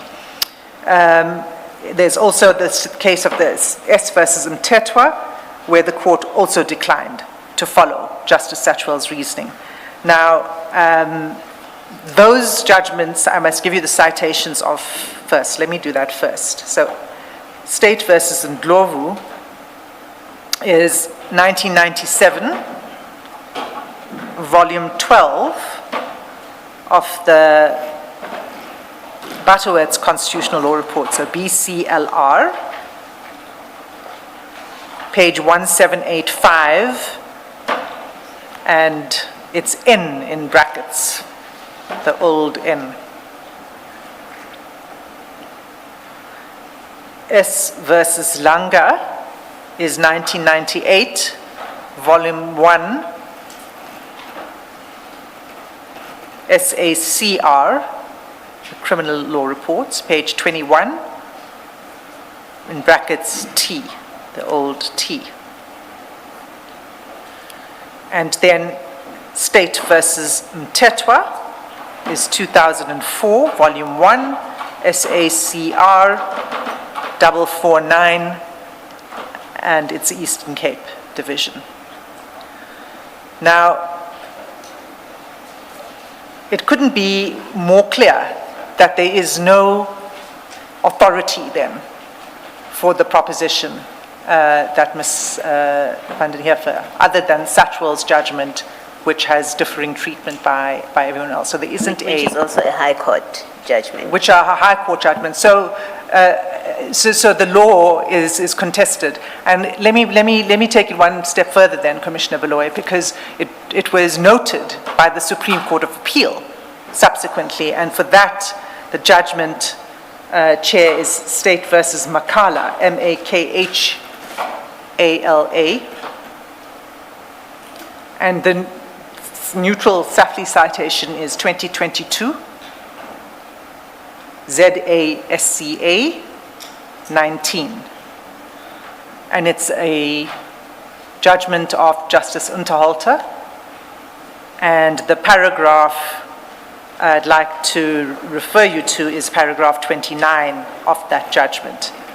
And the first sentence of that paragraph says, Justice Unterhalter, our case law has not taken a consistent approach as to whether the rights recognized in Section 35 that are of application to arrested or detained persons are also enjoyed by persons suspected by the police of committing a crime who have not been arrested or detained.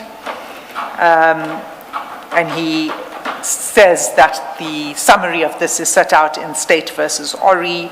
You can read it in the Unterhalter judgment, the inconsistent approach that our courts in the High Court have taken. And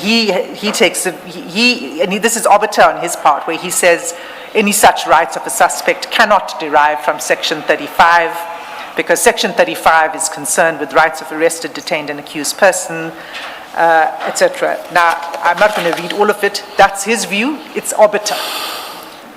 For the purposes of this decision, he says he'll assume that the rights apply, and then he still finds against the proposition. So it's summarized again by the Supreme Court of Appeal. So the Satchwell judgment is not a judgment I would say we can rely upon for the proposition. Chairperson, my learned friend's speech, I could have quoted all the other cases where it was... Just a minute, I'll listen to you just now.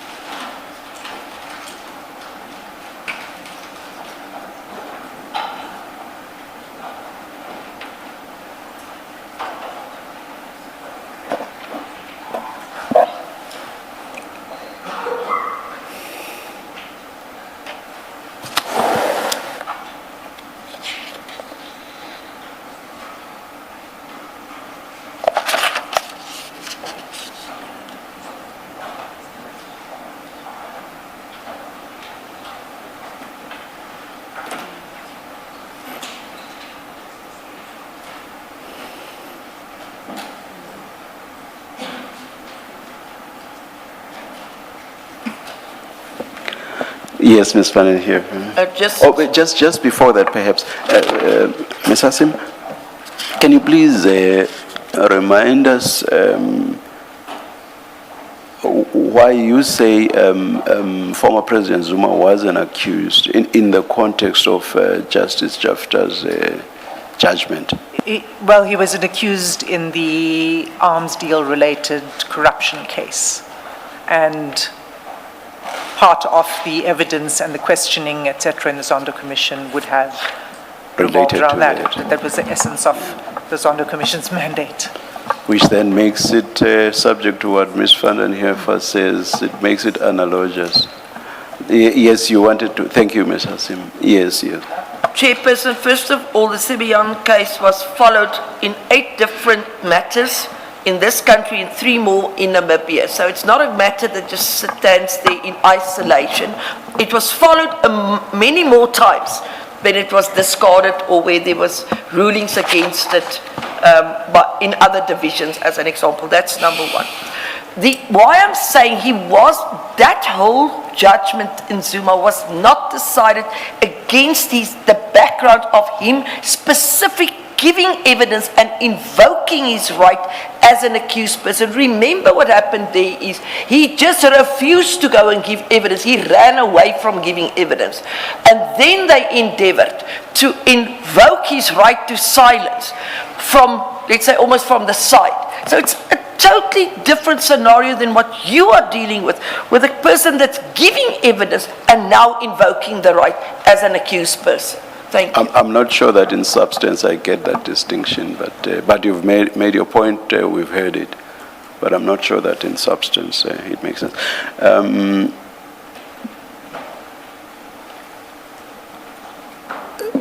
I said I was inclined to overrule your objection. I now do so. I overrule the objection that Mr. Madlanga is legally and indeed constitutionally entitled not to answer Ms. Hassim's question. Mr. Madlanga, you will have to answer the question. Just a minute.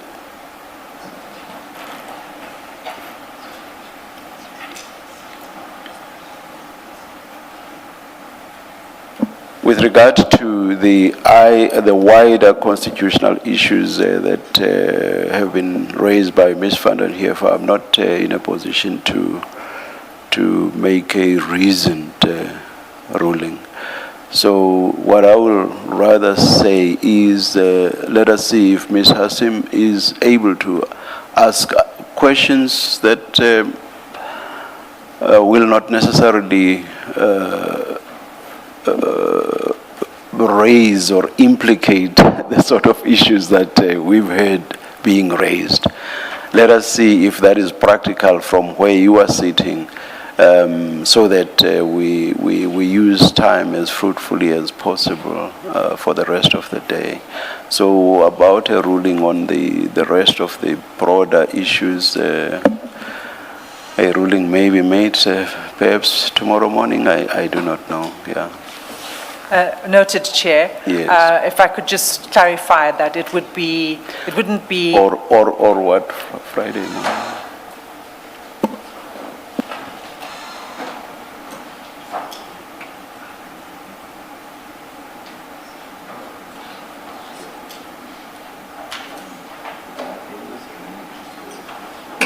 Perhaps I should not tie myself to the issue of making a ruling. Let the issues be raised in respect of specifics.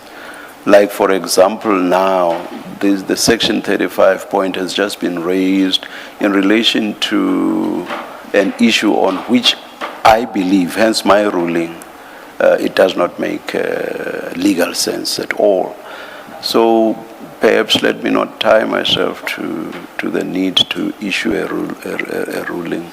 Let us hear those issues not raised in a generalized manner, but rather raised in respect of specific questions. And we've heard the argument, and perhaps we'll be better placed to deal with them at that stage, as and when they arise.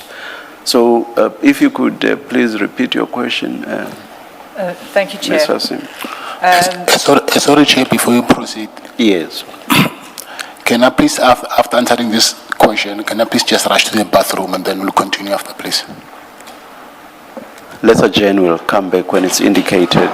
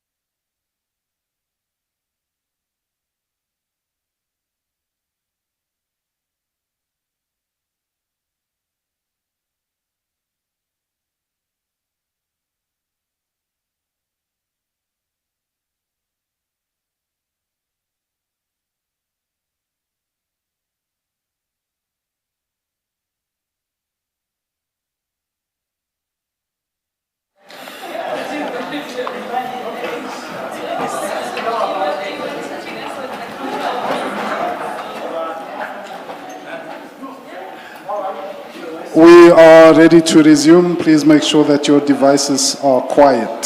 Thank you. Let's stand.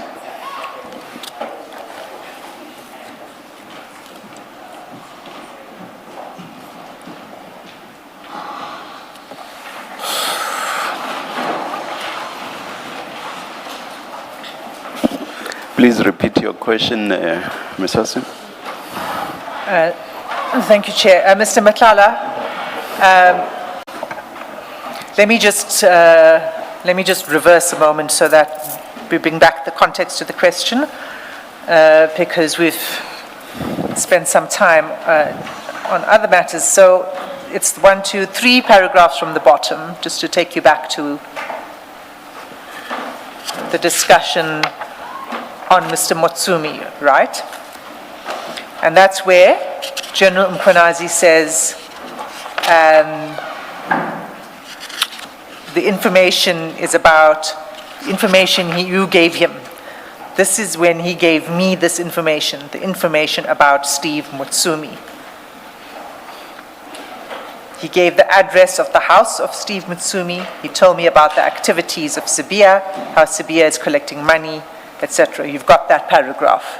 Yes, I do. Okay. Now, the question to you is, what, you said that you only told him this in response to a question from General Mkhwanazi, correct? Yes. What was the question that General Mkhwanazi put to you? The question was if General Sibia is collecting money from anyone in Gauteng. So that question doesn't refer to General Motsumi. A question to you that Mr. Mutume. Mr. Motsumi. Yes, I was getting to that, yes. Oh, okay, so I'm sorry, I heard you say that he asked you whether anyone in Gauteng is, okay? Yes. That's not a question that says, is Mr. Motsumi paying General Sibia? Of course, yes, yeah. Okay, so that's not the question then that General Mkhwanazi asked you. No, he asked me if I know of anyone who General Sibia, yes, is collecting money from in Gauteng. And then I said, and then the following question was, do I know General, oh, not General, do I know Mr. Steve Mutumi? So when General Mkhwanazi said to you, do you know anyone in Gauteng who is paying General Sibia, did you answer him before he asked you about Mr. Motsumi, or did he immediately ask you about Mr. Motsumi? No, Mr. Motsumi, it was a follow-up question. So what was the answer to the first question? Like the anyone question? Yes. Yes. What was the answer to that question? I said yes. And did you then volunteer names, or did he then immediately say, what was his next question? Let me not frame the question for you. Yes, yeah, the next question was if Mr. Motsumi knows Mr. General Sibia. Was there no follow-up to your response that General Sibia was collecting money from people in Gauteng? Did General Mkhwanazi not seek to know who he was collecting money from? Yes, he did. And did you give him the names? Not the names. This is where I said I do not want to incriminate myself.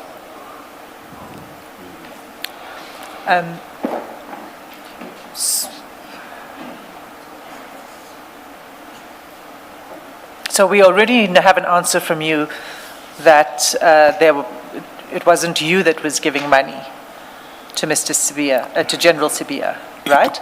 Yes. Yeah. And you said he was being paid by others, right?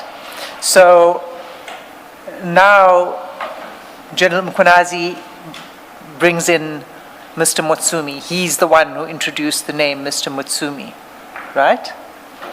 Yes. And did he ask you whether Mr. Motsumi pays General Sibia? Yes, I think he did, yes. And what was your answer to that? These are the answers that I say that I do not want to incriminate myself. I need to understand how answering that question will incriminate yourself, because that's why I took you back to your earlier answer, where you said you yourself did not make any payments to General Sibia. So how will you incriminate yourself by saying that this person paid General Sibia? I need to understand that, because it doesn't seem to follow for me. I explained earlier that I have a trial and then I have a case to answer, and then these specific questions that you're asking me now, these are part of the heart of my trial, of my case. Sorry, Mr. Chairperson, Matala. that relates directly to the issues under PRECA. PRECA is quite clear about that, and I can understand why he then says he doesn't want to answer. Just a moment. Which case is this? Because I had understood that the case in Johannesburg is an attempted murder Yes, and yes. weapons and conspiracy Yes. related to that murder. Okay, Commissioner, let me just clarify, because I see we didn't even have a chance to clarify that. This very same case of attempted murder, I have a plan, not a plan, there is a strategy that we need to present in court, that how did I end up being arrested. So, part of my presentation, it includes my interaction with General Mukonazi in his apartment. And then it includes the very same topic that we're engaging in now. And then, because something along my discussion with General Mukonazi went wrong, or someone whispered something in, so I just don't want to go there, because now I'm saying things that I don't want to say. But I want to clarify some other things in court, that how did I end up being arrested. It's because of this very same topic that we're discussing now. So you intend to challenge your arrest? Yes. Yes, I do. And because you intend to challenge your arrest, you're not prepared to answer questions about the discussions that took place on the 14th of April 2024? Not only to challenge my arrest, the build-up of my case, that how did I end up to be where I am now? Where did it start? If it wasn't for this kind of engagements and topics, I wouldn't be where I am now. So this is very important to me, because if I say it now, I might as so then I wouldn't even have a place to start to present my case in court. I must say I have serious difficulty with that, because you told us here that when you first met General Mkhwanazi that very same day, he told you that there's already a warrant for your arrest in relation to that case. That's how I understood your evidence. Yes. But that warrant has been standing, and then I don't know if maybe I can submit in private, because doing this now is it's not going to be fair on me, but I can submit it before the end of today now, just for me to explain this. I need to go to the case. There's no other way. I just need to make you understand why I'm saying I want to challenge the build-up of my case, how I ended up being arrested. Yes, I'm facing an attempted murder charge, but even that said warrant, it's been standing, and for it to be where it is now, I think for me to prove it is just to submit to you, and then you can see it for yourself and judge it that, okay, this is where it's going with this thing. But for me to say it now, it will unfortunately spoil my case. Subject to a further explanation by you, Mr. Matlala, I fail to understand how telling us who the Gauteng people, excluding you, because you've said you did not pay General Sibia, how telling us who the Gauteng people from whom General Sibia received or receives money, how that's going to impact your case adversely, I do not understand. And again, let me upfront say I'm inclined to rule that you must answer the question. But as I said at the beginning, this is subject to any further explanation you may give. This is only about you to the extent that it's you who's going to answer the question, and who answered the question in response to General Mkhwanazi. But for that, it's not about you. It is about those people that you said, I assume you did say, General Sibiya was receiving money from. It's about them, not about you. So subject to a cogent explanation by you, I do not understand the point you are making. So I do afford you a further opportunity perhaps to explain in the light of what I've just said. Thank you, Chair. The first thing is there are no other names. The person who was just mentioned, it was only Mr. Mutumi and General Sibiya. But he said people in Gauteng, but he didn't mention any names except the name of Mr. Mutumi and General Sibiya. So I cannot give names that I don't know, except the name of Mr. Mutumi and General Sibiya. So so you did not give General Mkhwanazi any name? No, no. But your answer was, your response was in the positive. You said, yes, General Mkhwanazi does receive payments or collect money from people plural in Gauteng. Sibiya, General Sibiya. You've said that already in response to Ms. Hasim. In plural. So it's those names that I'm asking for. No, I don't think, maybe you heard wrong. I never said in plural. The names that were mentioned, it was only Mr. Mutumi and Mr. General Mutumi. Sibi, only, Right. not in plural. In plural. Oh, then I misunderstood. So, but it still doesn't answer my question, which is, did Mr. Mutumi pay General Sibiya? I don't know. Okay. Okay. Now, on your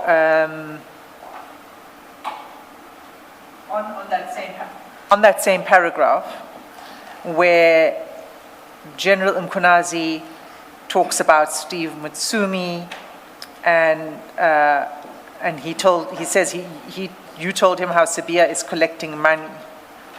So you're saying that you did not say this. You're therefore disputing what General Mkhwanazi said in this, in Parliament.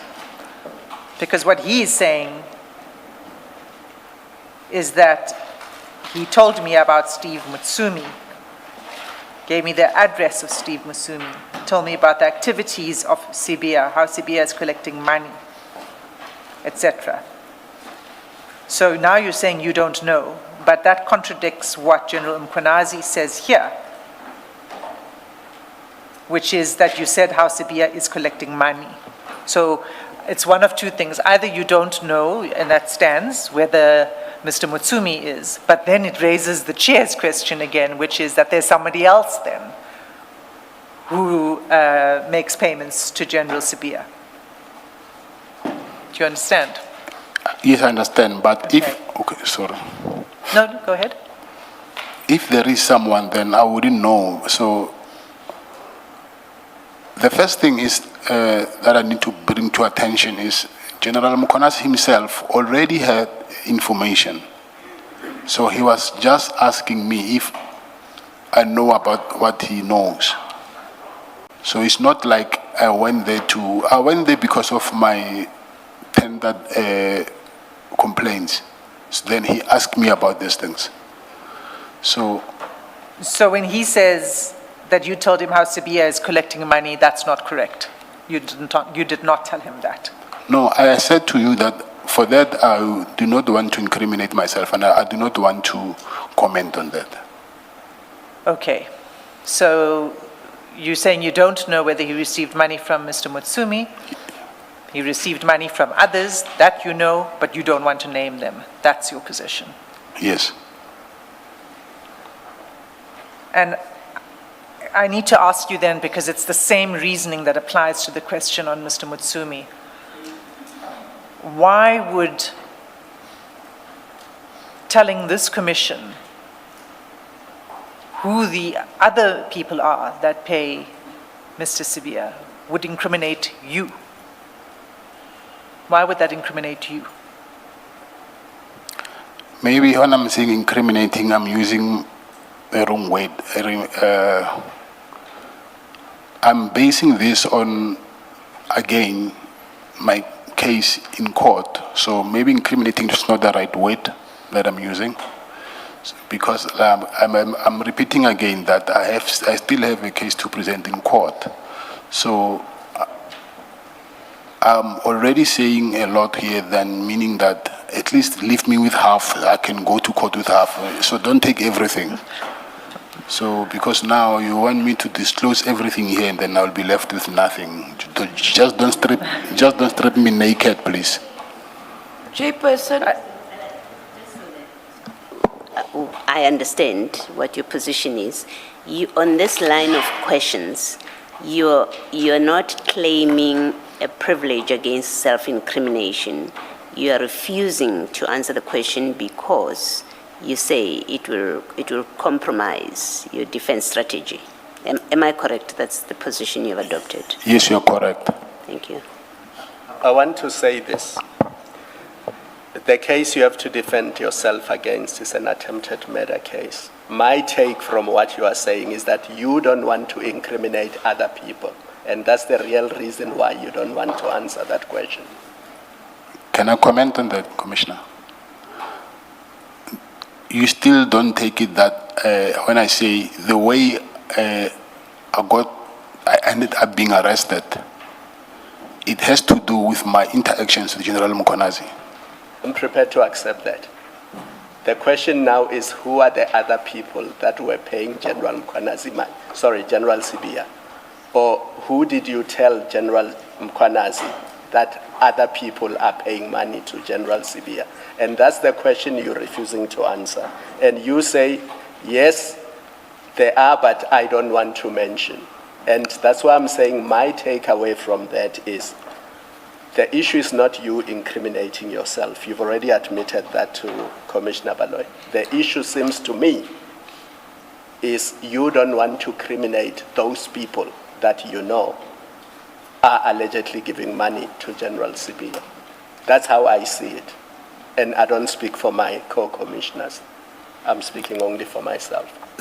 You are speaking for me, because that's exactly the point the last point I engaged Mr. Madlanga on. I even said, this is only about you because the answer came from you, but otherwise it's not about you, it's about those other people. So whatever the right that you are asserting may be, simply does not make sense in this context. Ms. Van der Heever, let me give you an opportunity. I'm trying to find a Yes. practical solution here for this issue, because I don't want us... In his evidence under oath during the ad hoc committee, when he gave evidence, Gerald Kunazi on this very day or the next day said he recorded the whole interaction between himself and Mr. Matlala. Maybe I can ask that that be disclosed to us. That would make it very easy for us to deal with the issues. I'm sure that that evidence must be available, and I can take my client through it and we can deal with it then before yourselves. No. That's a very simple answer. You utilize... No, Ms. Van den Heever, no. The witness can say that if he wants to, and he will be engaged about that kind of response. In fact, it has happened where he has referred us to other people and he was told why that was inappropriate or that doesn't help the questions that are being asked. You let the witness answer questions, please. This is not an objection. You are not objecting. And I'm not answering for him. That's and you're not not what I'm arguing saying. a point, but you've answered the question for him. I suggest you let I think Mr. Matlala has shown to be competent. He understands the questions. I said earlier, and I meant it when I said, I assume that his legal representatives have advised him about what he can do, what defenses he can take. But I think, let him answer the questions, please. Madlanga, you heard me, that my takeaway from all of this is that your concern is not the worry that you'll implicate yourself. Your concern is the worry that you will implicate those people that you told General Mkhwanazi that General CBI is collecting money from. And that's your real reason for not wanting to answer this question. No, that's not the real reason, Commissioner. I already said that I do not know if Mr. Mutomi was giving General CBI money. So I cannot say something that I do not know. So what I said I know is that, yes, other people, which I cannot name people that I do not know. But I will know the facts, yes. But maybe the question that you're supposed to ask me is, how do I know that? Maybe then, because you've just said now, I know that he's collecting money, but I don't know the people he's collecting money from. Did I understand you correctly? Yes. And then you said, maybe if I ask you, how do you know those facts, then you will be able to elaborate. Yes, not the names of the people No, who are I'm giving past me that. money. You said you don't Yes. know the names. Yes. But you are able to elaborate if I ask you, how do you know that? Yes. Yes, so I'm giving you the opportunity.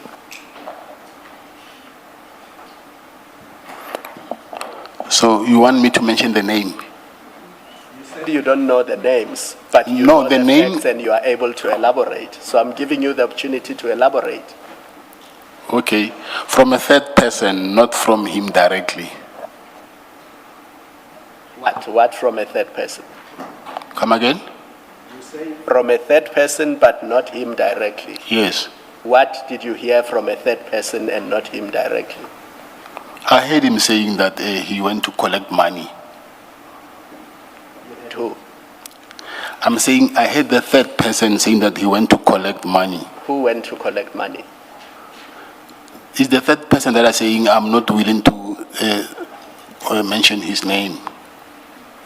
The third person, you had a third person say that third person went to collect money, or did you hear from the third person that General Sibia went to collect money? Yes. I think that's what we're seeking to clarify. Is it the second one? Yes. A third person told you, or you heard from a third person, that To- General Sibia went to collect money? The third person told me. Yes. Yes. That General Sibia collected money? Yes. All right. From the third person, from that third person? General Sibia went to collect money. This you are told by a third person. Did General Sibia collect the money from that person, that third person, or from some other person?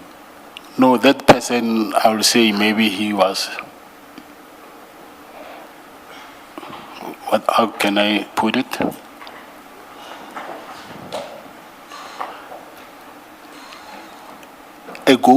What can I say? Someone, a middleman. I don't know how to mention it. Did you I'll say a middleman? Yeah, let me say a middleman, yes. They were a conduit of money. Come again? That third person was a conduit of money between General Sibia and somebody else. Yes. Is that what you're saying? Thank you. And the somebody else, do you know who that somebody else is? Yes, I know. And who is that person? It's Agent Ngosi. Sergeant Nkosi. Yes. I just want to be clear. Are you saying that Sergeant Nkosi is the middleman, or that Sergeant Nkosi is the one who's making payments? No, I said the middleman. The middleman. Okay. My question was actually, who is making the payment through Sergeant Nkosi? Yes, I said I don't know.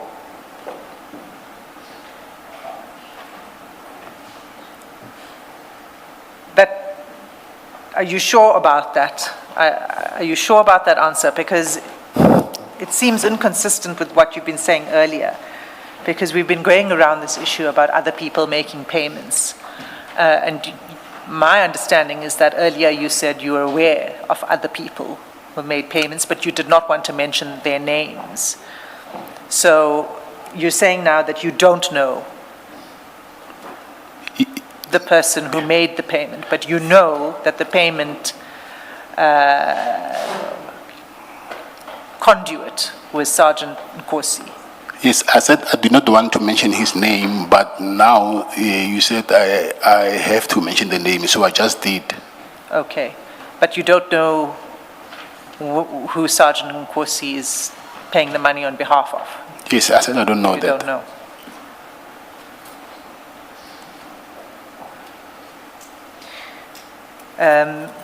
I'm going to move off that particular line of questioning, Commissioners, unless you have anything. But not off the issue entirely, because the question of the attempted murder charge, you say that the developments of that case have got to do with this interaction that you had with General Mkhwanazi. Have I understood you correctly? That this meeting, Yes. you think, sparked a campaign against you, in other words? Yes.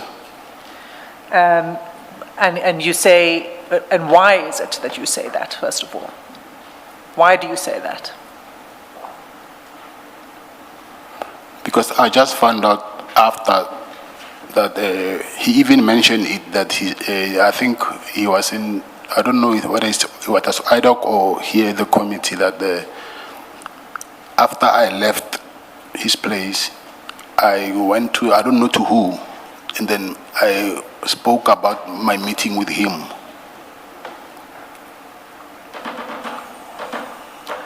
Oh, I see. So it was it wasn't actually this meeting then, it was your evidence in ad hoc.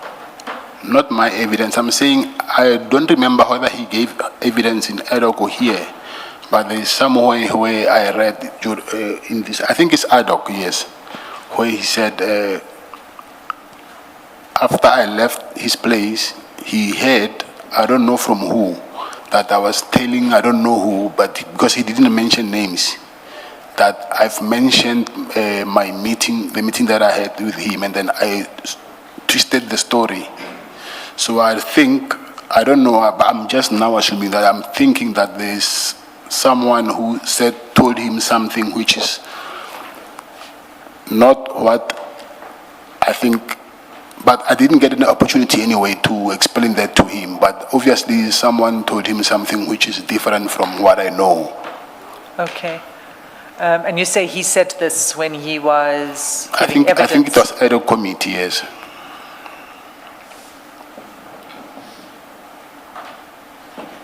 I think I might be able to find the reference. Give me a moment, please.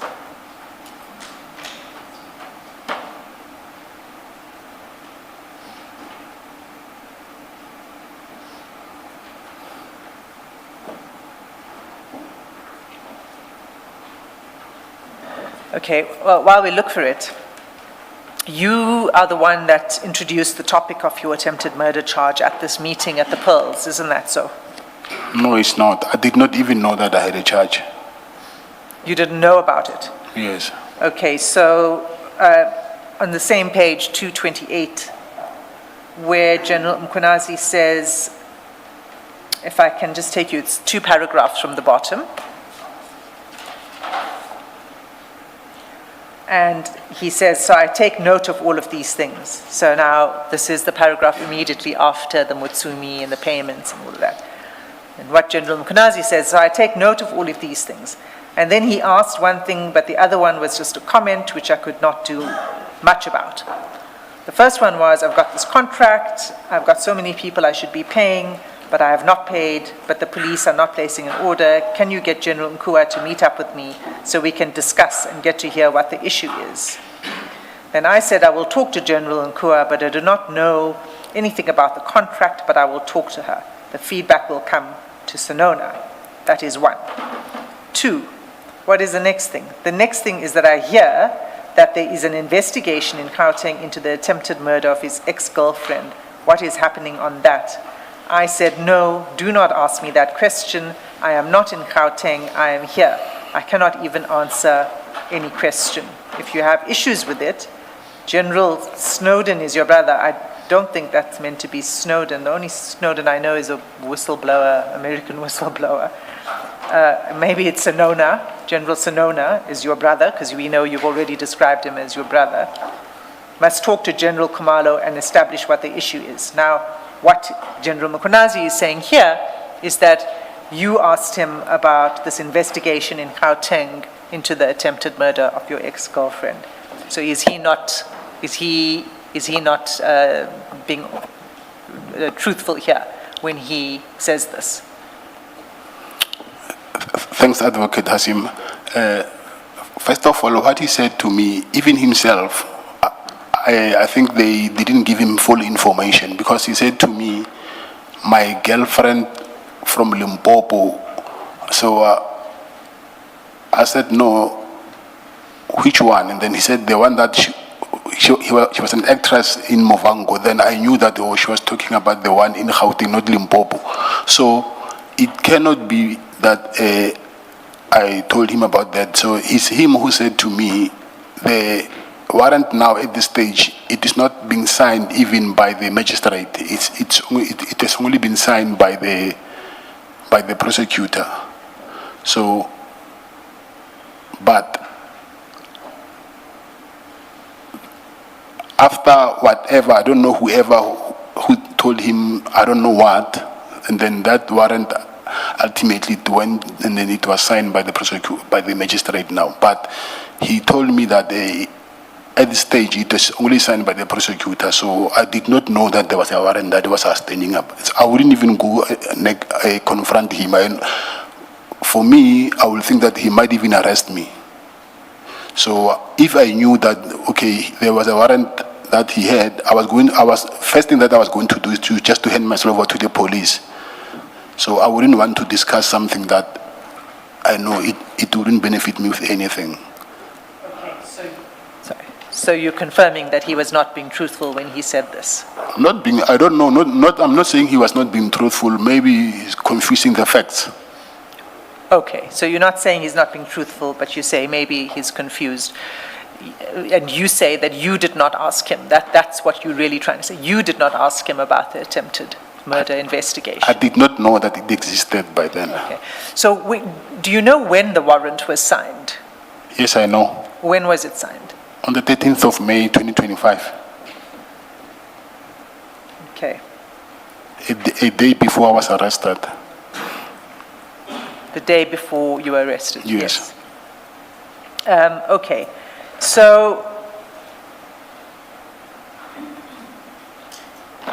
on the issue of well, no, let me not go there, because I know you're not going to answer about the contract.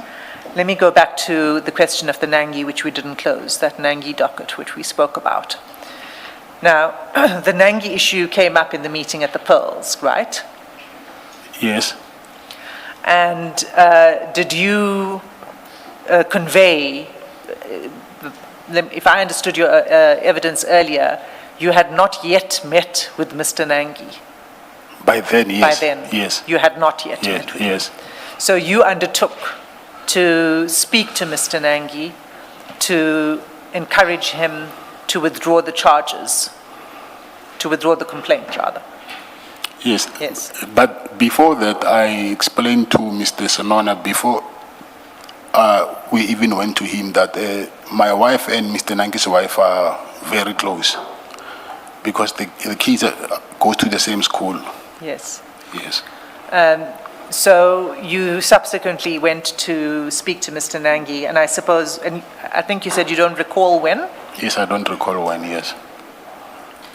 And So ask, why would you be discussing Mr. Nangi before General Mkwanazi meeting, and in fact even before you get these documents? Why would you be discussing Mr. Nangi with General Sinona? I explained that earlier, Commissioner, that he told me that they wanted help to convince Mr. Nangi to withdraw the charges. Yes. Yes. Yeah, my question is, for him to speak to you about Mr. Nangi, he must know something about your relationship or your interactions or your dealings with Mr. Nangi, and because otherwise there is no explanation why he even starts the conversation with you about Mr. Nangi and not anyone else in your complex or anyone else down your road. So what is it that gives him an in into discussing Mr. Nangi with you? He is the one who arrested Mr. Not him personally, but his team. And then they arrested him in the same estate that I live in. And then he asked me if I know him, because at that day there was a lot of police in that estate. And I told him that I do not know him, but I know my wife knows his wife. So I will ask through my wife, and then I'll go to know Mr. Nangi. Thank you. Ms. Hassim, didn't General Senona say when he found out that Mr. Madlanga was neighbors with a suspected kidnapper, he wanted to warn Mr. Madlanga because he's his friend? Sorry, Mr. Madlanga. Wasn't that his evidence? Yes, that was his evidence. Before we go there, Commissioner Khumalo, I just want clarity in response to the question that Commissioner Baloyi asked when you said it was his team that did this arrest. Whose team? Mr. Senona. Senona's team. Okay. Commissioner Khumalo, do you have a question about, you can go there. I'm also going to get there at some point, but I'm happy for you to do it. You deal with it, because I just saw the transcript that you were in fact leading that evidence, so I'm going to leave that to you. I don't have the transcript, that particular reference with me now. Yeah. So if you have the reference and wish to go there, that's fine, but either way. But I'm not sure if you are able to comment, Mr. Madlanga, but Mr. General Senona, in his evidence, when we asked him why he shared the Nangi dossier with you, he said because you were close and he had just found out that a known kidnapper is living in the same complex as you, and he wanted to warn you as his friend about him so that you watch yourself and your kids, I suppose. Do you know anything about that? And then the documents that he sent me? Yes. Yeah. The complaint with the... It was not a warning. It has Mr. Nangi's charge sheet, it has his ID numbers, it has the complaint against the 6 policemen who allegedly arrested him or harassed him. Or you saying the documents he sent me because as a warning? Yes. I did not know that, Commissioner. Did he have that discussion with you when he sent you those documents? No. What I know that he asked me, but obviously I knew that arrest when it happened. It is in the estate. Yeah. I think everybody knew about it. So he asked me. I said, "Yes, I know him." Obviously, the school is the same school as my son and his son. Then I said, "Yeah, through my wife, I can ask that." So that's what I know. So the only issue he discussed with you in relation to Mr. Nangi was, do you know him? Can you talk to him about the complaint against the other police? It was about to withdraw the charges. Yes. Yes. Thank you. And you say that's why he sent you these documents, in your understanding. He sent the documents because he was giving you this information so that you could speak to Mr. Nangi. Not about the warning. Yeah, no, to drop the charge, to drop the complaint against Yes. General Mkhwanazi and others. Thank you. I can put a different proposition to you, that it wasn't provided to you to request that to speak to him to withdraw the charges against General Mkhwanazi, but it's to request that he withdraws the charges against General Senona's team. His team, yes. Yes. Whose team? General Senona's team. If you want to have a look, we were looking at it earlier. It's, oh gosh, this file. File 2.1.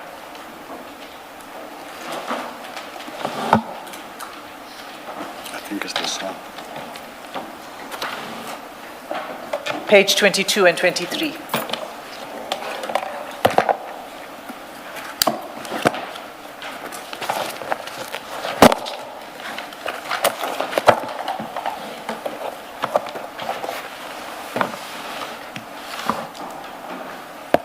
Do you have it? Yes, I have. Okay, so you'll see who the complaint is made against. And on 22, you'll see that it begins with a Durban Metro police officer, and then it has a private individual who works at Vision Tactical, a Yassine Teba, who works at Vision Tactical. And then Yakub Desai, also seems to be somebody who works in the private security industry. And then you've got Captain Enoch, who is with DPCI KZN. And then you've got a constable from SAPS. You've got Colonel Dawood from the anti-kidnapping unit. You have General Mkhonazi as the provincial police commissioner, and then another Colonel Dina Govender, who is with the DPCI KZN. So you'll see that the provincial Hawks members were involved in this arrest, right? That was General Sinona's team. Okay. So my proposition to you is that the reason General Sinona sent you these more than 200 pages with all of this confidential information is to try to get you to withdraw, to get Mr. Nangi to withdraw the complaint against his team, that it wasn't actually in General Mkhonazi's interest that he was asking you to do this and sending you the documents, but in his own interests. Yes, but I wouldn't know that. Okay, so I thought you mentioned earlier that he spoke about his team that was involved. He Yes. didn't say to you. Yes, but he also mentioned General Mkhonazi. Okay, but he didn't say to you specifically anything about his team. No, he mentioned his team, yes, and then he said he's not involved. It's his team and General Mkhonazi. Right. So when you met then at the Pearls, remember he sends us to you 10 March. Now you meet at the Pearls 15 April. Did you understand from this meeting, because you say you only met then with Mr. Nangi after this meeting, was this an understanding from you to be a quid pro quo for General Mkhonazi facilitating access to General Mkua for you? Advocate Hasim, I don't understand Latin. What is quid pro quo? Okay. Was this an exchange for him doing you a favor in relation to General Mkua, that you would then ask Mr. Nangi to drop this?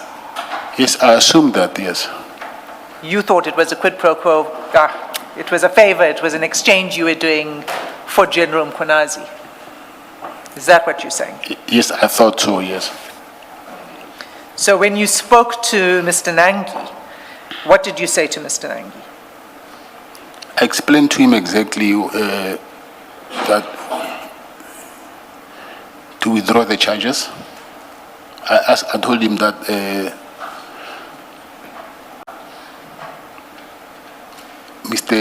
General Sonona is very close to me, so I asked him to do this because on behalf of because General Sonona was very concerned about his team.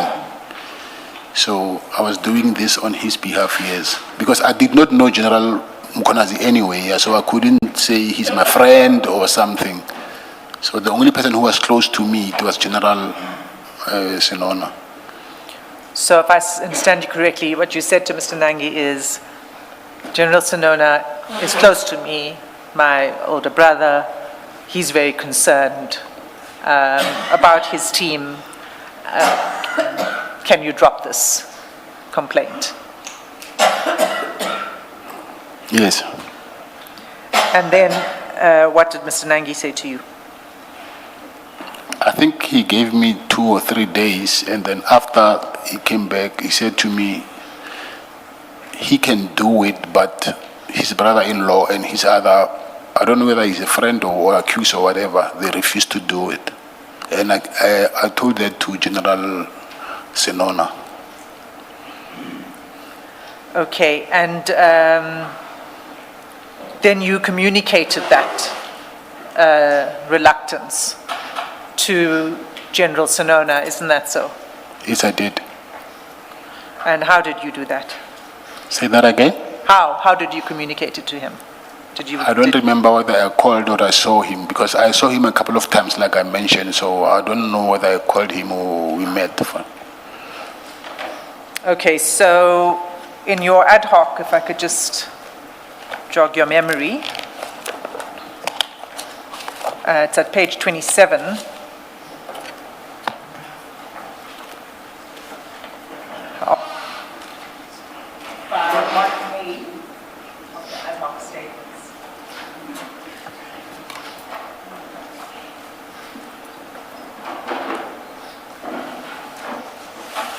Page 27. Yes. It's funny, I can see the You can see it on the screen. Yes. Thank you. All right. Now it's quite small, and there are no line numbers. So I'm going to try to direct you there. It's about a third of the way up the page.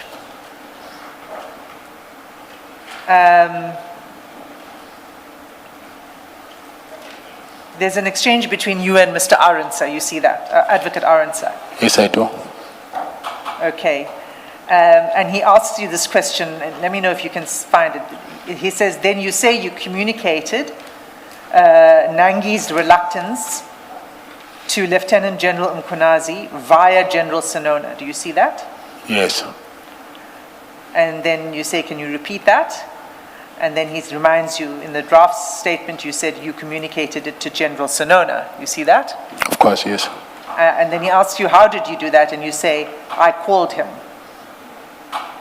And then Advocate Arendse confirms, you called Sinona to tell him that you spoke to Nangi, and he was not prepared, and your answer to that is yes. You see that? Yes, I see that. Okay. So you called General Sinona. Okay. Well, it's not for me to say, okay, you agree that you called him. No, yes, I called, yes, I can see now here from the transcript that I called him. Okay. Now, when General Sinona was here before this commission, he said, and maybe we should go there, it's file 2, page 85.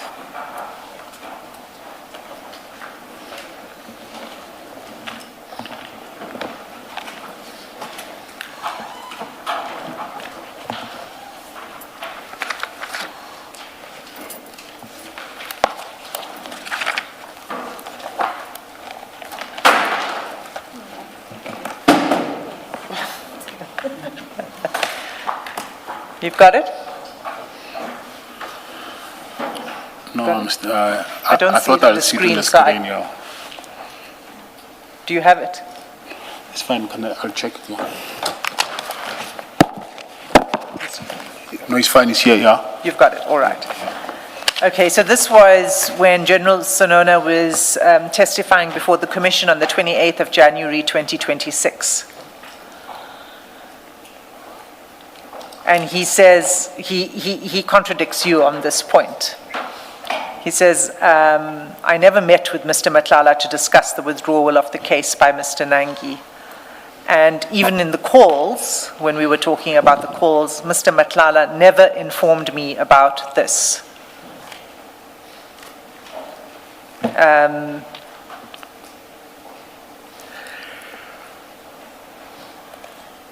So he is denying that you called him. So is he not being truthful here when he says that? What I see here is he's saying that he don't have a recollection of that thing happening. He don't recall it. So meaning maybe he might have forgotten that I called him. No.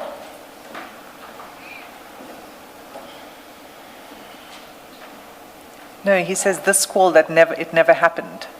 Let me just find the line. If you look line yeah. 20. Even line 10, I 21. think. After, okay, 21.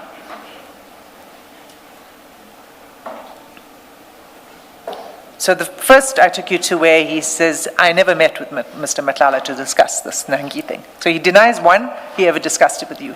He denies two, that you called him. And if you look at 21, he says, this call, it never happened with this discussion. It did not happen. In fact, also says he did not even hear the discussion in the meeting of the 15th of April. Yeah. Maybe because he was drinking whiskey, he was a bit tipsy. I don't know. But I see here he's saying, I do not deny that it didn't happen, but I don't really remember it. So I don't know whether he forgot or something, because he was busy with his whiskey there. But anyway, I didn't tell him on the 15th of April. It was after that. Let me just clarify. So on the 15th of April, what he's saying is you didn't discuss it. That's a separate point from the call. Okay, on 15th April, he's saying we did not discuss what? The Nangi issue. Okay.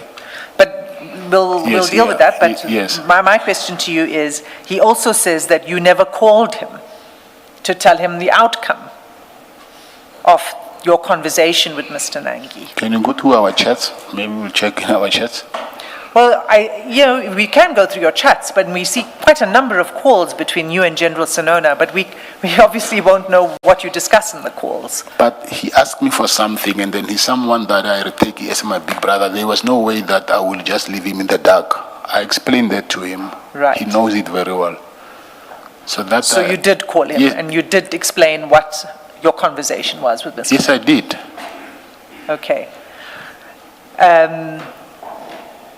On the 15th of April issue, you said he was drinking whiskey. Yes. And can you just explain to us this? Because I don't know, how long was this meeting?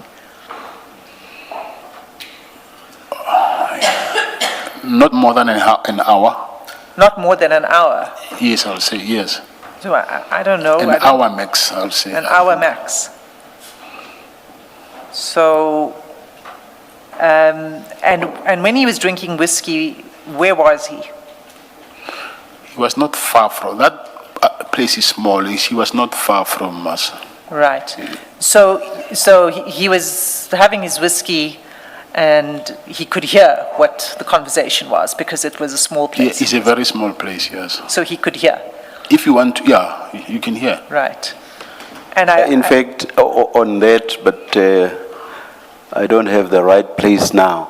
But where we were earlier, on General Mkwanazi's testimony at the ad hoc committee, where you were referred to, even though that part was not read, General Mkwanazi also makes the point you've just made that the space where you were is very small. Even if someone is where the kitchen or kitchenette is and where the dining room area is, where the couches were, he says a person, wherever they were in that space, they were within earshot and they would have heard everything that was being discussed. You confirm that? That's my understanding. Yes, I do. Thank you.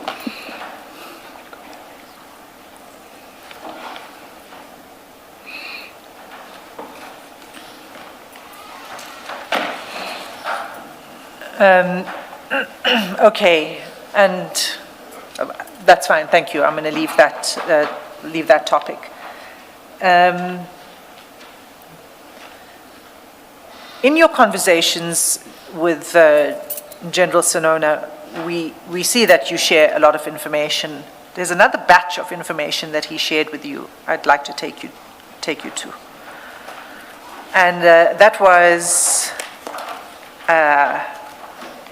around the 13th of April. So if we could just go to file 2.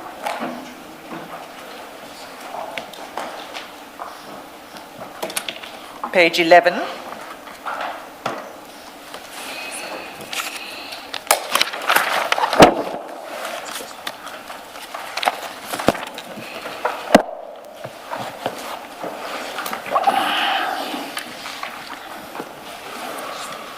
Is it the same file too? Yeah, oh, File 2. yeah, I wanted to find out whether it's 11 below the yellow tab or 11 above that, because there are 2 11s. In fact, there are 2 of everything. Oh. Yeah, it's after the yellow tab. After the, all right, thank you.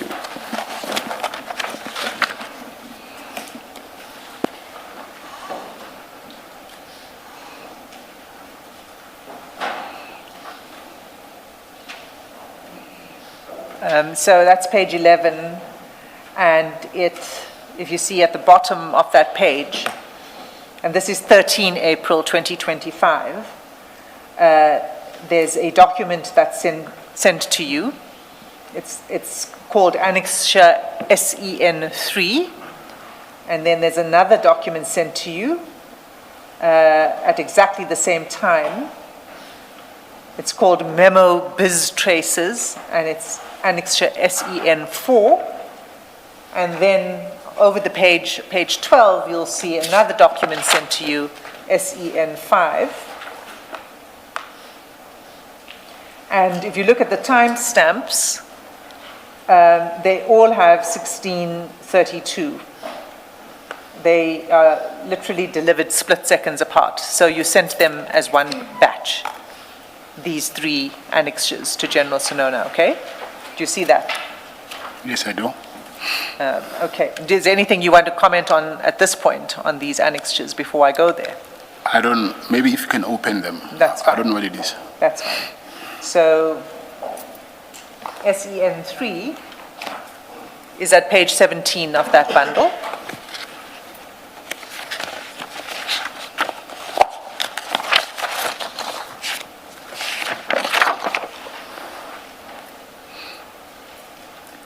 Do you have it? Yes, I do.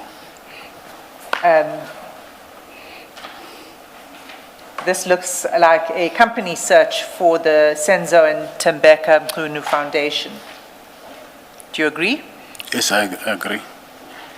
And it has the usual information on it when you do a company search. So why did you send this to General Sonona?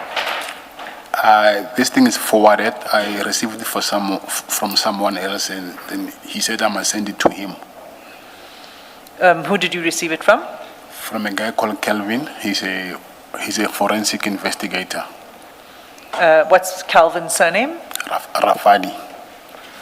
Calvin Rafadi sent it to you. Yes. And what did he asked you to send it to General Sonona, is that what you're saying? Yes, he was applying for a job, so he said he wanted to impress General Sonona to show him that there's a couple of things that he's busy investigating, so this was one of them. So it's not only, I think it's a couple of things that I've sent to General Sonona from Kelvin, yes. Yeah. So he said that these are things that he's investigating, and he wants to impress General Sonona, so he wants you to forward these things to General Sonona, to show General Sonona what he's busy with. Yes, yes. So that would mean that one of the things he was investigating was the Senzo and Tembeka Mkhunu Foundation. Yes. All right. SEN4 is at page 22.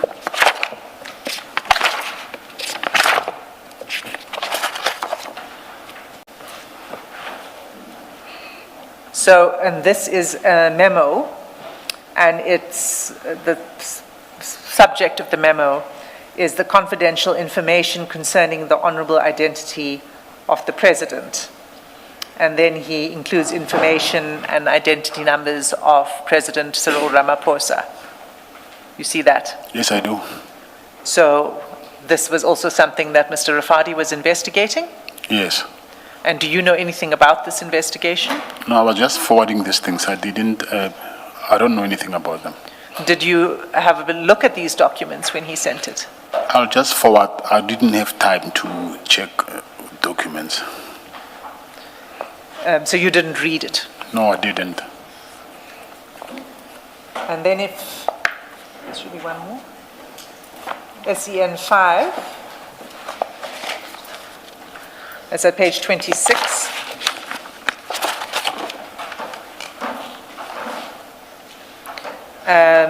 And that is a newspaper article. And it concerns reported corruption in the Rustenburg municipality. So I presume your answer here will be also that this is something that Mr. Rafadi was involved in. Yes, of course. Yeah, I think if you can go to my cell phone, you'll see all of these things are from him. They were just forwarding them. Okay. So did you read this? You didn't read this either, this document? I'll just forward it to Mr. Sonona. Okay. And when you forwarded it to General Sonona, what did you say to him? Every time I forward them, I'll tell him that I'm sending you a staff from Kelvin. But by then he knew that this guy wanted the post. He even applied for the national, because actually he applied for, what is it, to be head of DPCI nationally. But he thought because of he's not from law enforcement, he didn't have that hope that he will get that opportunity. But he thought maybe if General Sonona can get it, because even General Sonona applied for that, maybe General Sonona can squeeze him to the provincial post, maybe. So you're saying General Sonona had applied for the position of the head of the Hawks, national head? Yes. And Mr. Rafadi? He also applied also. Also applied for head of the Hawks, yes. nationally? Yes. But he was not confident of his chances of his application succeeding. So he wanted General Sonona to assist him with some other position in the Hawks. Yes. If he gets that position, maybe he can hire, because of what he's doing, maybe he can hire him somewhere. Okay. And are you close to Mr. Rafadi? Yes, I am. What is your relationship? What's the nature of your relationship? Mr. Rafadi actually is someone that I was supposed to hire in my company, but for forensic investigations. But he was furthering his studies, and then I was also helping him to pay for his studies, so that at least I know that when I hire him, he'll be an asset. But at some point, he was hired by, he was a researcher from UJ, I think it's UJ, or VETS, I forgot between the 2 years. Yeah. But he was a criminal researcher for crime or something there. Okay. Yes. And how did you first meet him? Calvin? Yes. We are from the same, he's from, I know him from a long time ago. Maybe more than 25 years, 30 years. I'm from long time ago. Okay. And so do you meet him regularly? Yes, I did. And do you still meet Mr. Rafadi? Well, not, unfortunately, I can't. Up until your arrest. In my dreams, I meet him sometimes, yeah. Up until your arrest, you had a relationship with him? Yes. It didn't end at some point? No, it didn't. Okay. There's one other issue that arose again in relation to the evidence. I think it was in the ad hoc by General Mkhwanazi, where he says that General Sonona said to him that he was involved in some Lesotho project, or there was an interest that you and General Sonona had in a project in Lesotho that had to do with security services. and that he was interested in taking up a position in this project or a position in your company, and that he was considering even resigning from the SAPS in order to take up this position. Do you know about this? What's your comment on that? Yes, I do know about it. Okay, can you tell us about that? Yes, it was, I wouldn't say presidential protection because he's prime minister in Lesotho. So I've registered a company in Lesotho for VIP protection for the prime minister. And so I was in negotiations with with them to offer security services for the prime minister in Lesotho. Let's just say presidential, same as presidential protection, but because there's a prime minister that side. So that's why General Senona wanted to also come on board. And what position would he have held if he came on board? He will choose whatever you want. Okay.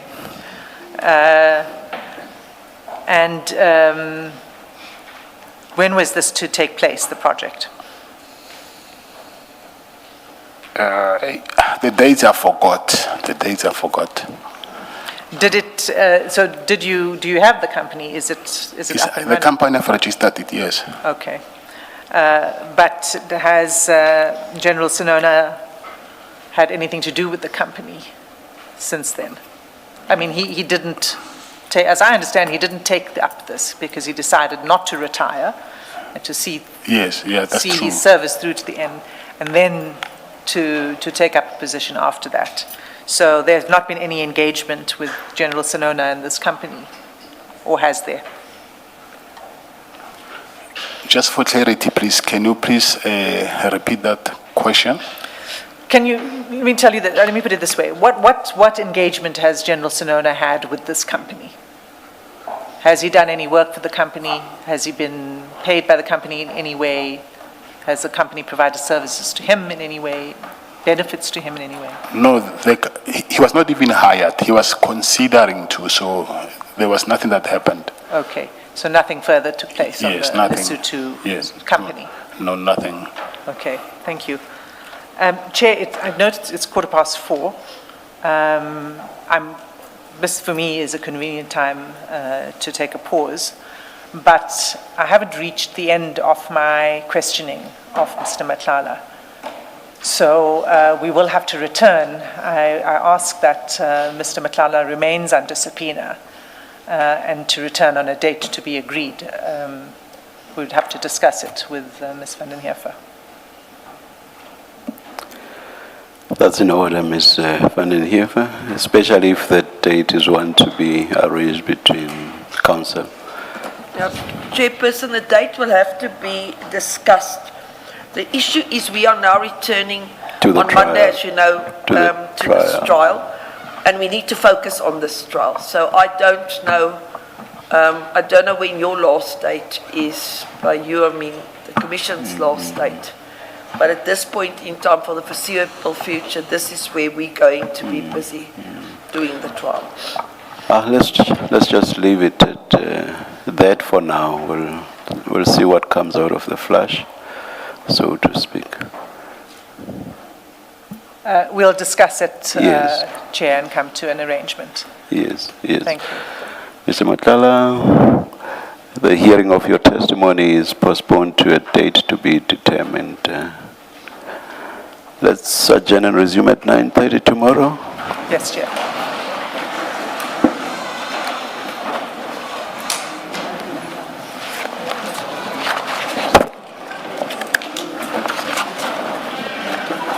What's the